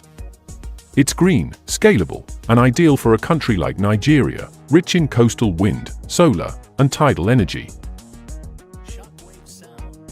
Green hydrogen could decarbonize Nigeria's shipping sector, electrify remote communities, and power cleaner industries. Already, universities and startups are piloting projects along the coast. New jobs, clean innovation, and export potential, Nigeria can become a hydrogen hub for Africa. Preview. From our oceans, we can fuel our future. The hydrogen revolution is here. Let's make it Nigerian.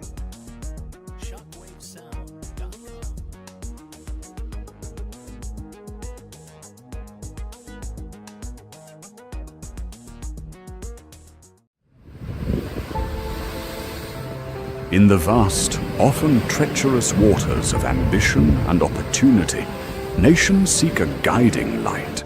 They search for clarity amidst the fog, and a fixed point when currents shift. Nigeria's blue economy, a boundless sea of potential, navigates these very challenges.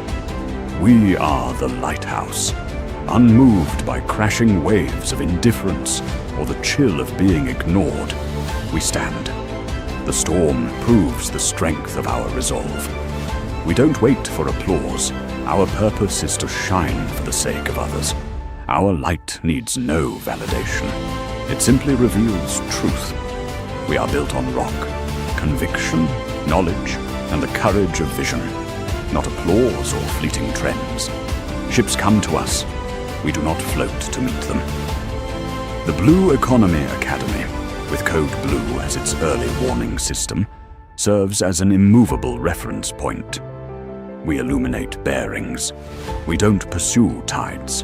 Though fixed, we see miles ahead. Rooted in our principle to see a Nigeria that prospers by water, we anticipate, forecast, and lead thought, even when others are blind. We don't compete in the contest of ego or political theater.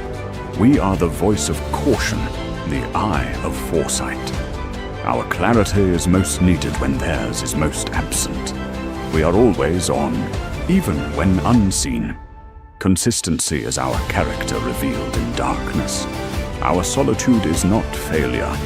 It is insulation for illumination. Long after voyages are forgotten, they remember the light that kept them safe. The Blue Economy Academy and Code. Blue are not moments. They are markers. Your legacy must not change. We are the lighthouse. We need no fleet. We chart no course. But all who journey shall look to us. We will stand. We will shine. And we will not be moved.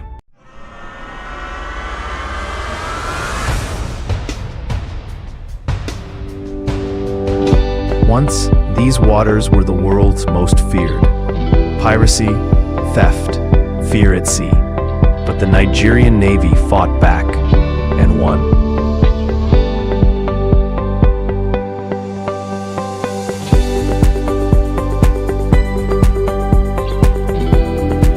For 3 years, our seas have been calm.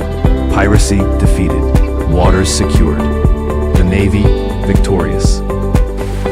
But calm seas alone are not enough. What next? Empty coasts, idle hands, youths with no trawlers to work on.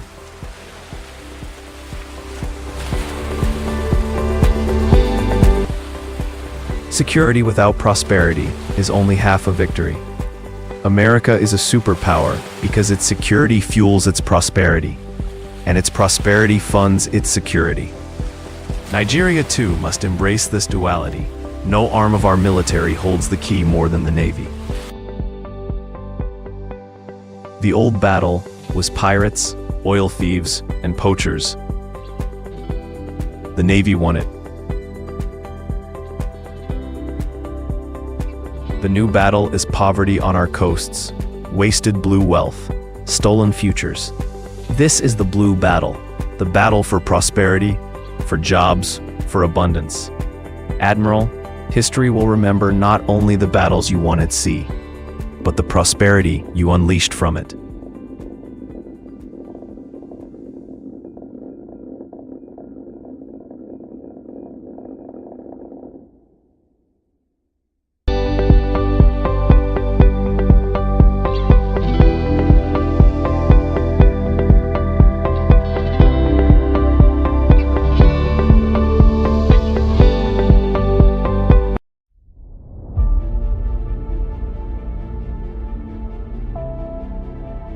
Green, versatile, and fast-growing, seaweed is nature's gift to the future. And in Nigeria, it's just beginning to bloom.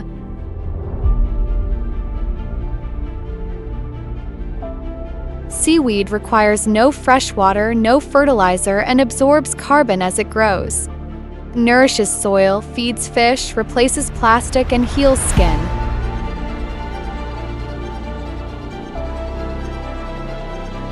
Globally, the seaweed market is worth over $15 billion, and Nigeria's coast is ripe for cultivation.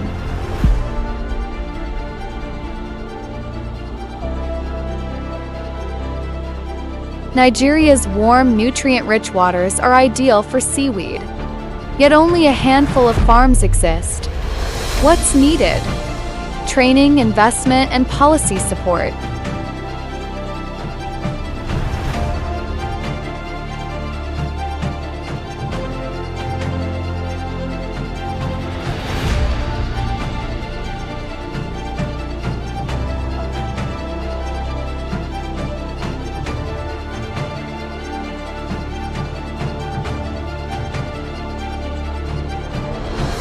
From snacks to skincare, seaweed offers rural jobs, green exports, and sustainable growth.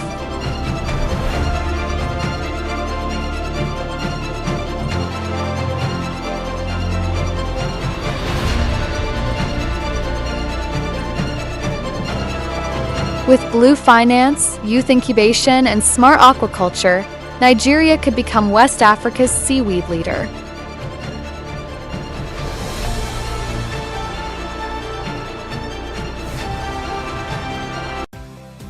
Each year, over 11 billion tons of goods are transported across oceans.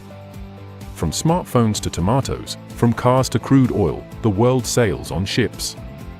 But these giants of commerce leave behind a trail of carbon and crisis.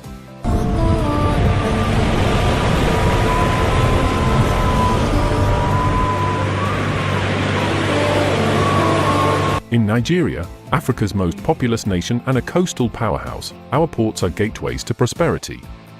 But they are also engines of pollution, responsible for rising emissions and strained urban infrastructure.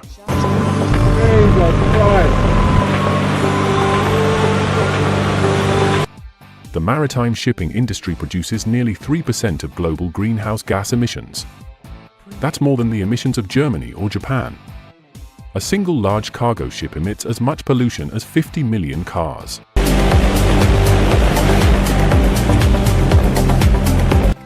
Here in Nigeria, these emissions don't just harm the climate, they choke our cities, burden our healthcare systems, and put vulnerable lives at risk.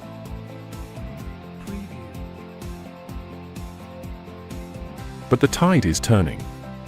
Around the world, ports are embracing cleaner fuels, digital innovations, and green infrastructure. Nigeria is beginning to chart its own path forward. In Lagos, the shift to liquefied natural gas, LNG, as ship fuel is gaining traction. In Rivers State, port authorities are testing electrified cranes. Across the coast, Nigeria's blue economy stakeholders are thinking beyond diesel. Innovation is not imported, it's homegrown. Nigerian universities and startups are developing AI-powered vessel monitoring tools, carbon accounting software, and digital platforms for port operations. The next generation of maritime leaders is learning to code, design, and deploy technology that not only optimizes shipping, but protects our planet. The International Maritime Organization has set an ambitious goal, net zero emissions from shipping by 2050. The world is moving fast. Nigeria must not just follow, but lead. With strategic investment, cross-border collaboration, and the right policy frameworks, Nigeria can become West Africa's hub for clean maritime logistics. Sustainable shipping is more than a global ambition, it's a national imperative. It's about cleaner air for our children, thriving oceans for our communities, and a future that sails with purpose. Join the voyage to decarbonize our seas. Because the journey to a cleaner tomorrow begins with every port we build and every ship we sail.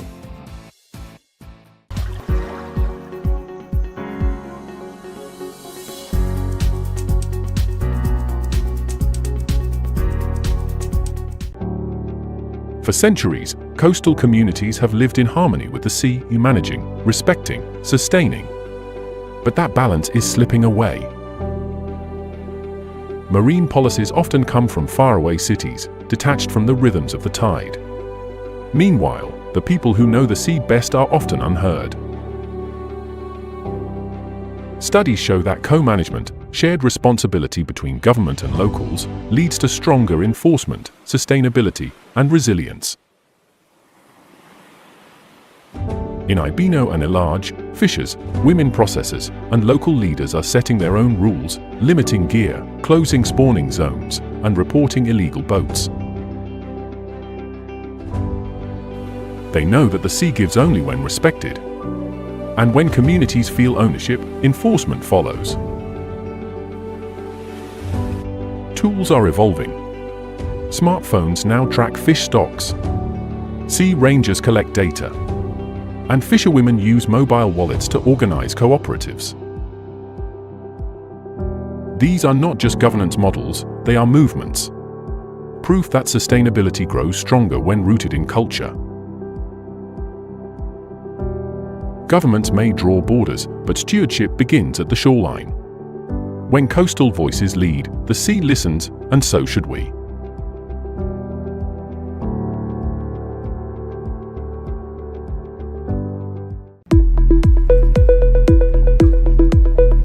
The ocean isn't just water. It's Africa's next trillion-dollar frontier. Are you an executive, policymaker, entrepreneur, or ambitious professional ready to unlock ocean wealth. Introducing the Mastering the Blue Economy, an executive intensive by Blue Economy Academy, your gateway to robust ocean literacy, strategic insights, and leadership excellence. Nigeria consumes over 3 million metric tons of fish each year, but produces barely half of that. And with wild catch dwindling, what comes next? Across the globe, aquaculture, farming fish instead of catching them, is reshaping food systems. In Nigeria, it's becoming not just an option, but a necessity. Catfish, tilapia, shrimps, these staples are now increasingly farmed in tanks, ponds, and cages. Today, aquaculture contributes 40% of local fish supply. But it's still not enough. The challenges are real. Poor water quality, rising feed costs, and a lack of cold storage plague smallholders. Many lack access to capital or modern training. But innovation is bubbling up. Startups are bringing IoT sensors, mobile diagnostics, and digital marketplaces to fish farmers, boosting yields and reducing risk. Fish is more than food, it's a source of protein, jobs, and resilience. It prevents malnutrition, empowers women, and supports millions of livelihoods.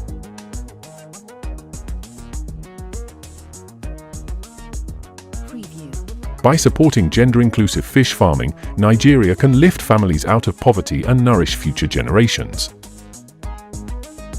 To feed tomorrow, we must farm the sea today. Aquaculture is not just about growing fish, it's about growing futures. Clean, climate-smart, and community-led. The next seafood revolution will not come from the ocean floor, it will rise from Nigeria's ponds, tanks, and mines.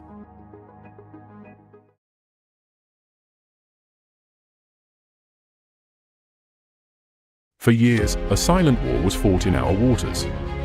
A fight against pirates, saboteurs, and criminals who threatened our nation's economic lifeblood. This is the story of a force that stood ready. A navy that answered the call. The Nigerian Navy has won the first half of the victory. Through unwavering resolve, piracy in the Gulf of Guinea has been defeated, winning us international acclaim. We have brought calm seas to our nation. But calm seas without thriving coasts is only half a victory.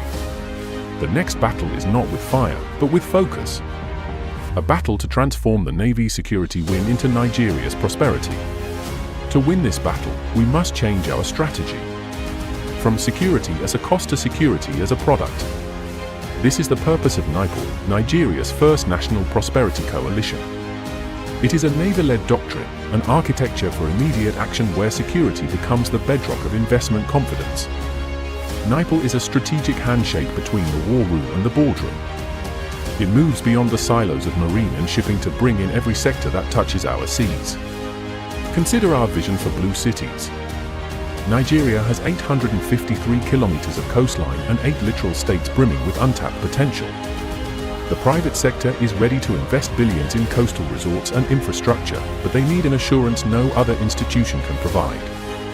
NIPOL is that assurance. It is the platform where the Navy provides the security and state governors provide the access, allowing the private sector to deliver the prosperity. This is how the Navy gets a seat at the table from the very beginning, ensuring seamless security planning while simultaneously generating revenue, creating millions of jobs, and revitalizing our coastal communities. Admiral, the tides of our national destiny are changing. For the first time, a dedicated ministry and a national policy have given us the mandate to act. The space is open. This is the moment to pivot the Navy from a guardian of our waters to the guarantor of our prosperity. This is the legacy that awaits your leadership.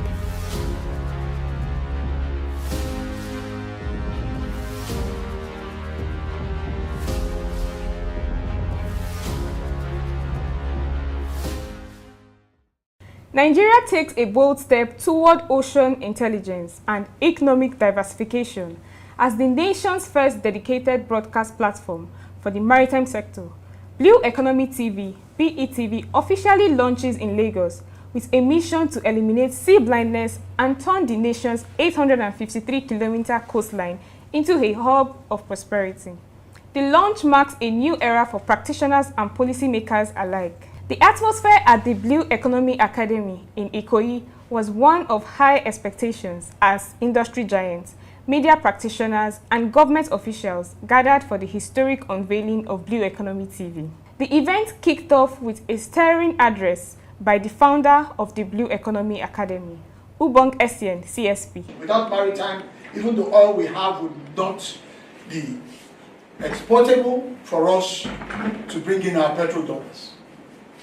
Shipping and all of that, while we have done that for decades, it is now time to explore all of the other elements that make up the ecosystem. So you have blue talent. For some of you in HR, there's room for you to play there. We have blue power. A former media practitioner and maritime expert emphasized that while maritime is a sector, the blue economy is an entire ecosystem that Nigeria is yet to fully harvest. Our mission is to see a Nigeria that prospers by water. From Badagry to Bakassi, we have been sea blind for too long. BETV is here to provide knowledge you can use, viewing our politics, our finance, and our future through a blue prism. The vision for the station includes flagship programs like Blue Money Nigeria and a maritime version of Journalist Hangouts, designed to drive policy and connect the Blue Corridor states across the Federation. The special advisor to the governor of Lagos State on the blue economy, Oluwadamilola Emmanuel, who was the special guest of honor, described the launch as the sound of abundance. He noted that Lagos, with over 180 kilometers of coastline, stands as the ground zero for this movement. So today indeed marks a shift. The launch of the Blue Economy TV is not just the unveiling of a platform, but it's the awakening of a consciousness, a realization that our waters are not barriers, but they are bridges, not limits, but they are lifelines, not just scenery, but strategy. Because within these waters lie jobs for our youth, food security through fisheries and aquaculture, mobility solutions through water transport, investment opportunities in tourism, ports, and marine services, and pathways to environmental sustainability and climate resilience. Our waters are not barriers, they are bridges. Within them lie jobs for our youth, food security, and renewable energy. Transformation must first happen in the minds of the people, and Blue Economy TV is the awakening of that consciousness. A highlight of the event was a high-tech digital display showcasing how AI, satellites, and smart sensors will be used to monitor Nigeria's oceans. This was followed by the official cutting of the ribbon, symbolizing the commissioning of the BETV studio. The special advisor was also honored with a leadership award in recognition of his commitment to advancing maritime strategy in Lagos State. As guests networked at the Blue Economy Academy, the message was clear. The Blue Battle is no longer just about fighting piracy, but about fighting poverty through the wealth of the sea.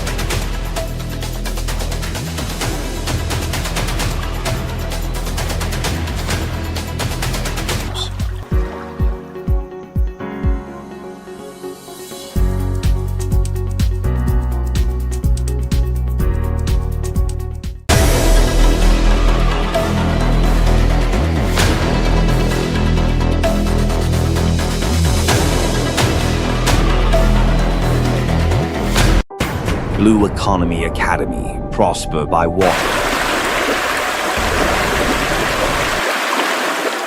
Recent times I've been asked, Ubong, why did you start the Blue Economy Academy? I mean, given that I had a 3-year stint working in the Nigerian Maritime Administration and Safety Agency as a special advisor on strategy to the chief executive. And that gave me a multitude of experience.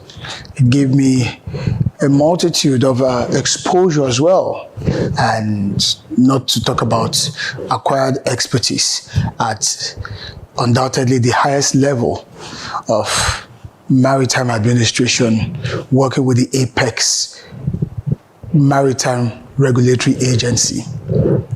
And one thing that I kept seeing time and again is that this nation is truly blessed. And when you look at our coastline from Badagry in Lagos to Bakassi, say at the Cross River end, it's amazing what 853 kilometers of coastline can do. I like to call it the kiss of the Atlantic.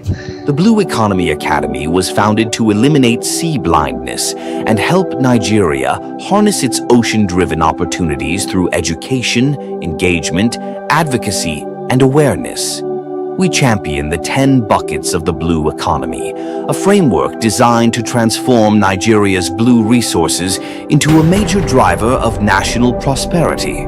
The Blue Economy Academy executes its mission through 4 core pillars: awareness and public engagement.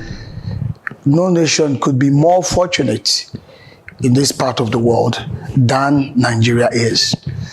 So we are, by design, meant to be a nation driven by the blue economy. So in answering their question based on this combination of factors, my answer is that we see a country that should prosper by water.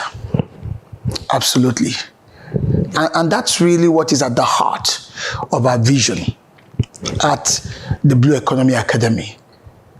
We envision a country that ought to be prospering by its waters. Now, keep in mind that within the hinterlands of the country, within the country itself, you have about 20 states that can be easily, or that can be connected by water. We have rivers, we have lakes, various water bodies. And that tells us that we also have within our inland waterways a blue corridor.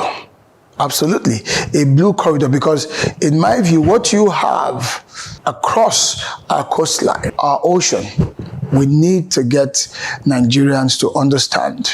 And that's what's at the heart of the Blue Economy Academy, to eliminate sea blindness and to elevate ocean-based opportunities through increased engagement and awareness and advisory and advocacy, so that we can begin to see our ocean not just as a boundary, but as an actual economic frontier, littered,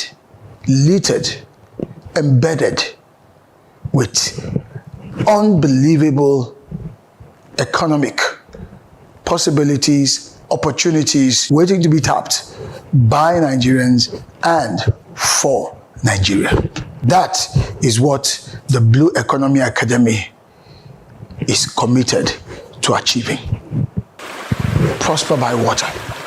For us, it is more than just a mantra. It is the essence of what we see in Nigeria and how we see Nigeria prospering through our waters. Making the blue economy a mainstream conversation to eliminate sea blindness. education, and capacity building, equipping individuals and organizations with the skills needed to thrive in ocean-driven industries. Advocacy and policy support, engaging policymakers, regulators, and industry leaders to shape supportive policies for sustainable maritime development. Footage, high-level meetings, industry conferences, and speeches. Investment and enterprise development, connecting entrepreneurs, financiers, and investors to unlock economic potential within Nigeria's blue sector.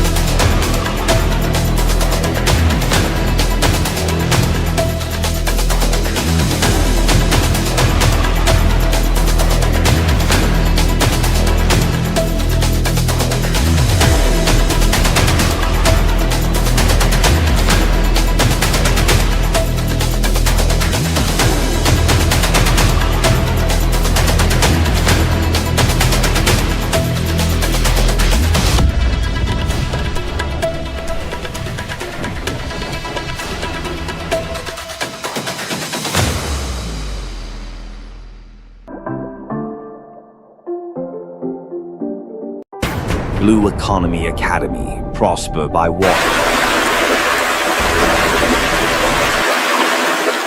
Administration working with the Apex Maritime Regulatory Agency.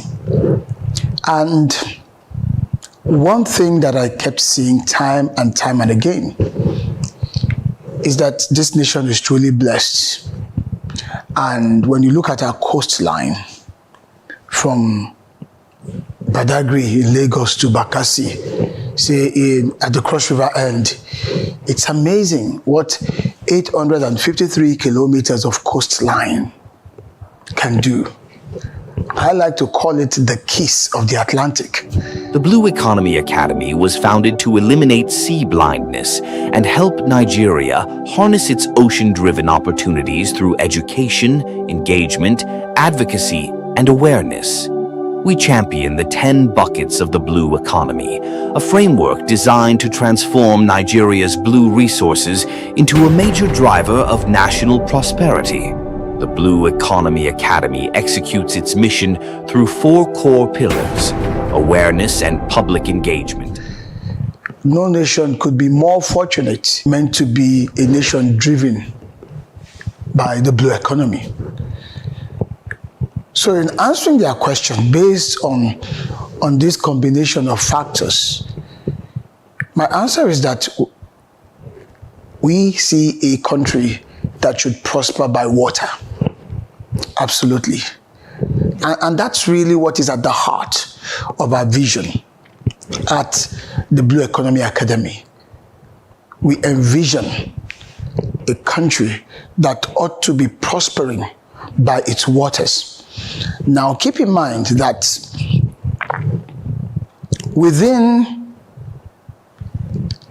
the hinterlands of the country, within the country itself, you have about 20 states that can be easily, or that can be connected by water. We have rivers, we have lakes, various water bodies. And that tells us that we also have within our inland waterways a blue corridor. Absolutely, a blue corridor, because in my view, what you have across our coastline, our ocean, we need to get Nigerians to understand. And that's what's at the heart of the Blue Economy Academy, to eliminate sea blindness and to elevate ocean-based opportunities through increased engagement and awareness and advisory and advocacy, so that we can begin to see our ocean not just as a boundary, but as an actual economic frontier, littered, embedded with unbelievable economic possibilities, opportunities waiting to be tapped by Nigerians and for Nigeria. That is what the Blue Economy Academy is committed to achieving. Prosper by water. For us, it is more than just a mantra. It is the essence of what we see in Nigeria and how we see Nigeria prospering through our waters. Making the blue economy a mainstream conversation to eliminate sea blindness, education and capacity building, equipping individuals and organizations with the skills needed to thrive in ocean-driven industries, advocacy and policy support, engaging policymakers, regulators, and industry leaders to shape supportive policies for sustainable maritime development. Footage, high-level meetings, industry conferences, and speeches. Investment and enterprise development, connecting entrepreneurs, financiers, and investors to unlock economic potential within Nigeria's blue sector.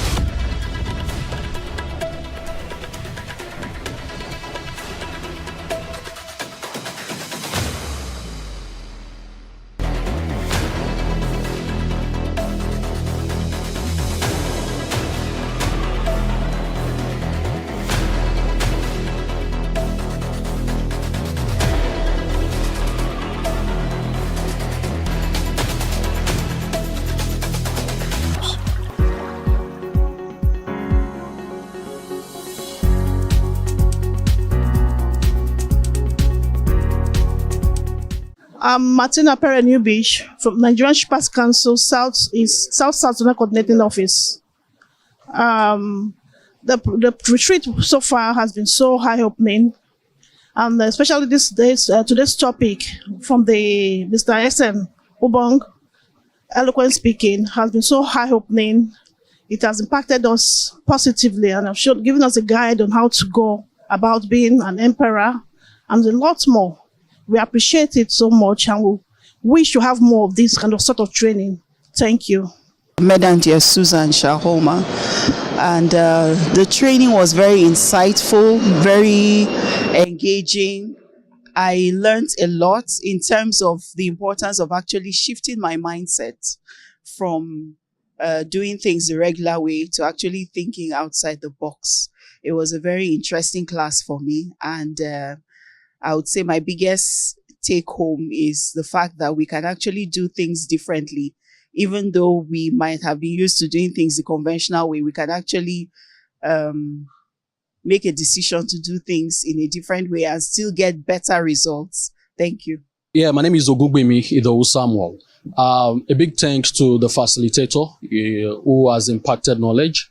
We've been encouraged to set a timely goal to drive the council's image and also to shape the public opinion by setting a strong agenda for the public. We have also been encouraged to invest in improving some of our skills, which has to do with speaking skills, writing skills, and also to ensure we improve on our capacity to timely delivery of public relations services. And according to him, he said it is time we look at the opportunity in harnessing the greatness in the strategy of public relations, that is relying on some platforms to drive the council's goal and to also ensure we sustain mutual understanding with the public. And there are some means and strategies to do that, which has been highlighted. And trust me, as a result of this great discussion, we'll take it and we'll implement it so that at the end of the day, we achieve a strong goal, a strong image with the public, and also improve on the council's reputation. Thank you. My name is Zainab Momon Blakos, Public Relations Officer, Kaduna Port Office. I enjoyed today's lectures. It was very interactive.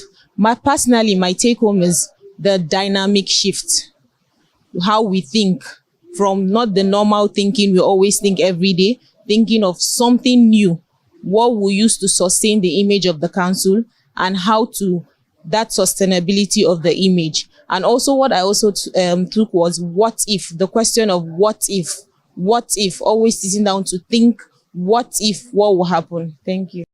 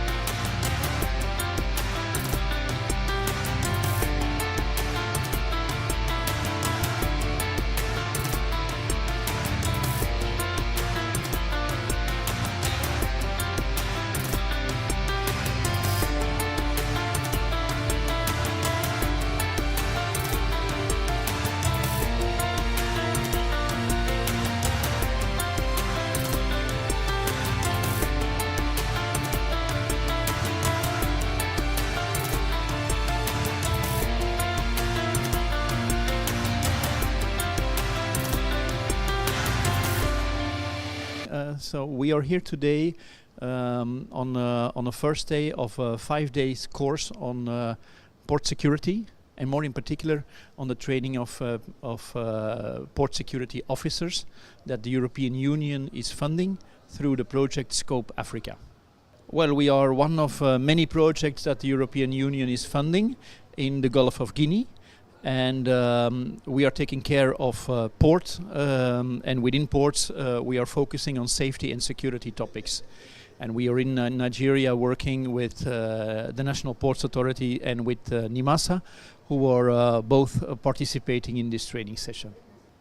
Well, the purpose is that international standards and norms, amongst others in port security, are to be strengthened.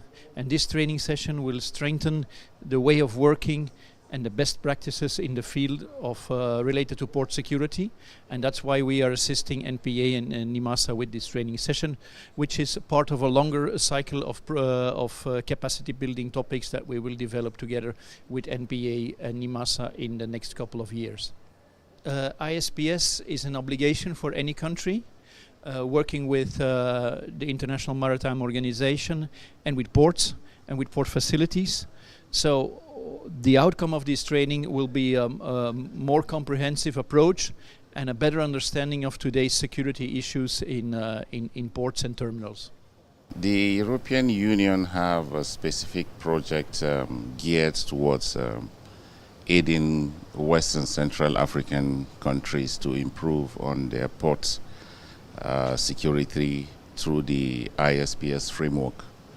And over the years, they have done some evaluations to determine the level of implementation of ISPS around the ports in West Africa and Central Africa. And following those evaluations, they have identified the need to support African countries with training in order to be able to improve the level of implementation. And this is one of the many trainings they have been organizing in the past. BRICS is privileged to be chosen as one of the facilitator for this specific training, which is training 25 port facility security officers. So the ISPS is a security framework for port facilities and ships. Reason being that the ships are the vehicles that interface with the port facilities. And it is concerned with making sure that shipping globally is secured to prevent terrorists from taking advantage of shipping to perpetuate terrorist activities. And so everyone working in the ports, not just the port authorities themselves, be it customs, immigration, NDLEA, port health, every agent, shipping companies, everyone that work around the ports to some extent. The IMO model courses have made provisions for training for people that will work within the port facility. There are people with specific duties, there are specific responsibilities that have been identified, such as the ship security officer and the port facility security officer. They have their training. But it's expected that for them to be able to implement these measures, that people are aware, people that work in the port facilities are aware. And so there is another course called Port Facility Security Awareness, as well as the Ship Security Awareness course programs, which I encourage everyone working in the port, all agencies of government that have one or two things to do in the port to ensure that their officers undergo this training before deploying them to the port for their various duties. So this is my first time having this training as a port security officer, this port security facility officers training, and I'll tell you that we appreciate it so much because it's been very difficult getting this training done by the organization, as so many requests have been made, but as bottlenecks in the maritime sector and in the maritime agencies go like, and yeah, it's a good one. And what I've benefited from this training, for instance, is that it's well packaged and it covers all aspects of the ISPS code, starting with all the relevant sections of maritime security in the maritime industry. So it's important that this training is done, as we've been able to learn so much already about the ISPS code and how to become a port facility security officer. Yeah, we would like to have training on how to do proper port facility security assessment, port facility security plans, as well as things like budget training, where you can go offshore and do such relevant trainings. Yeah. I think those will also improve our job, as well as when you have more stakeholders, such as other government agencies, can participate in this kind of training to ensure that everybody is brought on board and can work together in synergy at the ports to make it a safer place. So I think that can help in that light. Port of Antwerp Bruges International is a global port developer, so which means I quite operate within the port ecosystem, and this training is about capacity building for the white-collar staff of the port. So when the opportunity came for Nigeria to have a feel or a grab of the program, which European Union is currently running in some other African countries as well, so we're able to do the needful to make sure that Nigeria is a beneficiary, and that is why today the program is being kicked off with the training sections in collaboration with MPA and NIMASA. Today's phase of the training program is solely about the ISPS code within the port environment. But beyond that, the program is running for 4 years. We started in 2025, which is the inaugural phase and all of that. So now, till the end of the program, there are other trainings that will obviously come up to build capacity of the white-collar staff of the port. It's no financial cost to Nigerian government, at no financial cost to MPA or NIMASA. So why not, if we can have it? Yeah, it's adding to our port staff capacity on the job. So why not have it if we can have it? So like the other phase of the project will be taking care of the firefighters and the rest of it. So various segments of the port. So if we can have it for free and somebody is paying for it, it's okay, we have it. That's my opinion.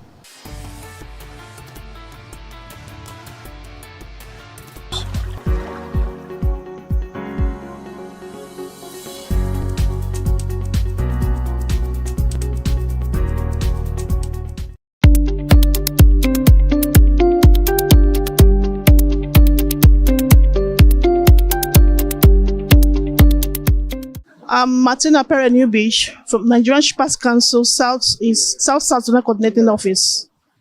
The retreat so far has been so eye-opening, and especially today's topic from the Mr. SN Ubong, eloquent speaking, has been so eye-opening.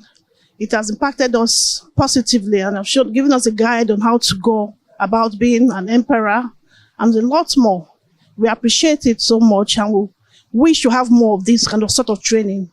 Thank you. Madam dear Susan Shahoma, and the training was very insightful, very engaging. I learned a lot in terms of the importance of actually shifting my mindset from doing things the regular way to actually thinking outside the box. It was a very interesting class for me, and I would say my biggest take home is the fact that we can actually do things differently. Even though we might have been used to doing things the conventional way, we can actually make a decision to do things in a different way and still get better results. Thank you. Yeah, my name is Ogungbemi Idowu Samuel. A big thanks to the facilitator who has impacted knowledge. We've been encouraged to set a timely goal to drive the council's image and also to shape the public opinion by setting a strong agenda for the public.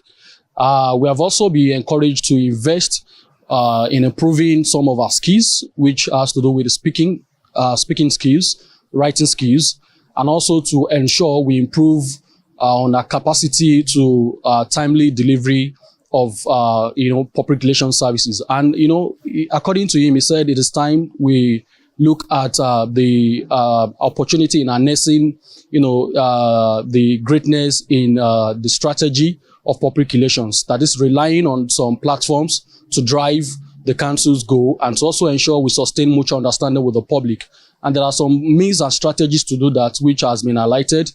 And trust me, as a result of this great discussion, we'll take it and we'll implement it so that at the end of the day, we achieve a strong goal, a strong image with the public, and also improve on the council's reputation. Thank you. My name is Zainab Momon Blakos, Public Relations Officer, Kaduna Port Office. I enjoyed today's lectures. It was very interactive. Personally, my take home is the dynamic shift, how we think from not the normal thinking we always think every day, thinking of something new, what we use to sustain the image of the council and how to that sustainability of the image. And also what I also took was what if, the question of what if, always sitting down to think, what will happen? Thank you.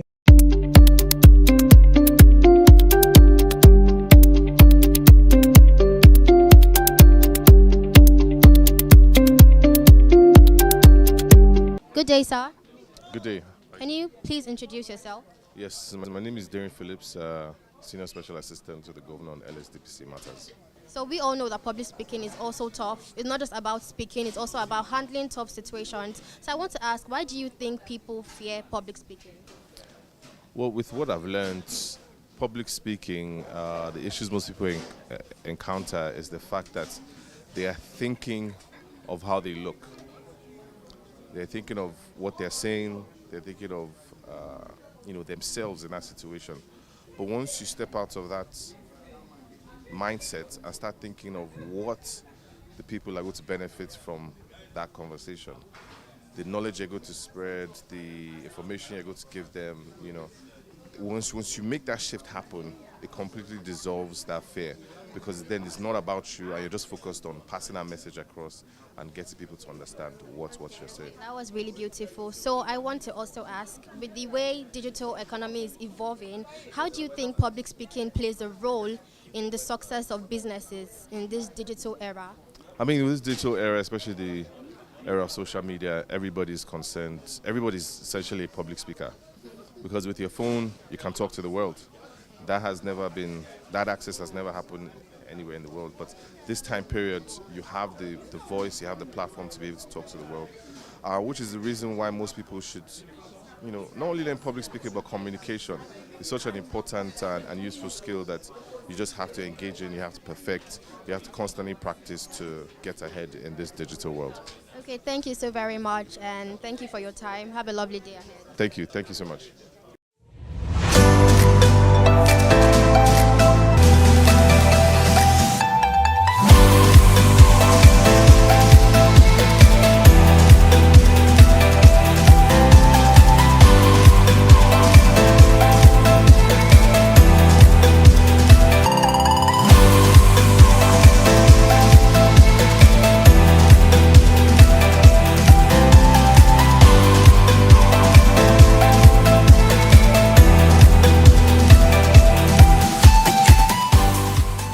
Good day, sir. Good day.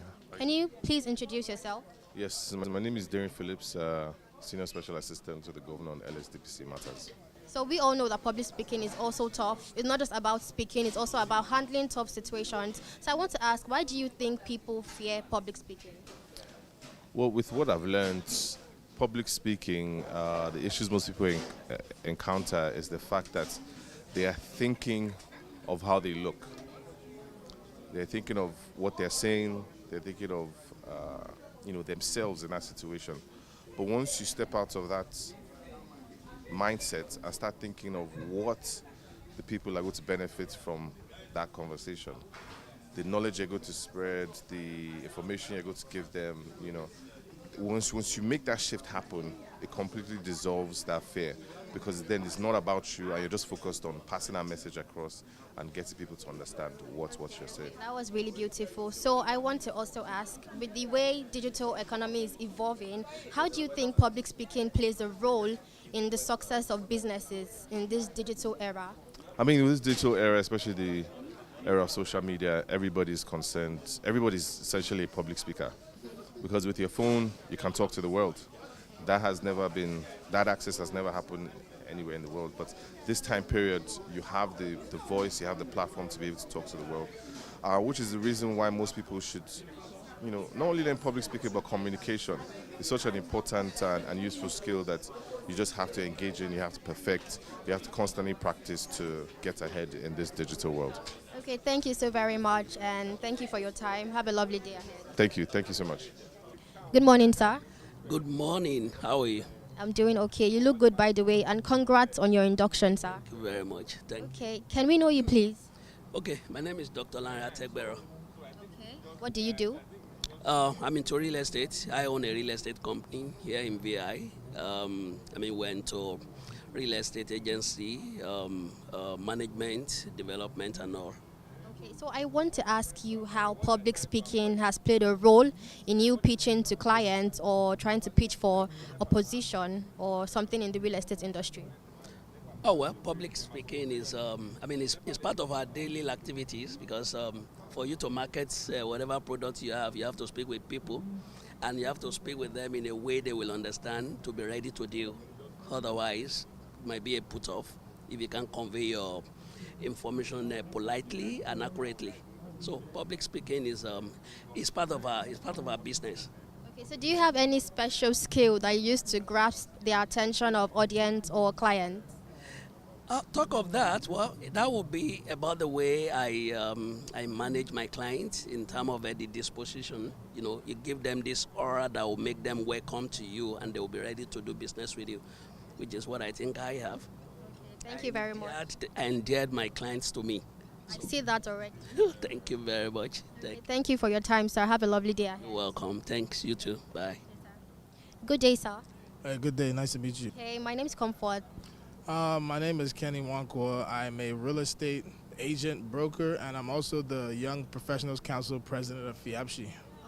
That's really nice. So I want to ask how public speaking plays a role in building trust and credibility in the real estate industry as you have to market land, apartments, and properties. How do you build trust and credibility with public speaking? Okay, I would say that public speaking is, I think, one of the best skills you can have. You can be underqualified, and if you speak well, people will in their mind they'll qualify you higher. So I think it plays a role from the standpoint of communicating accurately, clearly, succinctly, makes people trust you more. It makes you sound more like you know what you're talking about, and people prefer to deal with people especially in this environment where there's like a huge trust deficit, especially in this country. When you speak well and you communicate the information and relay the information accurately and clearly and efficiently, it definitely buys you a great deal of trust. People are more likely to take you on your word more when you speak well. It helps you convey your message. If there's a value proposition that isn't obvious, being a well-spoken person and understanding public speaking can help you relay that in a way. And then also from the standpoint of diversity, being able to speak the various dialects people speak. Like I know, for example, I've had many situations where I'm dealing with like a local chief who is like, on Manilas and stuff and trying to broker some kind of deal, and that your eloquent university speak doesn't work there. Then you go to that guy and you speak the language that he speaks, which is its own form of public speaking. Like in Nigerian politics, you want to do a town hall in your local government. You're probably not going to do it in university English. So definitely that skill is huge in buying trust and, like credibility and cachet with people. This was really wonderful. Thank you very much for your time and have a lovely day ahead. All right, thank you so much. Thanks for having me. Good day, sir. Good day, good afternoon, you're welcome. Can you please introduce yourself? My name is Eseto Amvalo Abdegani Jimo, a member of the FIAPSHI family. I'm into real estate, though practice in the northern part of Nigeria, that is precisely Abuja, Kaduna, and Kano, respectively. Thank you very much. Okay, so I want to ask you how public speaking has helped you when speaking in public and how you handle tough questions or objections during public speaking. Public speaking, I think, though I would say as the public relation officer, as a PRO, Kaduna State branch of the Nigerian Institute of Survey and Valuers, I would say I speak more in the public, and that has kind of like built my confidence when communicating with people, seeking people's opinion and making your own opinions, getting across your own opinion to others as well. And speaking in public, I think it goes a long way. Apart from the talent, it also has to do with training. It also has to do with learning and other skills involved. Okay. So I want to also ask, do you think public speaking is inbuilt or you can actually learn it, or it is like natural, like a talent? Yes. Number one, there are those with that talent, so we can say it's inbuilt. However, apart from the inbuilt silence, I can categorically say it has to do with learning also. Because for you to be able to speak in public, you need to first of all identify the kind of public you want to discuss with and the kind of event you want to speak, you want to kind of go into. Is it a formal event? Is it a semi-formal event or an informal event? Because that will guide you in your way of communication, in your way of processing your ideas to the people on, so let me say to the attendees, those who are present at such events. So it also has to do with learning also and training for you to be able to kind of communicate with people effectively. Thank you so very much for your time. Have a lovely day. Thank you. And I can say I want to use the opportunity also to thank the CEO of Achievement Channel. And why I said it is that today it's because I also speak in public also. It kind of like give me another dimension to mode of speakings, because first of all, apart from we all understand that you need to kind of like introduce your theme, you need to introduce your topic, it's also give me another perspective which has to do with involvement, which has to do with engagement. Because without the engagement, even speaking in public has a long way to go.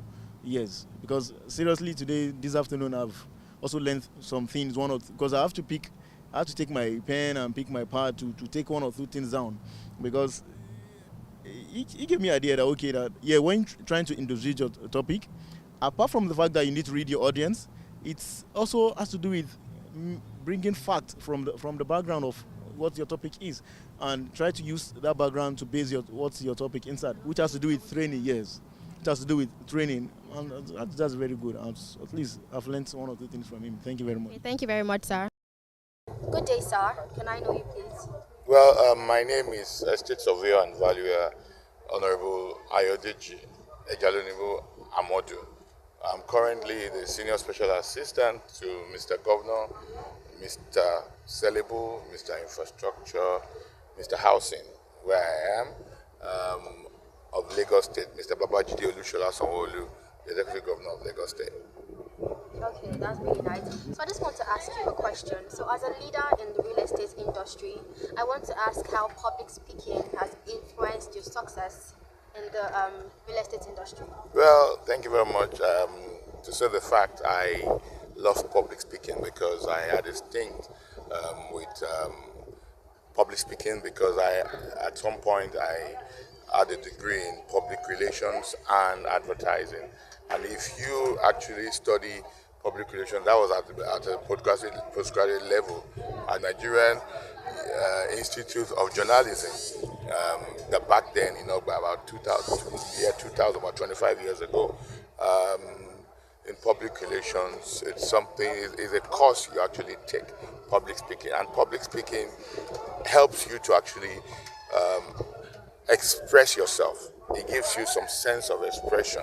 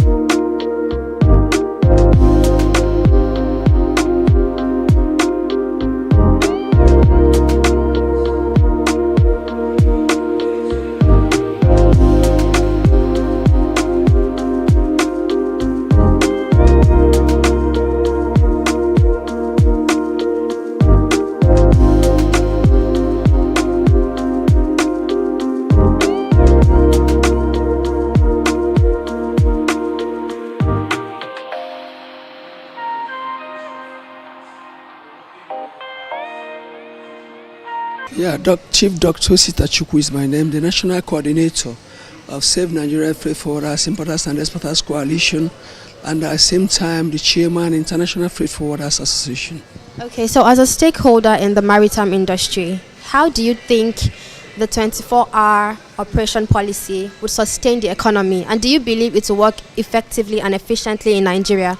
It works in many other countries. I don't know why it cannot work in Nigeria. What only that can make it to work in Nigeria is having what we call efficient security. One, and efficient economic driven, technical economic driven. And two, sincerity and transparency in the system. So because one thing that you could understand in Nigeria is that not that we are not professionally being brought up to do this work, not that we don't have the sense to do the work, but the problem we have, I don't know where it's coming from. Nigeria has been a place that one thing is being discussed every year, is never getting well. My name is Dr. Eugene Chukwumeke. I'm the Secretary Custom Consultative Committee, CCC, and Head of Research, Empowerment Research Center. So, in regards to the 24-hour port operation, how do you think this will impact the economy and also sustain the community close to the port areas?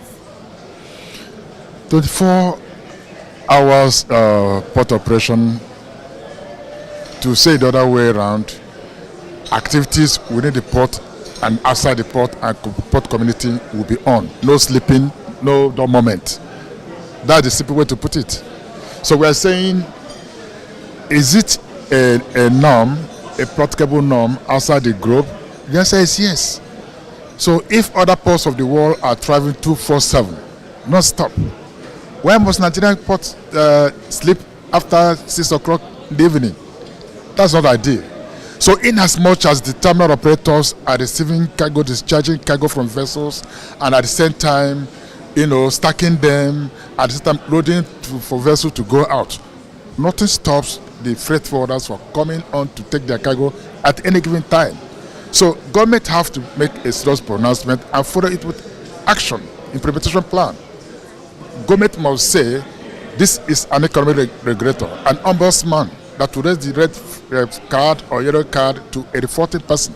Shipping line must open up itself totally to automation so that we can leverage on them. Bank will not go sleepy, right? Custom gates are open and their system should be functioning 24/7. Assistant Controller of Customs, Oyo Oladipo, in Nigerian Customs Service. Okay, so what role do you think the custom plays in implementing the 24-hour port operation service? Customs plays a pivotal role and a major role in 24 hours clearance, because definitely that anything that comes into the country must come through our borders, and of course when they come through our borders we have to do our proper security check, and part of our core function is making sure that there's revenue generation and substandard goods are not coming into the country, and as well to tackle smuggling activities. I'm Captain Sunday Omoren, the Secretary General of the Memorandum of Understanding on Port State Control for West and Central African Region, popularly called the Abuja MOU. Okay. So I wanted to ask what you think should be the role of stakeholders and policymakers in implementing the 24-hour port operation. Okay, as I highlighted in my presentation, the starting point is for the policymakers, which is the government, to have that law in place that yes, you can conduct your operation within in a 24 hours cycle. So for you to actually start, you must have the backing of the law. So once you have that done, the next thing is to have the maritime. We have what we actually call the maritime cluster.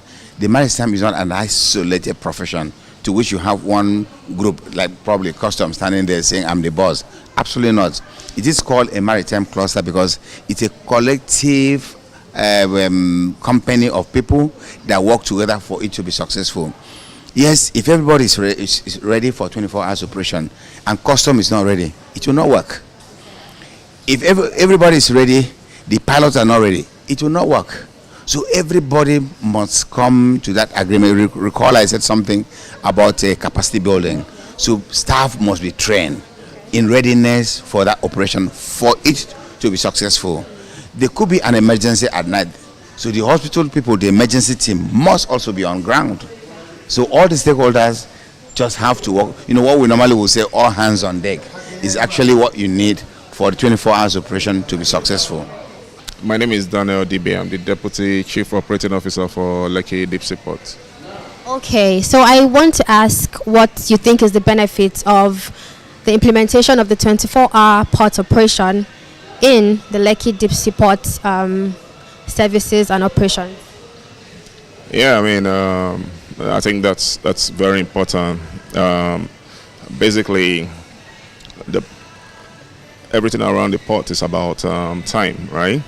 The measurement of port's performance is around how fast you transact, how fast you service. So having the full complements of the total number of hours in a day, it's important, right? And again, for the shipping lines, they have to meet their schedule.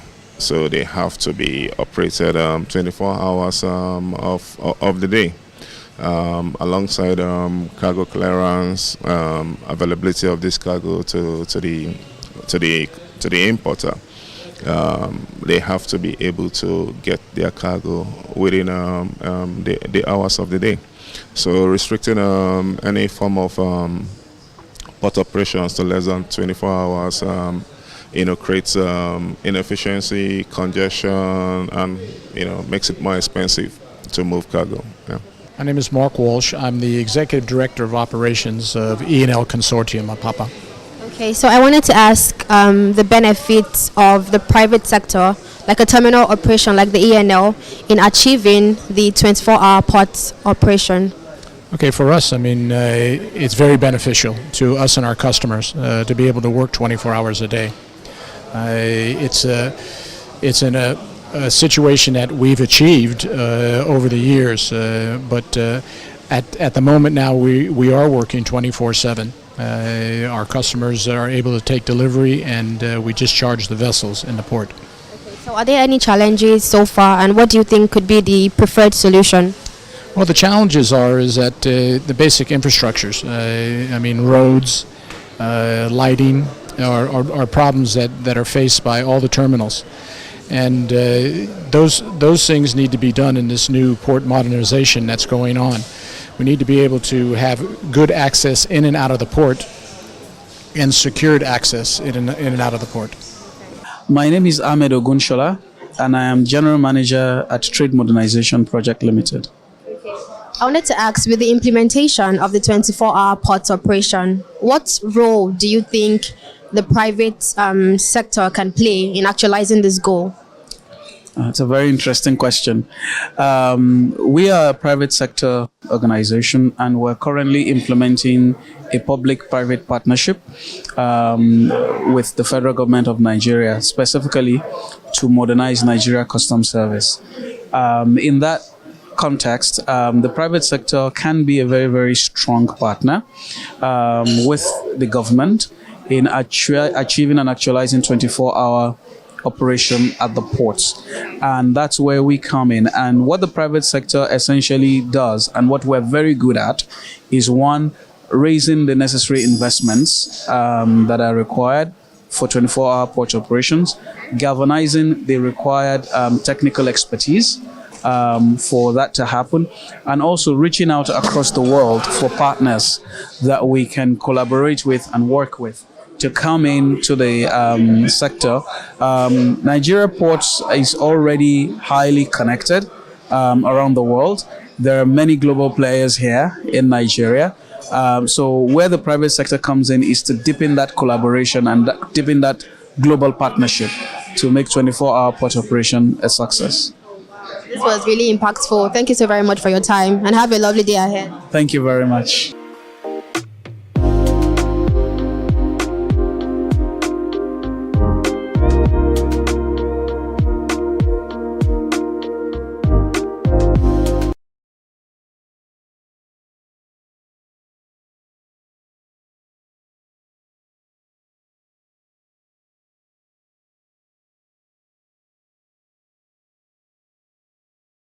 Hello and welcome to the maiden edition of Watchers of the Sea, Nigeria's daily maritime journalist roundtable, coming to you from our studios here in Ikoyi, Lagos, on the Blue Economy TV.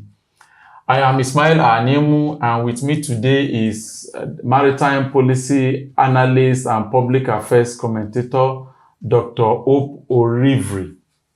Thank you. Yes. Together, we'll be navigating one of the most significant developments to shape Nigeria's maritime landscape in recent history. Thank you, Ismail. It's an honor to be part of this groundbreaking moment. Today, we're focusing on the recent approval of Nigeria's very first national blue economy policy endorsed by the Federal Executive Council on May the 5th, 2025. This 10-year policy framework running from 2025 to 2034 is designed to unlock the economic potential of our marine and coastal assets, spanning sectors like fisheries, tourism, renewable energy, maritime logistics, and more. Yes, it's a strategic move, one that aligns with global development targets like UN Sustainable Development Goals and Africa's Agenda 2063, focusing on climate resilience, job creation, sustainability, and long-term national growth. But before we get into our full discussion today, it's important to take a step back and understand the bigger picture, the groundwork, the drivers, and the decisions that brought us to this policy milestone. Exactly.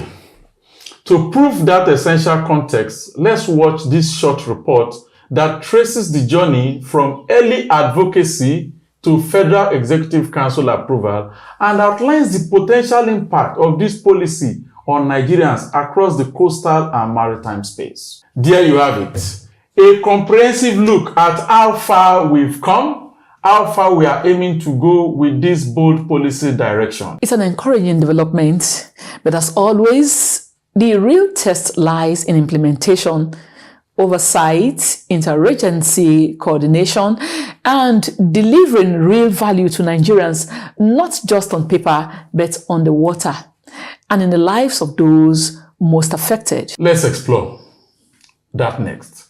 What does this policy mean for maritime governance, industry players, and the Nigerian economy at large? For me, there has always been this high expectation, anticipation for a better maritime industry that is propelled by policy that encourages foreign investment and the growth of local economy.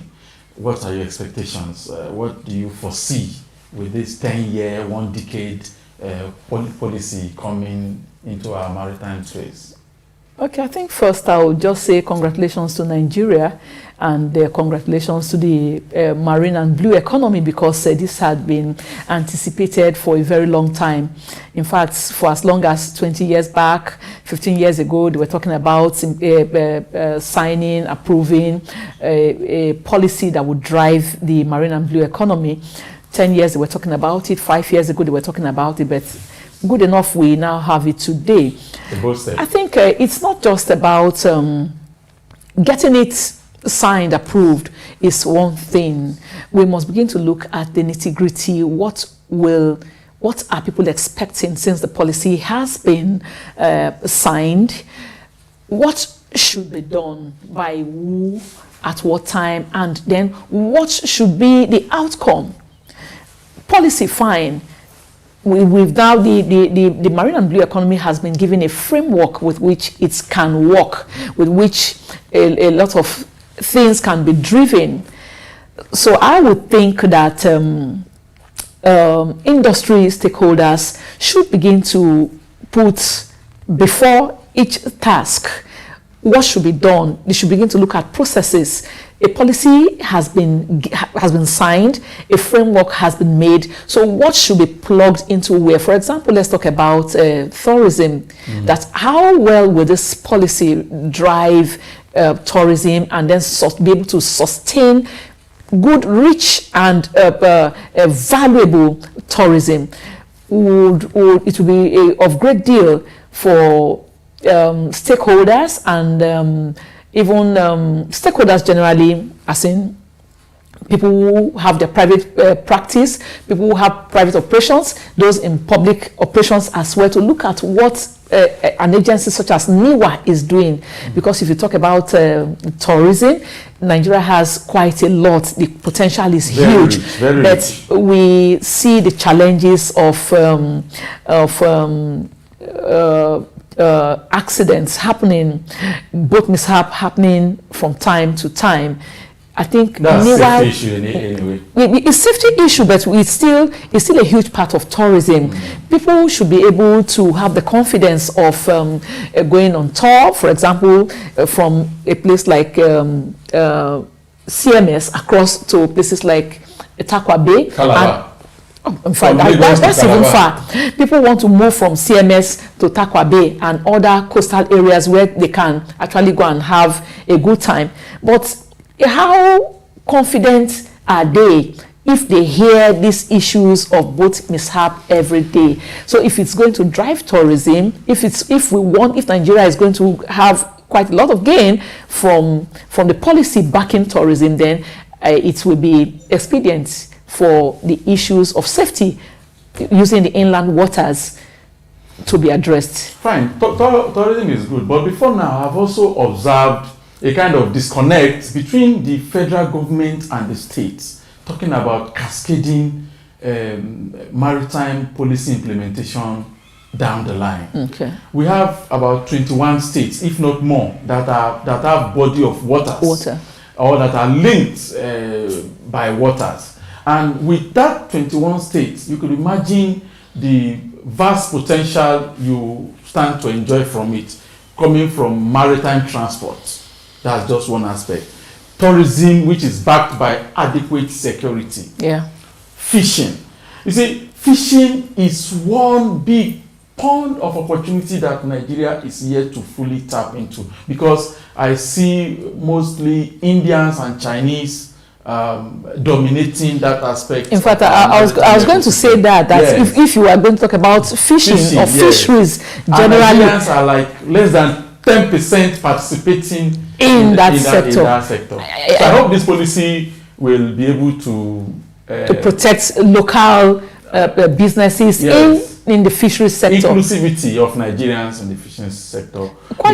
Because the value chain from the fishing sector is such that it can generate more jobs than we can imagine. I think if stemming from that angle, it will be of great importance and a necessity to look at how foreign companies come to plunge the fishes in our waters. At least they have now, there's a policy, they have guidelines as to what area, what limits they could go in carrying out their fishing exploits. But we have seen it over time how locals around coastal areas have cried out about not being able to fish any longer because they can't find any fishes. You have people who have their trawlers come in and they sweep the belly of the sea. They sweep out everything, and the locals who don't have such a kind of equipment to do their fishing, they are just left without anything. The challenges in that sector are hydra-headed. I have a personal experience. Okay. I traveled to Ibaka, the place they proposed to have a deep sea port in Akwa Ibom State. Okay. And I saw that the large number of fishers in that place were from Ghana. Yes.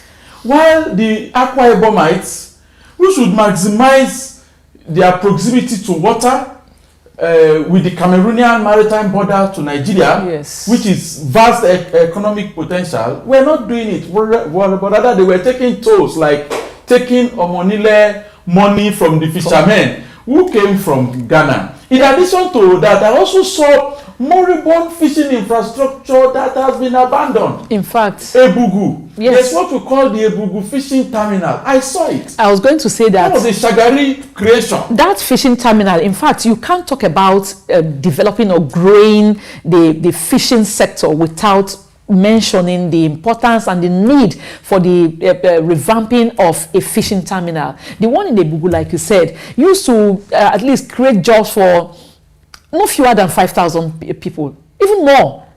even more, but that had been there, that fishing terminal had been there forever since. It would be of great good for first the locals and then the industry as a whole, for such terminals to be revamped so that the locals can have that first strength of nearness, or in fact being in their very environment, to explore the potentials that fishing can give to them economically. In fact, as a maritime country, Nigeria should have no business with poverty, let alone being called the poverty capital of the world. That in itself is an insult. So I want to believe that this policy will change the narrative and will make Nigerians maximize the advantage and potentials inherent in the waters. I can still talking about fishing and the need for a fishing terminal. NITOA had also fought for like some 3 years ago on the need for federal government, because there had been promises to develop a fishing terminal in Kirikiri. But I think like 3 years ago, NITOA also still cried out to say the very site, the location that was allocated or that was being discussed, discussions were being held for NITOA to have the fishing terminal, had been taken over by another investment. Since this policy has come in, can the federal government actually take a look at that? Even if that same location is no longer available, it will be of great good to have a fishing terminal, a workable fishing terminal that can provide everything that will support the development and the growth of fishing in this part of the country. Let's look at maritime transportation. Yeah. Do you know that pre-independence Nigeria, people were traveling by water from Calabar to Lagos? In fact, as late as 2018, 2019, people were still doing quite a lot, traveling by the inland waters from Lagos to, you said, Calabar. In fact, people were still traveling from Lagos, here from CMS, the Marina, to Badagry, and even going as far as Ghana. See? Going to Tema. They were going to Tema. Why don't we have crafts, ferries, cruise boats? Because if you talk of maritime, there's also linkage with tourism.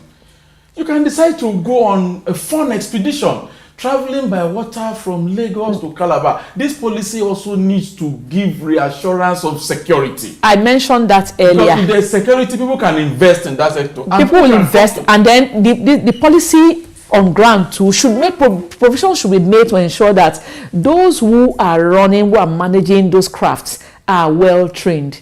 It's important. You don't just get any person because you have invested, you've been able to buy a craft, and you just pick anyone to be there. They need training. These are interrelated network of issues that must be addressed if the policy will do well to grow the marine and blue economy. You know there are fears. I don't want to sound pessimistic, but the fears is about sustainability. Will a new government sustain and continually implement this policy as laudable as it is, even though that is the importance of a policy. A policy shouldn't be carved end with a regime. A policy means these are the drivers of this. These are the frameworks that should drive specific sectors of our economy. So it doesn't matter who is there, I'm which party or which government is there. It's my worry. It's my personal worry. I think that brings us back to the agencies who oversee all these activities and these operations. It has to do with politicians now, because agencies who supervise these things are under the political class. Politicians are people who can change their mind at any time. What if another government comes and decides that they want a new policy, they want to start something afresh, different from what they are inheriting? That's my worry. We should have a culture of sustaining good policies like this, implement it for 10 years. It is very important. I mean, this is a 10-year policy, and anyone who truly wants Nigeria to earn and gain from the good of the vast maritime potential that Nigeria has should actually support it. We are talking of a 10-year policy plan that would guide the operations in different subsectors of the marine and blue economy. I think it should be supported. I don't want to think that any person should just hurriedly wake up. These are taking very long time before we are seeing that the policy is being signed, approved. It should. I think we should all think Nigeria first. It's important. It should be Nigeria first. And then you have regulatory agencies. They are there. They are not there to just run about, oh, a new government has come, this is what this government wants. No, they should be professional enough to understand that whatever operations we are running are backed by a policy. That is why we're saying, oh, a policy is good, so that they will have something that is tangible, that can be referred to, that can be a reference point or reference document to say, this was written to guide or to drive this sector, and let's follow it. If we do that, I think it will be good for the sector and for Nigeria at large. I'm optimistic too that it will address training deficits, because Nigeria as a maritime country has not been able to put its act together properly when it comes to maritime education and training. That we still have to go to smaller maritime countries in Africa for certification. Even when you go to an academy in Nigeria, you want to travel out of Nigeria for certification, because the certificate of competency issued by the administration in Nigeria is what you call near coastal voyage, NCV. It's not unlimited, and I don't know why we are delaying this unlimited, but this policy should be able to address that. I was going to say that. Where if you want the best of maritime training, you can get it in Nigeria without necessarily sourcing for dollars to go to South Africa, Egypt, to go and get it. You cannot have this whole vast water space and you don't have the training capacity and capability to churn out the best of manpower. In fact, we shouldn't be just having manpower for ourselves. Nigeria should be exporting maritime manpower. But I believe strongly indeed that with the policy in place, quite a lot will change. Nigeria has the capacity, and there's nothing wrong in boosting capacity through further training. But right now, Nigeria has capacity. Training, we have people who can train, we have professionals who can actually train the younger generation. It's just for us to have indeed the policy drive the things that we're doing. Exiting. We are not taking advantage of the master mariners. In fact, you are bringing us now to as they go. Who are they raising? Who are they raising? To fill the gap. It's important. It's important. It's important that they begin to do training for the next generation. It's important. It's a whole lot. It's a whole lot, and I believe, we all believe indeed, that this policy being implemented will do Nigeria a great deal of good in developing the marine and blue economy. And the space for training has not been exhausted. Because we have an academy in Akwa Ibom, we have a university somewhere in Delta, and we have so much youth wanting to acquire maritime training, and these spaces in these schools are not enough. The government needs to do much, especially making private institutions that are involved in maritime training to have the recognized standard that will make them hard to the quality. Yes. Well, I think even what the private sector is doing in the area of training manpower is also commendable. But very limited. It's not enough. It's commendable.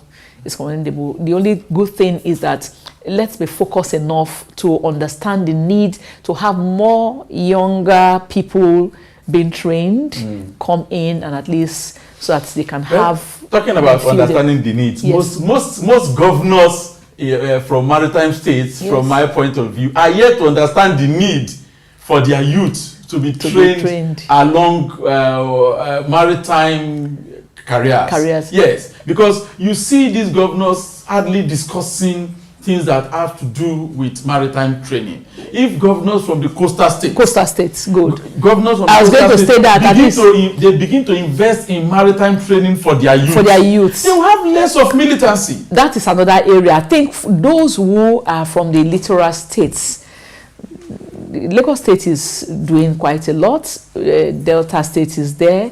Ondo State is there.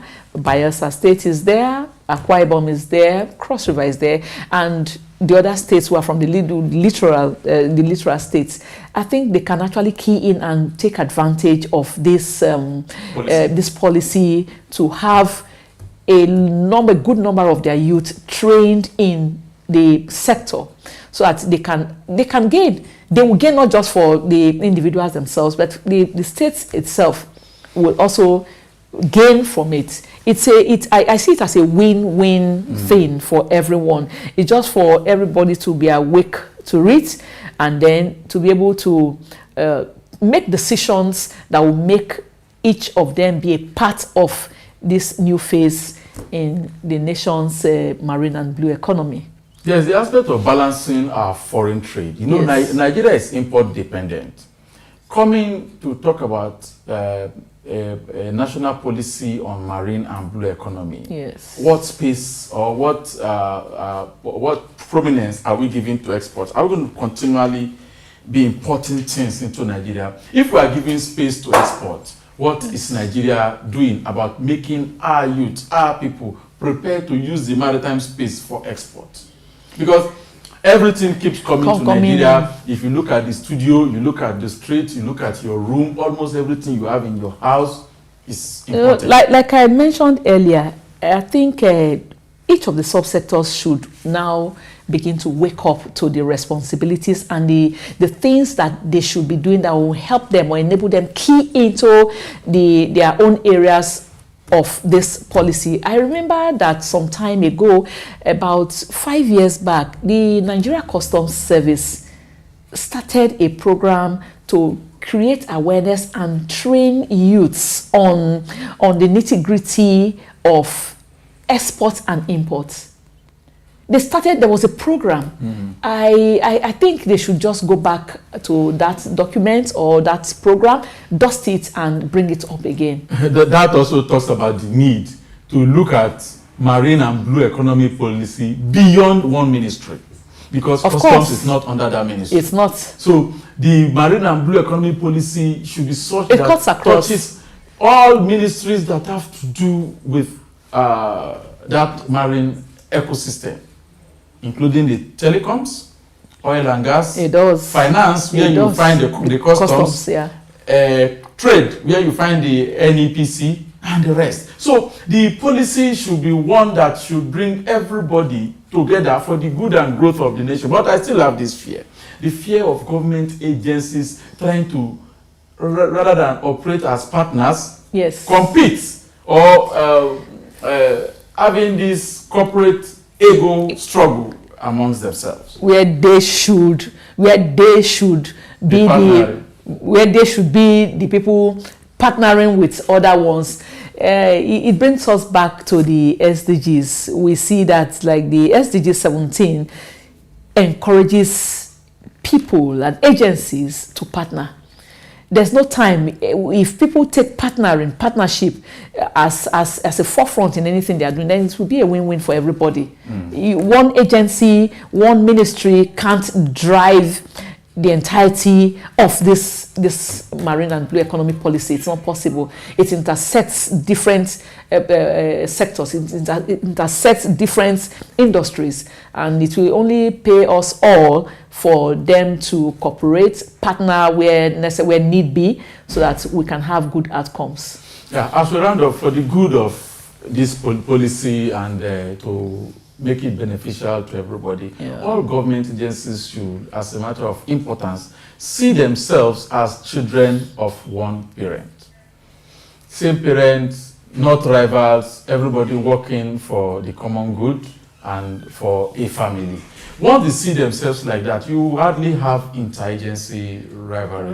Because this interagency rivalry stems from, oh, this agency is not from my ministry, and you just have to see them as you must do better than them. whereas we are to partner, collaborate for one country. And it's very funny because anything any of the agencies are doing, anything each one of them is doing, ultimately is for the good of country, is for the good and the propagation of the empowerment that the federal government itself is doing. And even if you cascade it down to the state government, it still says, oh, this state government has done well. But if you put them together again, the good will still go to the federal government. Yes. But importantly, it must have touched the lives of the people who are found in their different localities.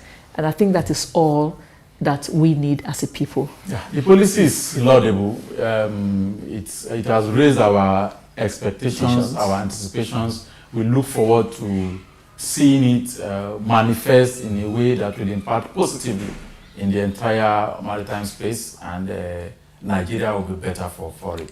We'll keep a tab on that. Yeah. Thank you. Thank you.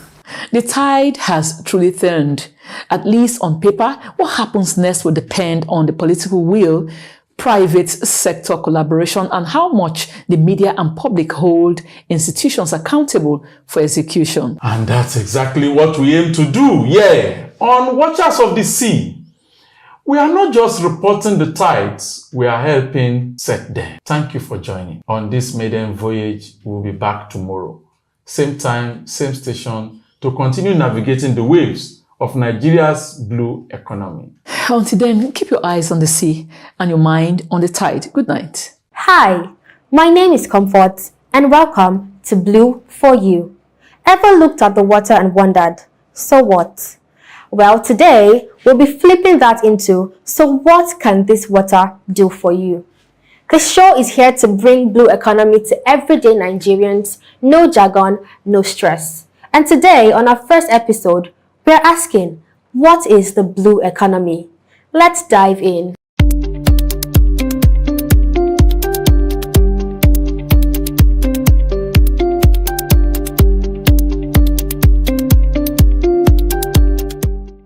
The blue economy is everything that happens on water for survival, money, and national growth.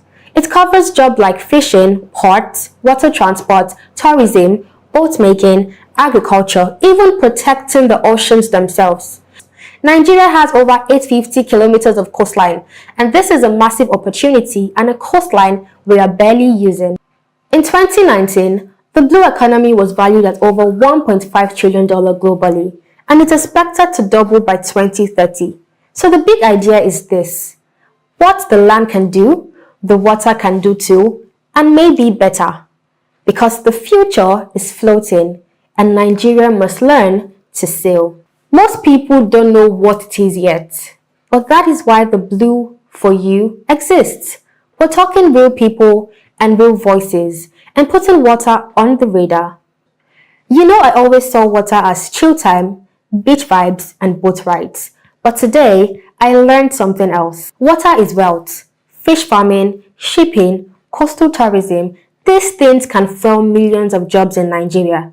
And here's the fun fact: 90% of global trade moves by sea. So let's think differently. The water is not just for watching, it's for walking. Thanks for being part of the first episode of Blue for You. Next time, we're heading to a fish farm to see how young Nigerians are creating income from sources of water. You don't want to miss this. I am Comfort Idongisebasi, and this has been Blue for You, because the blue economy is for all of us.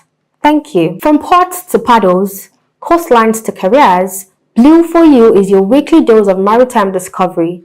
Join me every Saturday at 4 p.m. on Blue Economy TV, and catch our repeat broadcast Mondays at 10 a.m. Discover the blue side of life. Hi, my name is Comfort, and welcome to Blue for You. Ever looked at the water and wondered, so what? Well, today we'll be flipping that into, so what can this water do for you? The show is here to bring the blue economy to everyday Nigerians, no jargon, no stress. And today, on our first episode, we're asking, what is the blue economy? Let's dive in.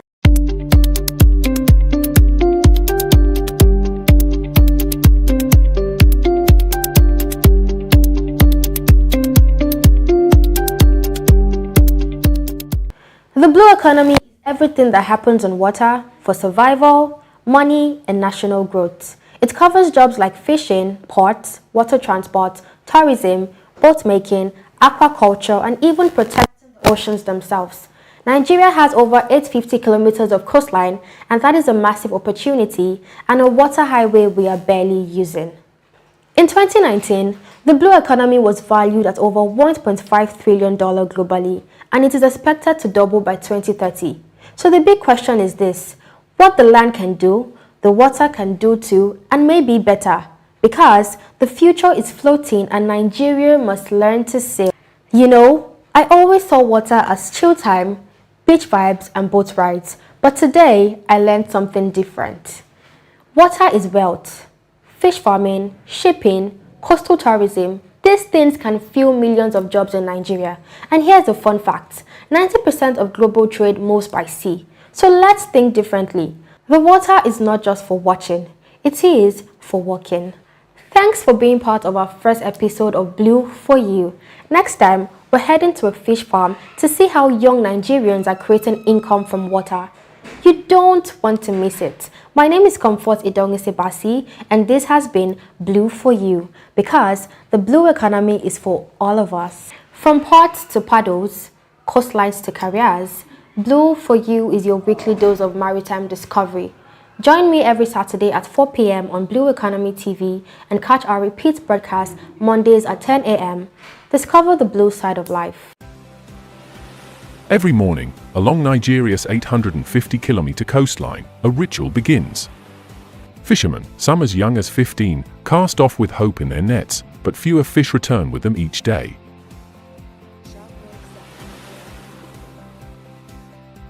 A silent crisis is sweeping the West African coast. Illegal, unreported, and unregulated, what we call IUU, fishing is draining life from our oceans. In Nigeria alone, the estimated loss is over $70 million every year. For coastal communities, fish are not just food, they're income, culture, and survival. Yet foreign industrial trawlers, operating with impunity and without permits, vacuum up tons of catch daily, often within waters legally reserved for small-scale fishers. Detecting these ocean crimes isn't easy. The sea offers cover, and many trawlers switch off their tracking systems. But Nigerian authorities are fighting back, with satellite monitoring, coastal radar, and regional cooperation. In 2024 alone, 23 illegal vessels were intercepted. Several were found using banned fishing methods, destroying coral reefs, capturing endangered species, and operating under false identities.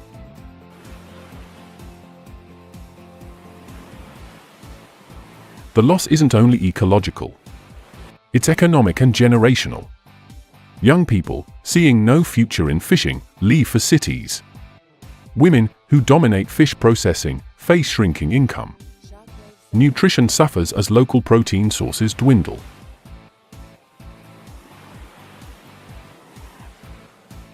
Nigeria, despite abundant marine resources, now imports a significant portion of its seafood. That's not just inefficient, it's a national security risk. But there is hope, and it starts with people. Community-led patrols are proving effective in deterring poachers. Youth and women are being trained to document illegal activity using mobile technology.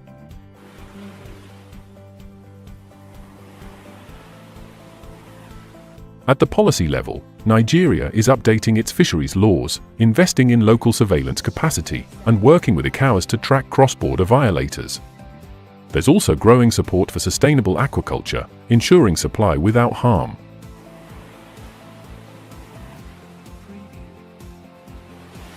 The ocean has fed us for generations. But without action, it will grow silent. Together, governments, communities, and consumers, we can defend our waters, restore our fisheries, and build a legacy of abundance. Fish for the future. Because our oceans feed more than our bodies, they feed our future.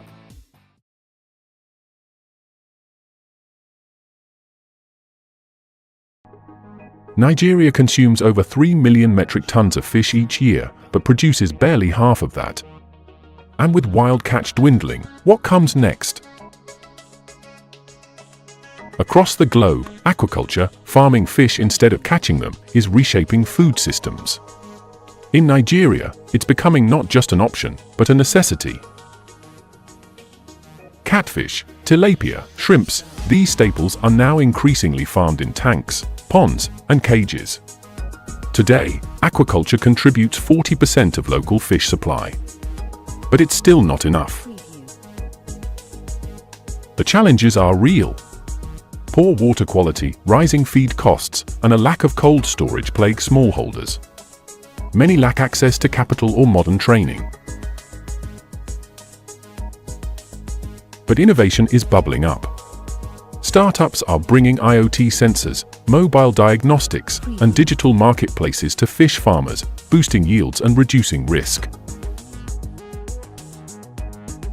Fish is more than food, it's a source of protein, jobs, and resilience. It prevents malnutrition, empowers women, and supports millions of livelihoods.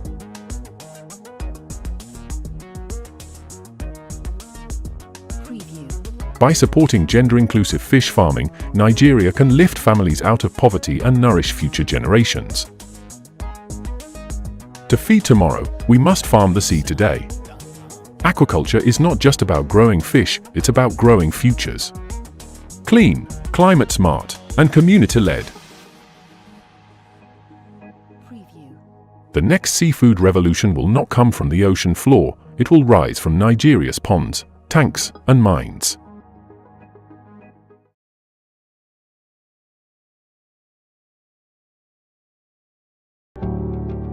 For centuries, coastal communities have lived in harmony with the sea, managing, respecting, sustaining. But that balance is slipping away. Marine policies often come from faraway cities, detached from the rhythms of the tide. Meanwhile, the people who know the sea best are often unheard. Studies show that co-management, shared responsibility between government and locals, leads to stronger enforcement, sustainability, and resilience. In Ibino and Elage, fishers, women processors, and local leaders are setting their own rules, limiting gear, closing spawning zones, and reporting illegal boats. They know that the sea gives only when respected. And when communities feel ownership, enforcement follows. Tools are evolving. Smartphones now track fish stocks. Sea rangers collect data. And fisherwomen use mobile wallets to organize cooperatives. These are not just governance models, they are movements. Proof that sustainability grows stronger when rooted in culture. Governments may draw borders, but stewardship begins at the shoreline. When coastal voices lead, the sea listens, and so should we.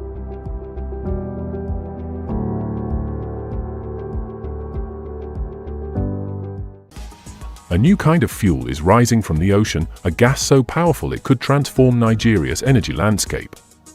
It's colorless, clean, and made from water. Hydrogen is the universe's most abundant element. When burned, it emits only water vapor. As the world shifts from oil to clean energy, hydrogen is fast becoming the fuel of the future. Ocean-based hydrogen is made using renewable power to split seawater into hydrogen and oxygen, a process called electrolysis. It's green, scalable, and ideal for a country like Nigeria, rich in coastal wind, solar, and tidal energy. Green hydrogen could decarbonize Nigeria's shipping sector, electrify remote communities, and power cleaner industries. Already, universities and startups are piloting projects along the coast. New jobs, clean innovation, and export potential, Nigeria can become a hydrogen hub for Africa. From our oceans, we can fuel our future. The hydrogen revolution is here. Let's make it Nigerian.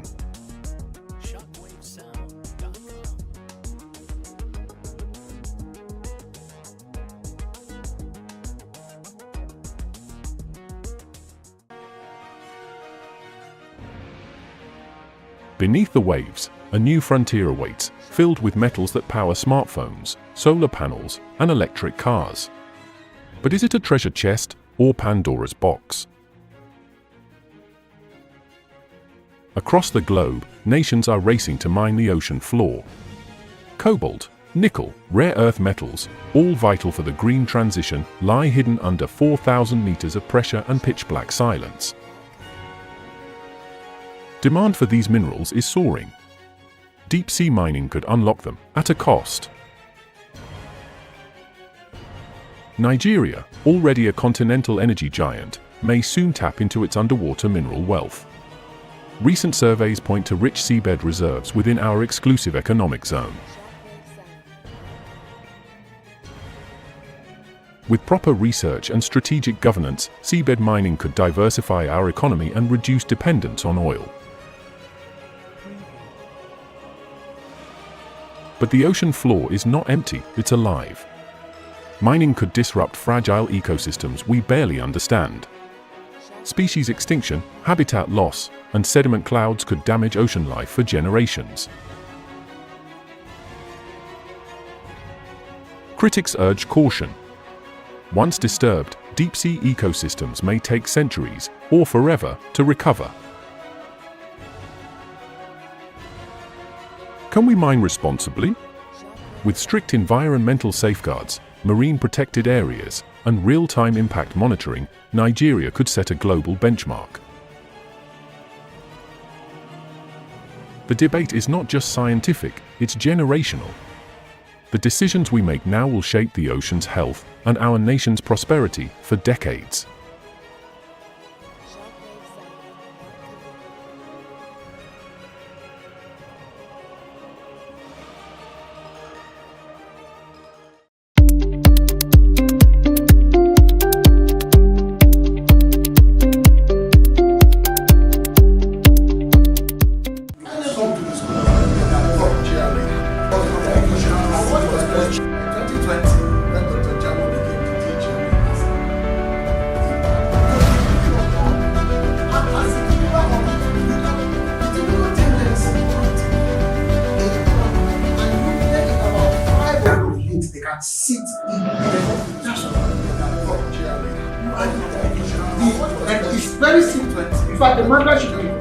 Shippers Council to the rescue, like a Superman wearing his cape.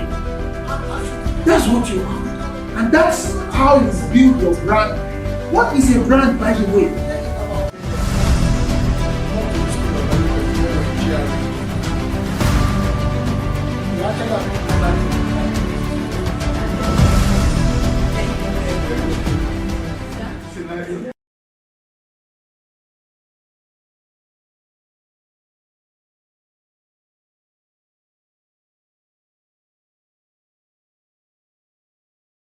Think the sea is far away? Think again. From the bustling markets of Lagos to the rich waters of Cross River, the sea impacts every single one of us. Brought to you by the Blue Economy Academy. This is Nigeria's essential monthly ocean intelligence brief. Whether you're in Badagry, Bakassi, or anywhere in between, we are all stakeholders of the seas. Join the conversation with founder Yubong Essien, CSB, and our team of limited spaces are available. Scan the QR code now and join the Code Blue movement. Let's build a Nigeria that prospers by water. Powered by the Blue Economy Academy. Blue Economy Academy. Prosper by water. As you know, today's event is about exploring the revolution of the blue economy and what the real estate sector can do. If you notice recently, there was this preliminary report about Nigeria's GDP, the rebasing. And we saw from that preliminary report that oil and gas has been displaced by real estate. Real estate is now number 3. Oil and gas is now number 4. Now, we get most of our income, most of our revenue from oil and gas. But in terms of its GDP value, which is really the gross domestic product for the nation, oil and gas is no longer giving us so much. That's why the oil and gas is actually what is called an enclave sector. You can invest 12 billion into the oil and gas sector and you'll be lucky to get employment of about 10,000 people. But invest 1 billion into any of the 10 buckets of the blue economy, because there are about 10 buckets of the blue economy. Those buckets, you have what we call blue commodities, for instance. You're talking about aquaculture, your fishes, your shrimps, all of those living organisms in the waters that can provide food, as long as they are harvested with sustainability in mind. You also have what we call blue cities, which is where you have real estate coming into the fore. So you're talking about development across the water lines, across the coast, waterfront development, luxury development as well, the entire gamut of it. So these two buckets alone, imagine the attention that we could pay to these two buckets and what we expect to generate. Now we know that on estimate basis, Nigeria's blue economy is put at about $30 billion US. That much we know. Globally, it's about $1.5 trillion US. That is very expansive without having to do so much, because it's a sector that is a lot more inclusive. If I were to ask you, how many people do you know in oil and gas? You would have to scratch your head. It's practically an exclusive industry. But if I were to say real estate, chances are that you know someone who might not be a developer, but is a broker. Who might not be a broker, but is maybe a sales and marketing person in that sector. And then talk about those who are lawyers as well in that sector. So clearly, the step that FIAPC is taking today to say this is a revolution taking place, we want to now begin to move our consciousness about real estate from merely being landed property to actually value-driven assets. In other words, water itself has real estate value. And because of all of the activities, economic activities that can take place on it, underneath it, around it, in terms of the communities, in terms of the mineral resources within it, and of course in terms of the kinds of buildings you can begin to create. You can actually have estates, aquatic estates. Okay. So I'll play the catch-up game, because you spoke so much about the blue economy, like we're just getting used to it, or this administration that had a ministry of blue economy. So I'll play the catch-up game. Absolutely. We fast-track the process by moving from mere advocacy towards engagement. That's how we fast-track the process. So for instance, you have in this room about 100 professionals in the real estate business, not just the Nigerian body, but of course you have for instance, you have the president of FIAPC Africa and Near East. So there's already international collaboration and expertise in this room. What I would say to FIAPC today is commence engagement. I'm told that there are commissioners from Lagos State that will also be part of this event.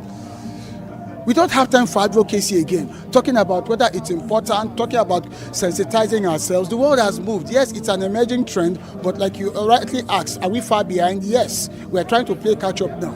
So FIAPC should start visiting all the governors of the 8 littoral states, from Badagry in Lagos to Bakassi in Cross River State. Those are 8 littoral states. You should be talking to the governors. Governors, can you help us? Can you provide us enablement along the coast? Can you open up those frontiers? Because the 8 littoral states are the first frontiers as far as the blue economy is concerned. Then you have 20 other states inland, but they are connected by water transportation in one way or the other. Those are like the what you call the blue corridor states. So can FIAPC reach out to the governors, engage with them, and then create what we now know today as PPPs? All right, state governors, if you can open up the space for us. The real estate practitioners know how to find their way. We know that. We see estates all over the place. Many Nigerians have been buying into them, and so they've taken the lead without waiting for government.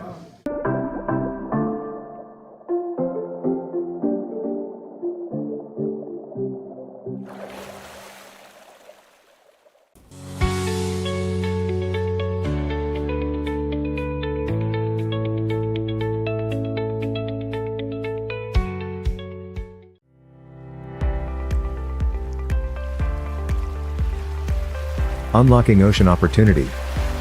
Let's prosper by water. From Badagry to Bakassi, Nigeria's coastline stretches with promise.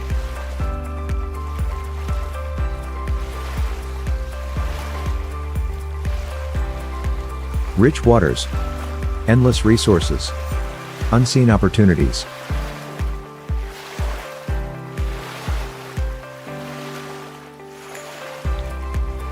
But for decades, we've remained sea blind, despite being surrounded by water. Nigeria has looked inland for growth. The maritime economy remained hidden in plain sight. The vast potential of the blue economy, untapped, unspoken, unrealized. Then came a vision. The Blue Economy Academy was founded to change the tide. A bold institution created to eliminate sea blindness and usher in a new wave of prosperity by water. At the heart of the academy lies a strategic framework. 10 key inclusion buckets that capture the entire spectrum of the ocean economy. From ports to policy, fish to finance. BEA connects every drop of potential. Through executive education, stakeholder town halls, awareness campaigns, and hands-on training. BEA is bridging Nigeria's knowledge gap, one course, one conversation, one community at a time. From our monthly Mastering the Blue Economy Executive Intensive, to grassroots projects like the Ocean Literacy Program and the Campaign Against Sea Blindness. BEA is for everyone: students, professionals, policy architects, investors, innovators. All united by one call, to help Nigeria prosper by water. The Blue Economy Academy has already made waves. National press coverage, government recognition, community trust. It is becoming the lighthouse guiding Nigeria's blue renaissance. This is your call to board the ship. Join as a member. Learn, collaborate, lead. Be part of the movement to unlock our maritime future. Blue Economy Academy, prosper by water. Eliminating sea blindness.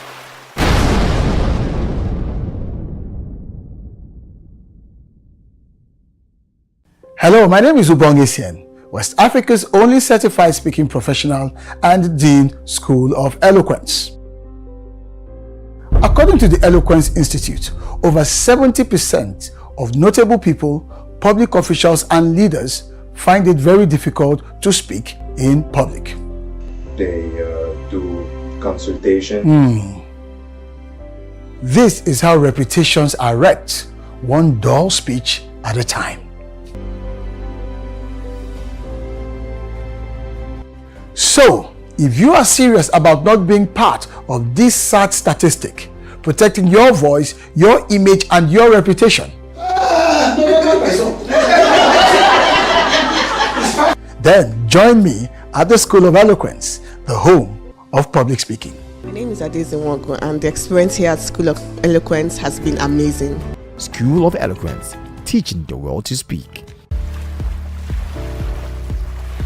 Are you tired of hearing about Nigeria's potential, only to wonder, what about my potential? Imagine a world where our rivers and oceans aren't just scenery, but pathways to prosperity, where our coastlines unlock new futures for every Nigerian. For too long, we've suffered from sea blindness. But it's time to open our eyes. Introducing Blue for You, a national movement connecting you to Nigeria's incredible blue economy. This isn't just for experts. It's for students, traders, innovators, and families. It's for everyone. Join our Blue congregation. Connect with passionate Nigerians. Share ideas and discover how to dive into a beautiful world of opportunity. Ready to find your blue? To see the sea not just as water, but as your future? Join our next monthly Blue for You forum via Zoom. Blue for You, the sea for all, that all may see. Your future is calling.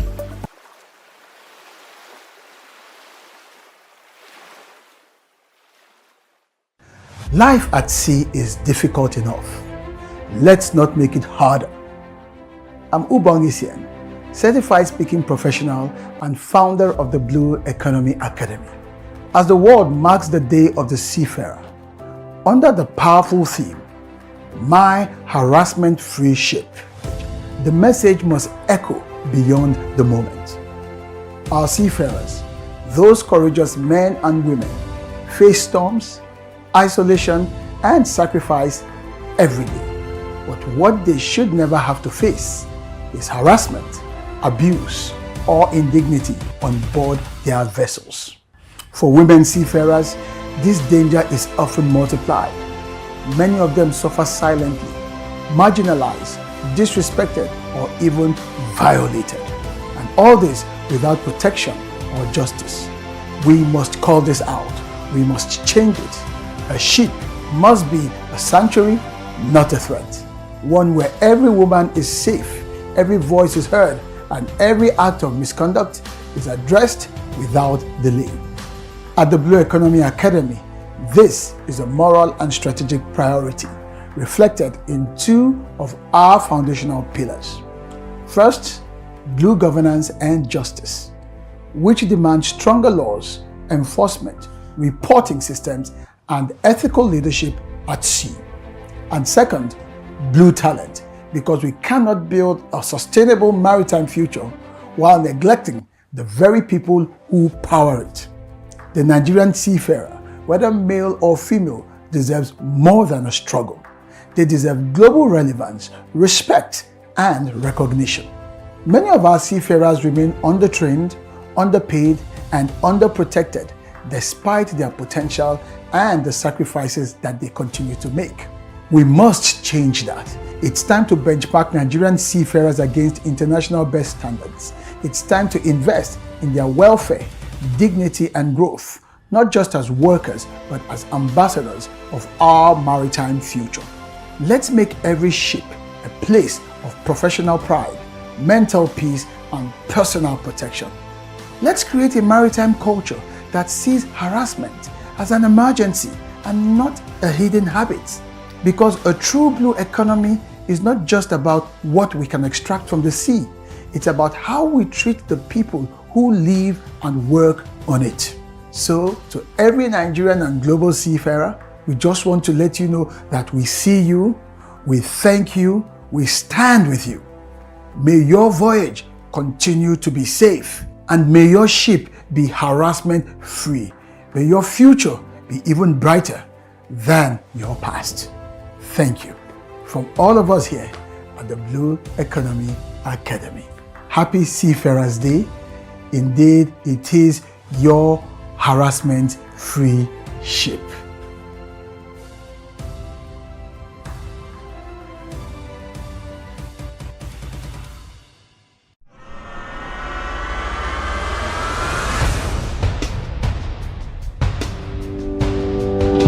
Once, these waters were the world's most feared.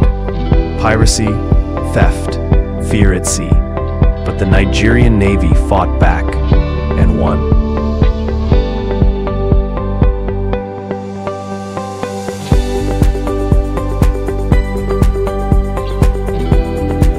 For 3 years, our seas have been calm. Piracy defeated, waters secured. The Navy victorious. But calm seas alone are not enough. What next? Empty coasts, idle hands, youths with no trawlers to work on.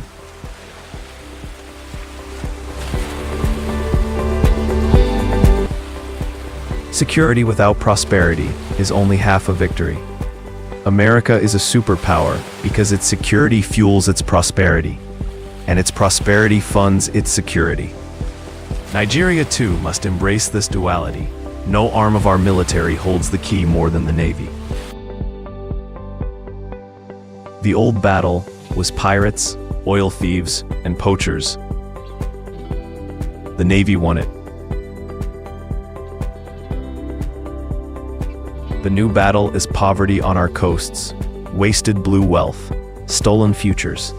This is the blue battle, the battle for prosperity, for jobs, for abundance. Admiral, history will remember not only the battles you won at sea, but the prosperity you unleashed from it.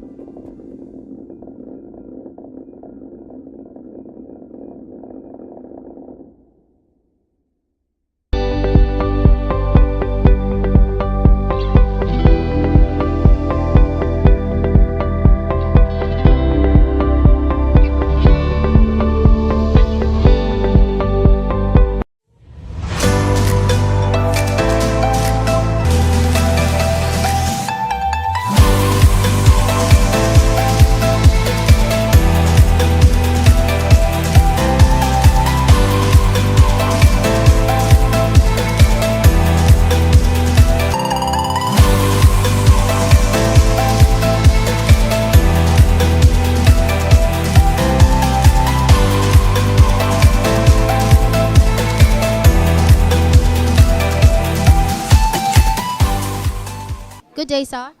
Good day. Can you please introduce yourself? Yes, my name is Darren Phillips, Senior Special Assistant to the Governor on LSDPC matters. So we all know that public speaking is also tough. It's not just about speaking, it's also about handling tough situations. So I want to ask, why do you think people fear public speaking? Well, with what I've learned, public speaking, the issues most people encounter is the fact that they are thinking of how they look. They're thinking of what they're saying. They're thinking of, themselves in that situation.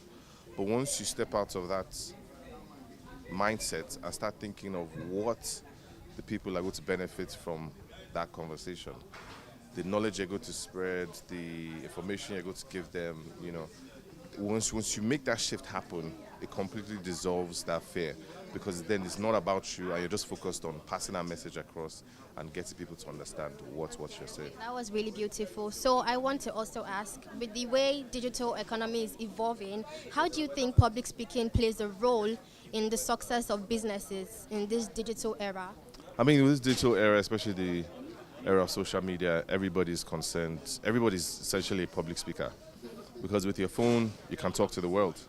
That access has never happened anywhere in the world. But this time period, you have the voice, you have the platform to be able to talk to the world, which is the reason why most people should, not only learn public speaking, but communication. It's such an important and useful skill that you just have to engage in, you have to perfect, you have to constantly practice to get ahead in this digital world. Okay, thank you so very much, and thank you for your time. Have a lovely day ahead. Thank you so much. Good morning, sir. Good morning. How are you? I'm doing okay. You look good, by the way, and congrats on your induction, sir. Thank you very much. Okay, can we know you, please? Okay, my name is Dr. Lanra Tegbero. Okay. What do you do? I'm into real estate. I own a real estate company here in VI. We're into real estate agency, management, development, and all. Okay, so I want to ask you how public speaking has played a role in you pitching to clients or trying to pitch for a position or something in the real estate industry. Oh, well, public speaking is, it's part of our daily activities, because for you to market whatever product you have to speak with people, and you have to speak with them in a way they will understand to be ready to deal. Otherwise, it might be a put-off if you can convey your information politely and accurately. So public speaking is part of our business. Okay, so do you have any special skill that you use to grasp the attention of audience or clients? Talk of that, well, that would be about the way I manage my clients in terms of the disposition. You give them this aura that will make them welcome to you, and they will be ready to do business with you, which is what I think I have. Thank you very much. I endeared my clients to me. I see that already. Thank you very much. Thank you for your time, sir. Have a lovely day. You're welcome. Thanks. You too. Bye. Good day, sir. Good day. Nice to meet you. Hey, my name is Comfort. My name is Kenny Wankwa. I'm a real estate agent, broker, and I'm also the Young Professionals Council president of FIAPSHI. That's really nice. So I want to ask how public speaking plays a role in building trust and credibility in the real estate industry, as you have to market land, apartments, and properties. How do you build trust and credibility with public speaking? Okay, I would say that public speaking is, I think, one of the best skills you can have. You can be underqualified, and if you speak well, people will in their mind, they'll qualify you higher. So I think it plays a role from the standpoint of communicating accurately, clearly, succinctly, makes people trust you more. It makes you sound more like you know what you're talking about, and people prefer to deal with people in this, especially in this environment where there's like a huge trust deficit, especially in this country. When you speak well and you communicate the information and relay the information accurately and clearly and efficiently, it definitely buys you a great deal of trust. People are more likely to take you on your word more when you speak well. It helps you convey your message. If there's a value proposition that isn't obvious, being a well-spoken person and understanding public speaking can help you relay that in a way. And then also from the standpoint of diversity, being able to speak the various dialects people speak, Like I know, for example, I've had many situations where I'm dealing with like a local chief who is like, on Manilas and stuff and trying to broker some kind of deal, and that your eloquent university speak doesn't work there. Then you go to that guy and you speak the language that he speaks, which is its own form of public speaking. Like in Nigerian politics, you want to do a town hall in your local government. You're probably not going to do it in university English. So definitely that skill is huge in buying trust and, like credibility and cachet with people.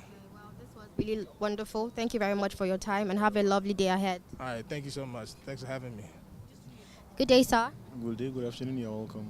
Can you please introduce yourself? My name is Estate Amvalo Abdegani Jimo, a member of the FIAPSI family. I'm into real estate, though practice in the northern part of Nigeria, that is precisely Abuja, Kaduna, and Kano, respectively. Thank you very much. Okay, so I want to ask you how public speaking has helped you when speaking in public and how you handle tough questions or objections during public speaking. Public speaking, I think, though I would say as the public relation officer, as a PRO, Kaduna State branch of the Nigerian Institute of Ethics and Values, I speak more in the public, and that has kind of like built my confidence when communicating with people, seeking people's opinion and making your own opinions, getting across your own opinion to others as well. And speaking in public, I think it goes a long way. Apart from the talent, it also has to do with training. It also has to do with learning and other skills involved. Okay. So I want to also ask, do you think public speaking is inbuilt, or you can actually learn it, or it is like natural, like a talent? Yes. Number one, there are those with that talent, so we can say it's inbuilt. However, apart from the inbuilt talent, I can categorically say it has to do with learning also, because for you to be able to speak in public, you need to first of all identify the kind of public you want to discuss with, and the kind of event you want to speak. You want to kind of go into. Is it a formal event? Is it a semi-formal event, or an informal event? Because that will guide you in your way of communication, in your way of processing your ideas to the people on, let me say, to the attendees, those who are present at such events. So it also has to do with learning also and training for you to be able to kind of communicate with people effectively. Thank you so very much for your time. Have a lovely day. Thank you. And I can say I want to use the opportunity also to thank the CEO of Achievement Channel. And why I said it is that today it's because I also speak in public also. It kind of like give me another dimension to mode of speakings, because first of all, apart from we all understand that you need to kind of like introduce your theme, you need to introduce your topic, it's also give me another perspective which has to do with involvement, which has to do with engagement. Because without the engagement, even speaking in public has a long way to go. Yes, because seriously today, this afternoon, I've also learned some things. Because I have to take my pen and pick my pad to take one or two things down, because it gave me an idea that when trying to introduce your topic, apart from the fact that you need to read your audience, it also has to do with bringing facts from the background of what your topic is, and try to use that background to base what's your topic inside, which has to do with training. Yes, it has to do with training, and that's very good. At least I've learned one or two things from him. Thank you very much. Okay, thank you very much, sir. Good day, sir. Can I know you, please? Well, my name is Estate Surveyor and Valuer Honorable Ayodeji Ejalonibo Amodu. I'm currently the Senior Special Assistant to Mr. Governor, Mr. Celebu, Mr. Infrastructure, Mr. Housing, where I am, of Lagos State, Mr. Babajide Olushola Sanwo-Olu, the Executive Governor of Lagos State. Okay, that's really nice. So I just want to ask you a question. So as a leader in the real estate industry, I want to ask how public speaking has influenced your success in the real estate industry. Well, thank you very much. to say the fact, I love public speaking because I had a stint with public speaking because at some point I had a degree in public relations and advertising. And if you actually study public relations, that was at a postgraduate level at Nigerian Institute of Journalism.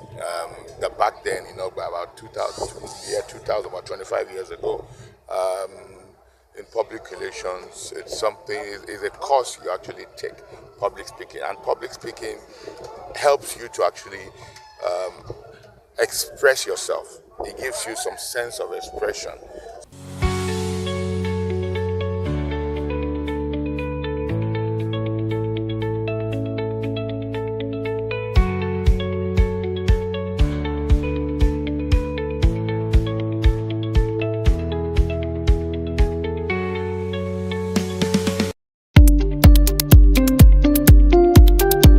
The sea is more than just water. It's our future. From Badagry to Bakassi, Nigeria's coastline is over 850 kilometers of untapped opportunity. The blue economy is woven into every part of our lives. We are all stakeholders of the seas. From the Blue Economy Academy, Code Blue is the brief designed to eliminate sea blindness. Get the critical insights you need to prosper by water, economically, environmentally, and educationally. Don't miss this opportunity to join the conversation. Limited virtual capacity. Scan the QR code now to join the movement. Let's build a Nigeria that prospers by water with Code Blue. In the heart of Africa's coastline lies Nigeria's greatest untapped opportunity. Yet too many remain sea-blind, unaware of the wealth beneath the waves. The Blue Economy Academy was created to eliminate sea blindness and unlock prosperity by water. With 10 dynamic sectors, from blue commerce to blue ventures, we offer a clear, practical framework. Join as a student, professional, executive, or a titan of the ocean economy. Gain access to premium courses, join national working groups, and connect with a growing community. Let's make the blue economy work for Nigeria. Join the tide of change. Become a member of the Blue Economy Academy and help Nigeria prosper by water.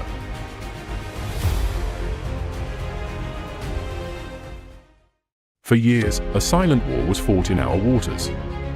A fight against pirates, saboteurs, and criminals who threatened our nation's economic lifeblood. This is the story of a force that stood ready. A navy that answered the call. The Nigerian Navy has won the first half of the victory. Through unwavering resolve, piracy in the Gulf of Guinea has been defeated, winning us international acclaim. We have brought calm seas to our nation. But calm seas without thriving coasts is only half a victory. The next battle is not with fire, but with focus. A battle to transform the Navy's security win into Nigeria's prosperity. To win this battle, we must change our strategy. From security as a cost to security as a product. This is the purpose of NIPOL, Nigeria's first national prosperity coalition. It is a Navy-led doctrine, an architecture for immediate action where security becomes the bedrock of investment confidence. NIPOL is a strategic handshake between the war room and the boardroom. It moves beyond the silos of marine and shipping to bring in every sector that touches our seas. Consider our vision for blue cities. Nigeria has 853 kilometers of coastline and 8 littoral states brimming with untapped potential. The private sector is ready to invest billions in coastal resorts and infrastructure, but they need an assurance no other institution can provide. NIPOL is that assurance. It is the platform where the Navy provides the security and state governors provide the access, allowing the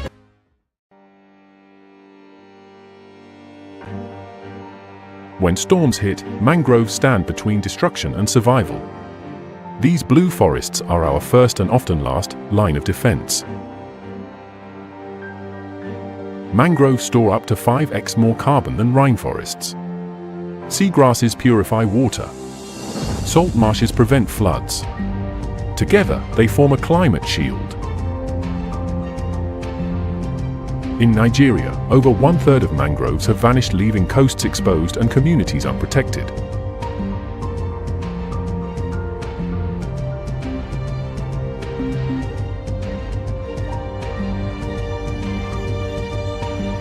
What we lose in trees, we pay for in floods, hunger, and heat. But hope grows literally. Across Bayelsa, Cross River, and Lagos, communities are replanting, protecting, and profiting from carbon-rich ecosystems. Our coasts don't need concrete, they need roots. Let's rebuild what protects us all.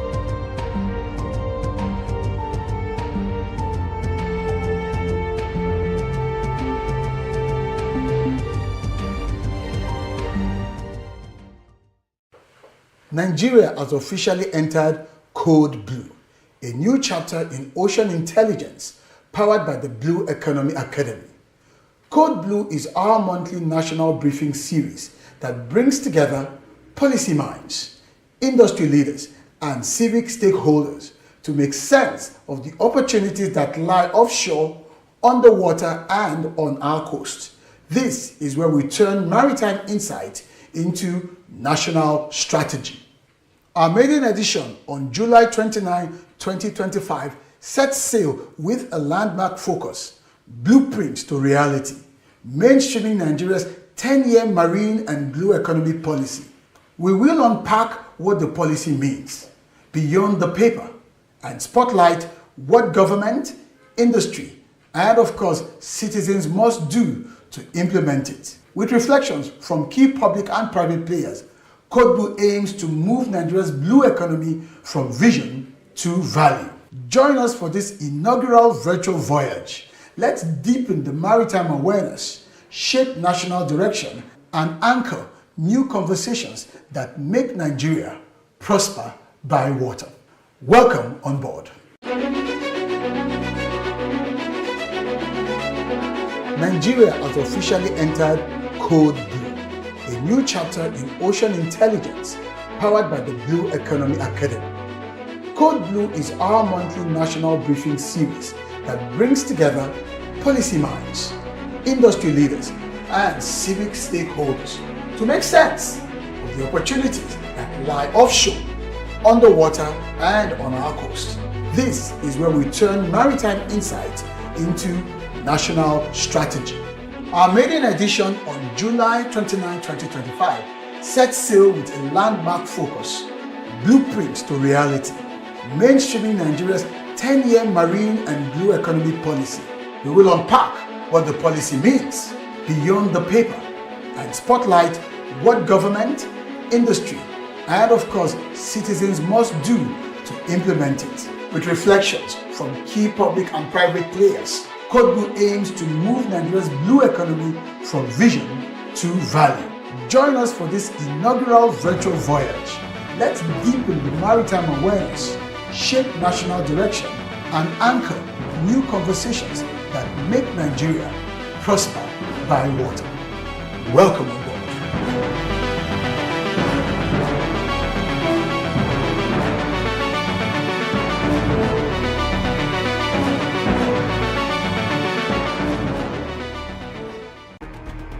We've mapped the moon better than our oceans. But that's changing thanks to AI, satellites, and smart tech that listen to the sea. A smart ocean is an informed ocean. Using sensors, AI, and cloud data, we can monitor fish stocks, track pollution, and even forecast climate threats. In Lagos, youth are coding maritime apps. In Calabar, AI tools are tracking trawlers. In Bayelsa, fishermen use SMS alerts to avoid toxic blooms. From oil tracking to weather alerts, data is becoming Nigeria's most powerful coastal tool. To lead, we need access to global tools, local training, and indigenous innovation. Ocean intelligence must be open, inclusive, and African-led. The ocean speaks in data. It's time we listened with purpose and with code.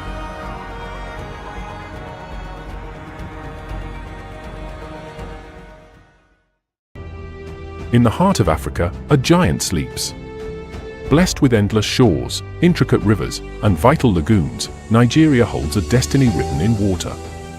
Yet, for many, this vast inheritance remains unseen, a quiet backdrop to our daily lives. We call it sea blindness, the inability to truly see the lifeblood that flows through our nation. This blindness isn't just about what we don't see, it's about what we lose. Opportunities for jobs, for sustainable food, for clean energy, for global trade slipping through our fingers. But one voice, and now a movement, dares to challenge this silence. We are a water-blessed nation. 853 kilometers of coastline, nearly 10,000 kilometers of inland waterways. This isn't just water, it's blue gold. It's our future, our prosperity, our collective well-being. The Blue Economy Academy is not just about identifying the problem, it's about igniting the solution. Through Blue for You, we are building a national movement, a blue congregation, to awaken this sleeping giant. It's about empowering you. Our mission is clear, the sea for all. That all may see.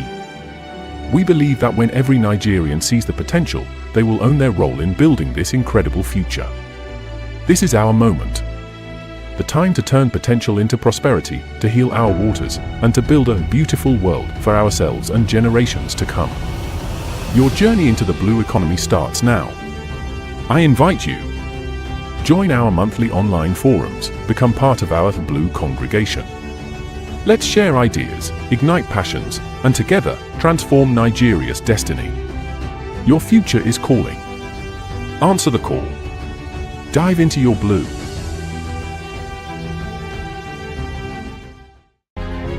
Once, these waters were the world's most feared: piracy, theft, fear at sea. But the Nigerian Navy fought back and won.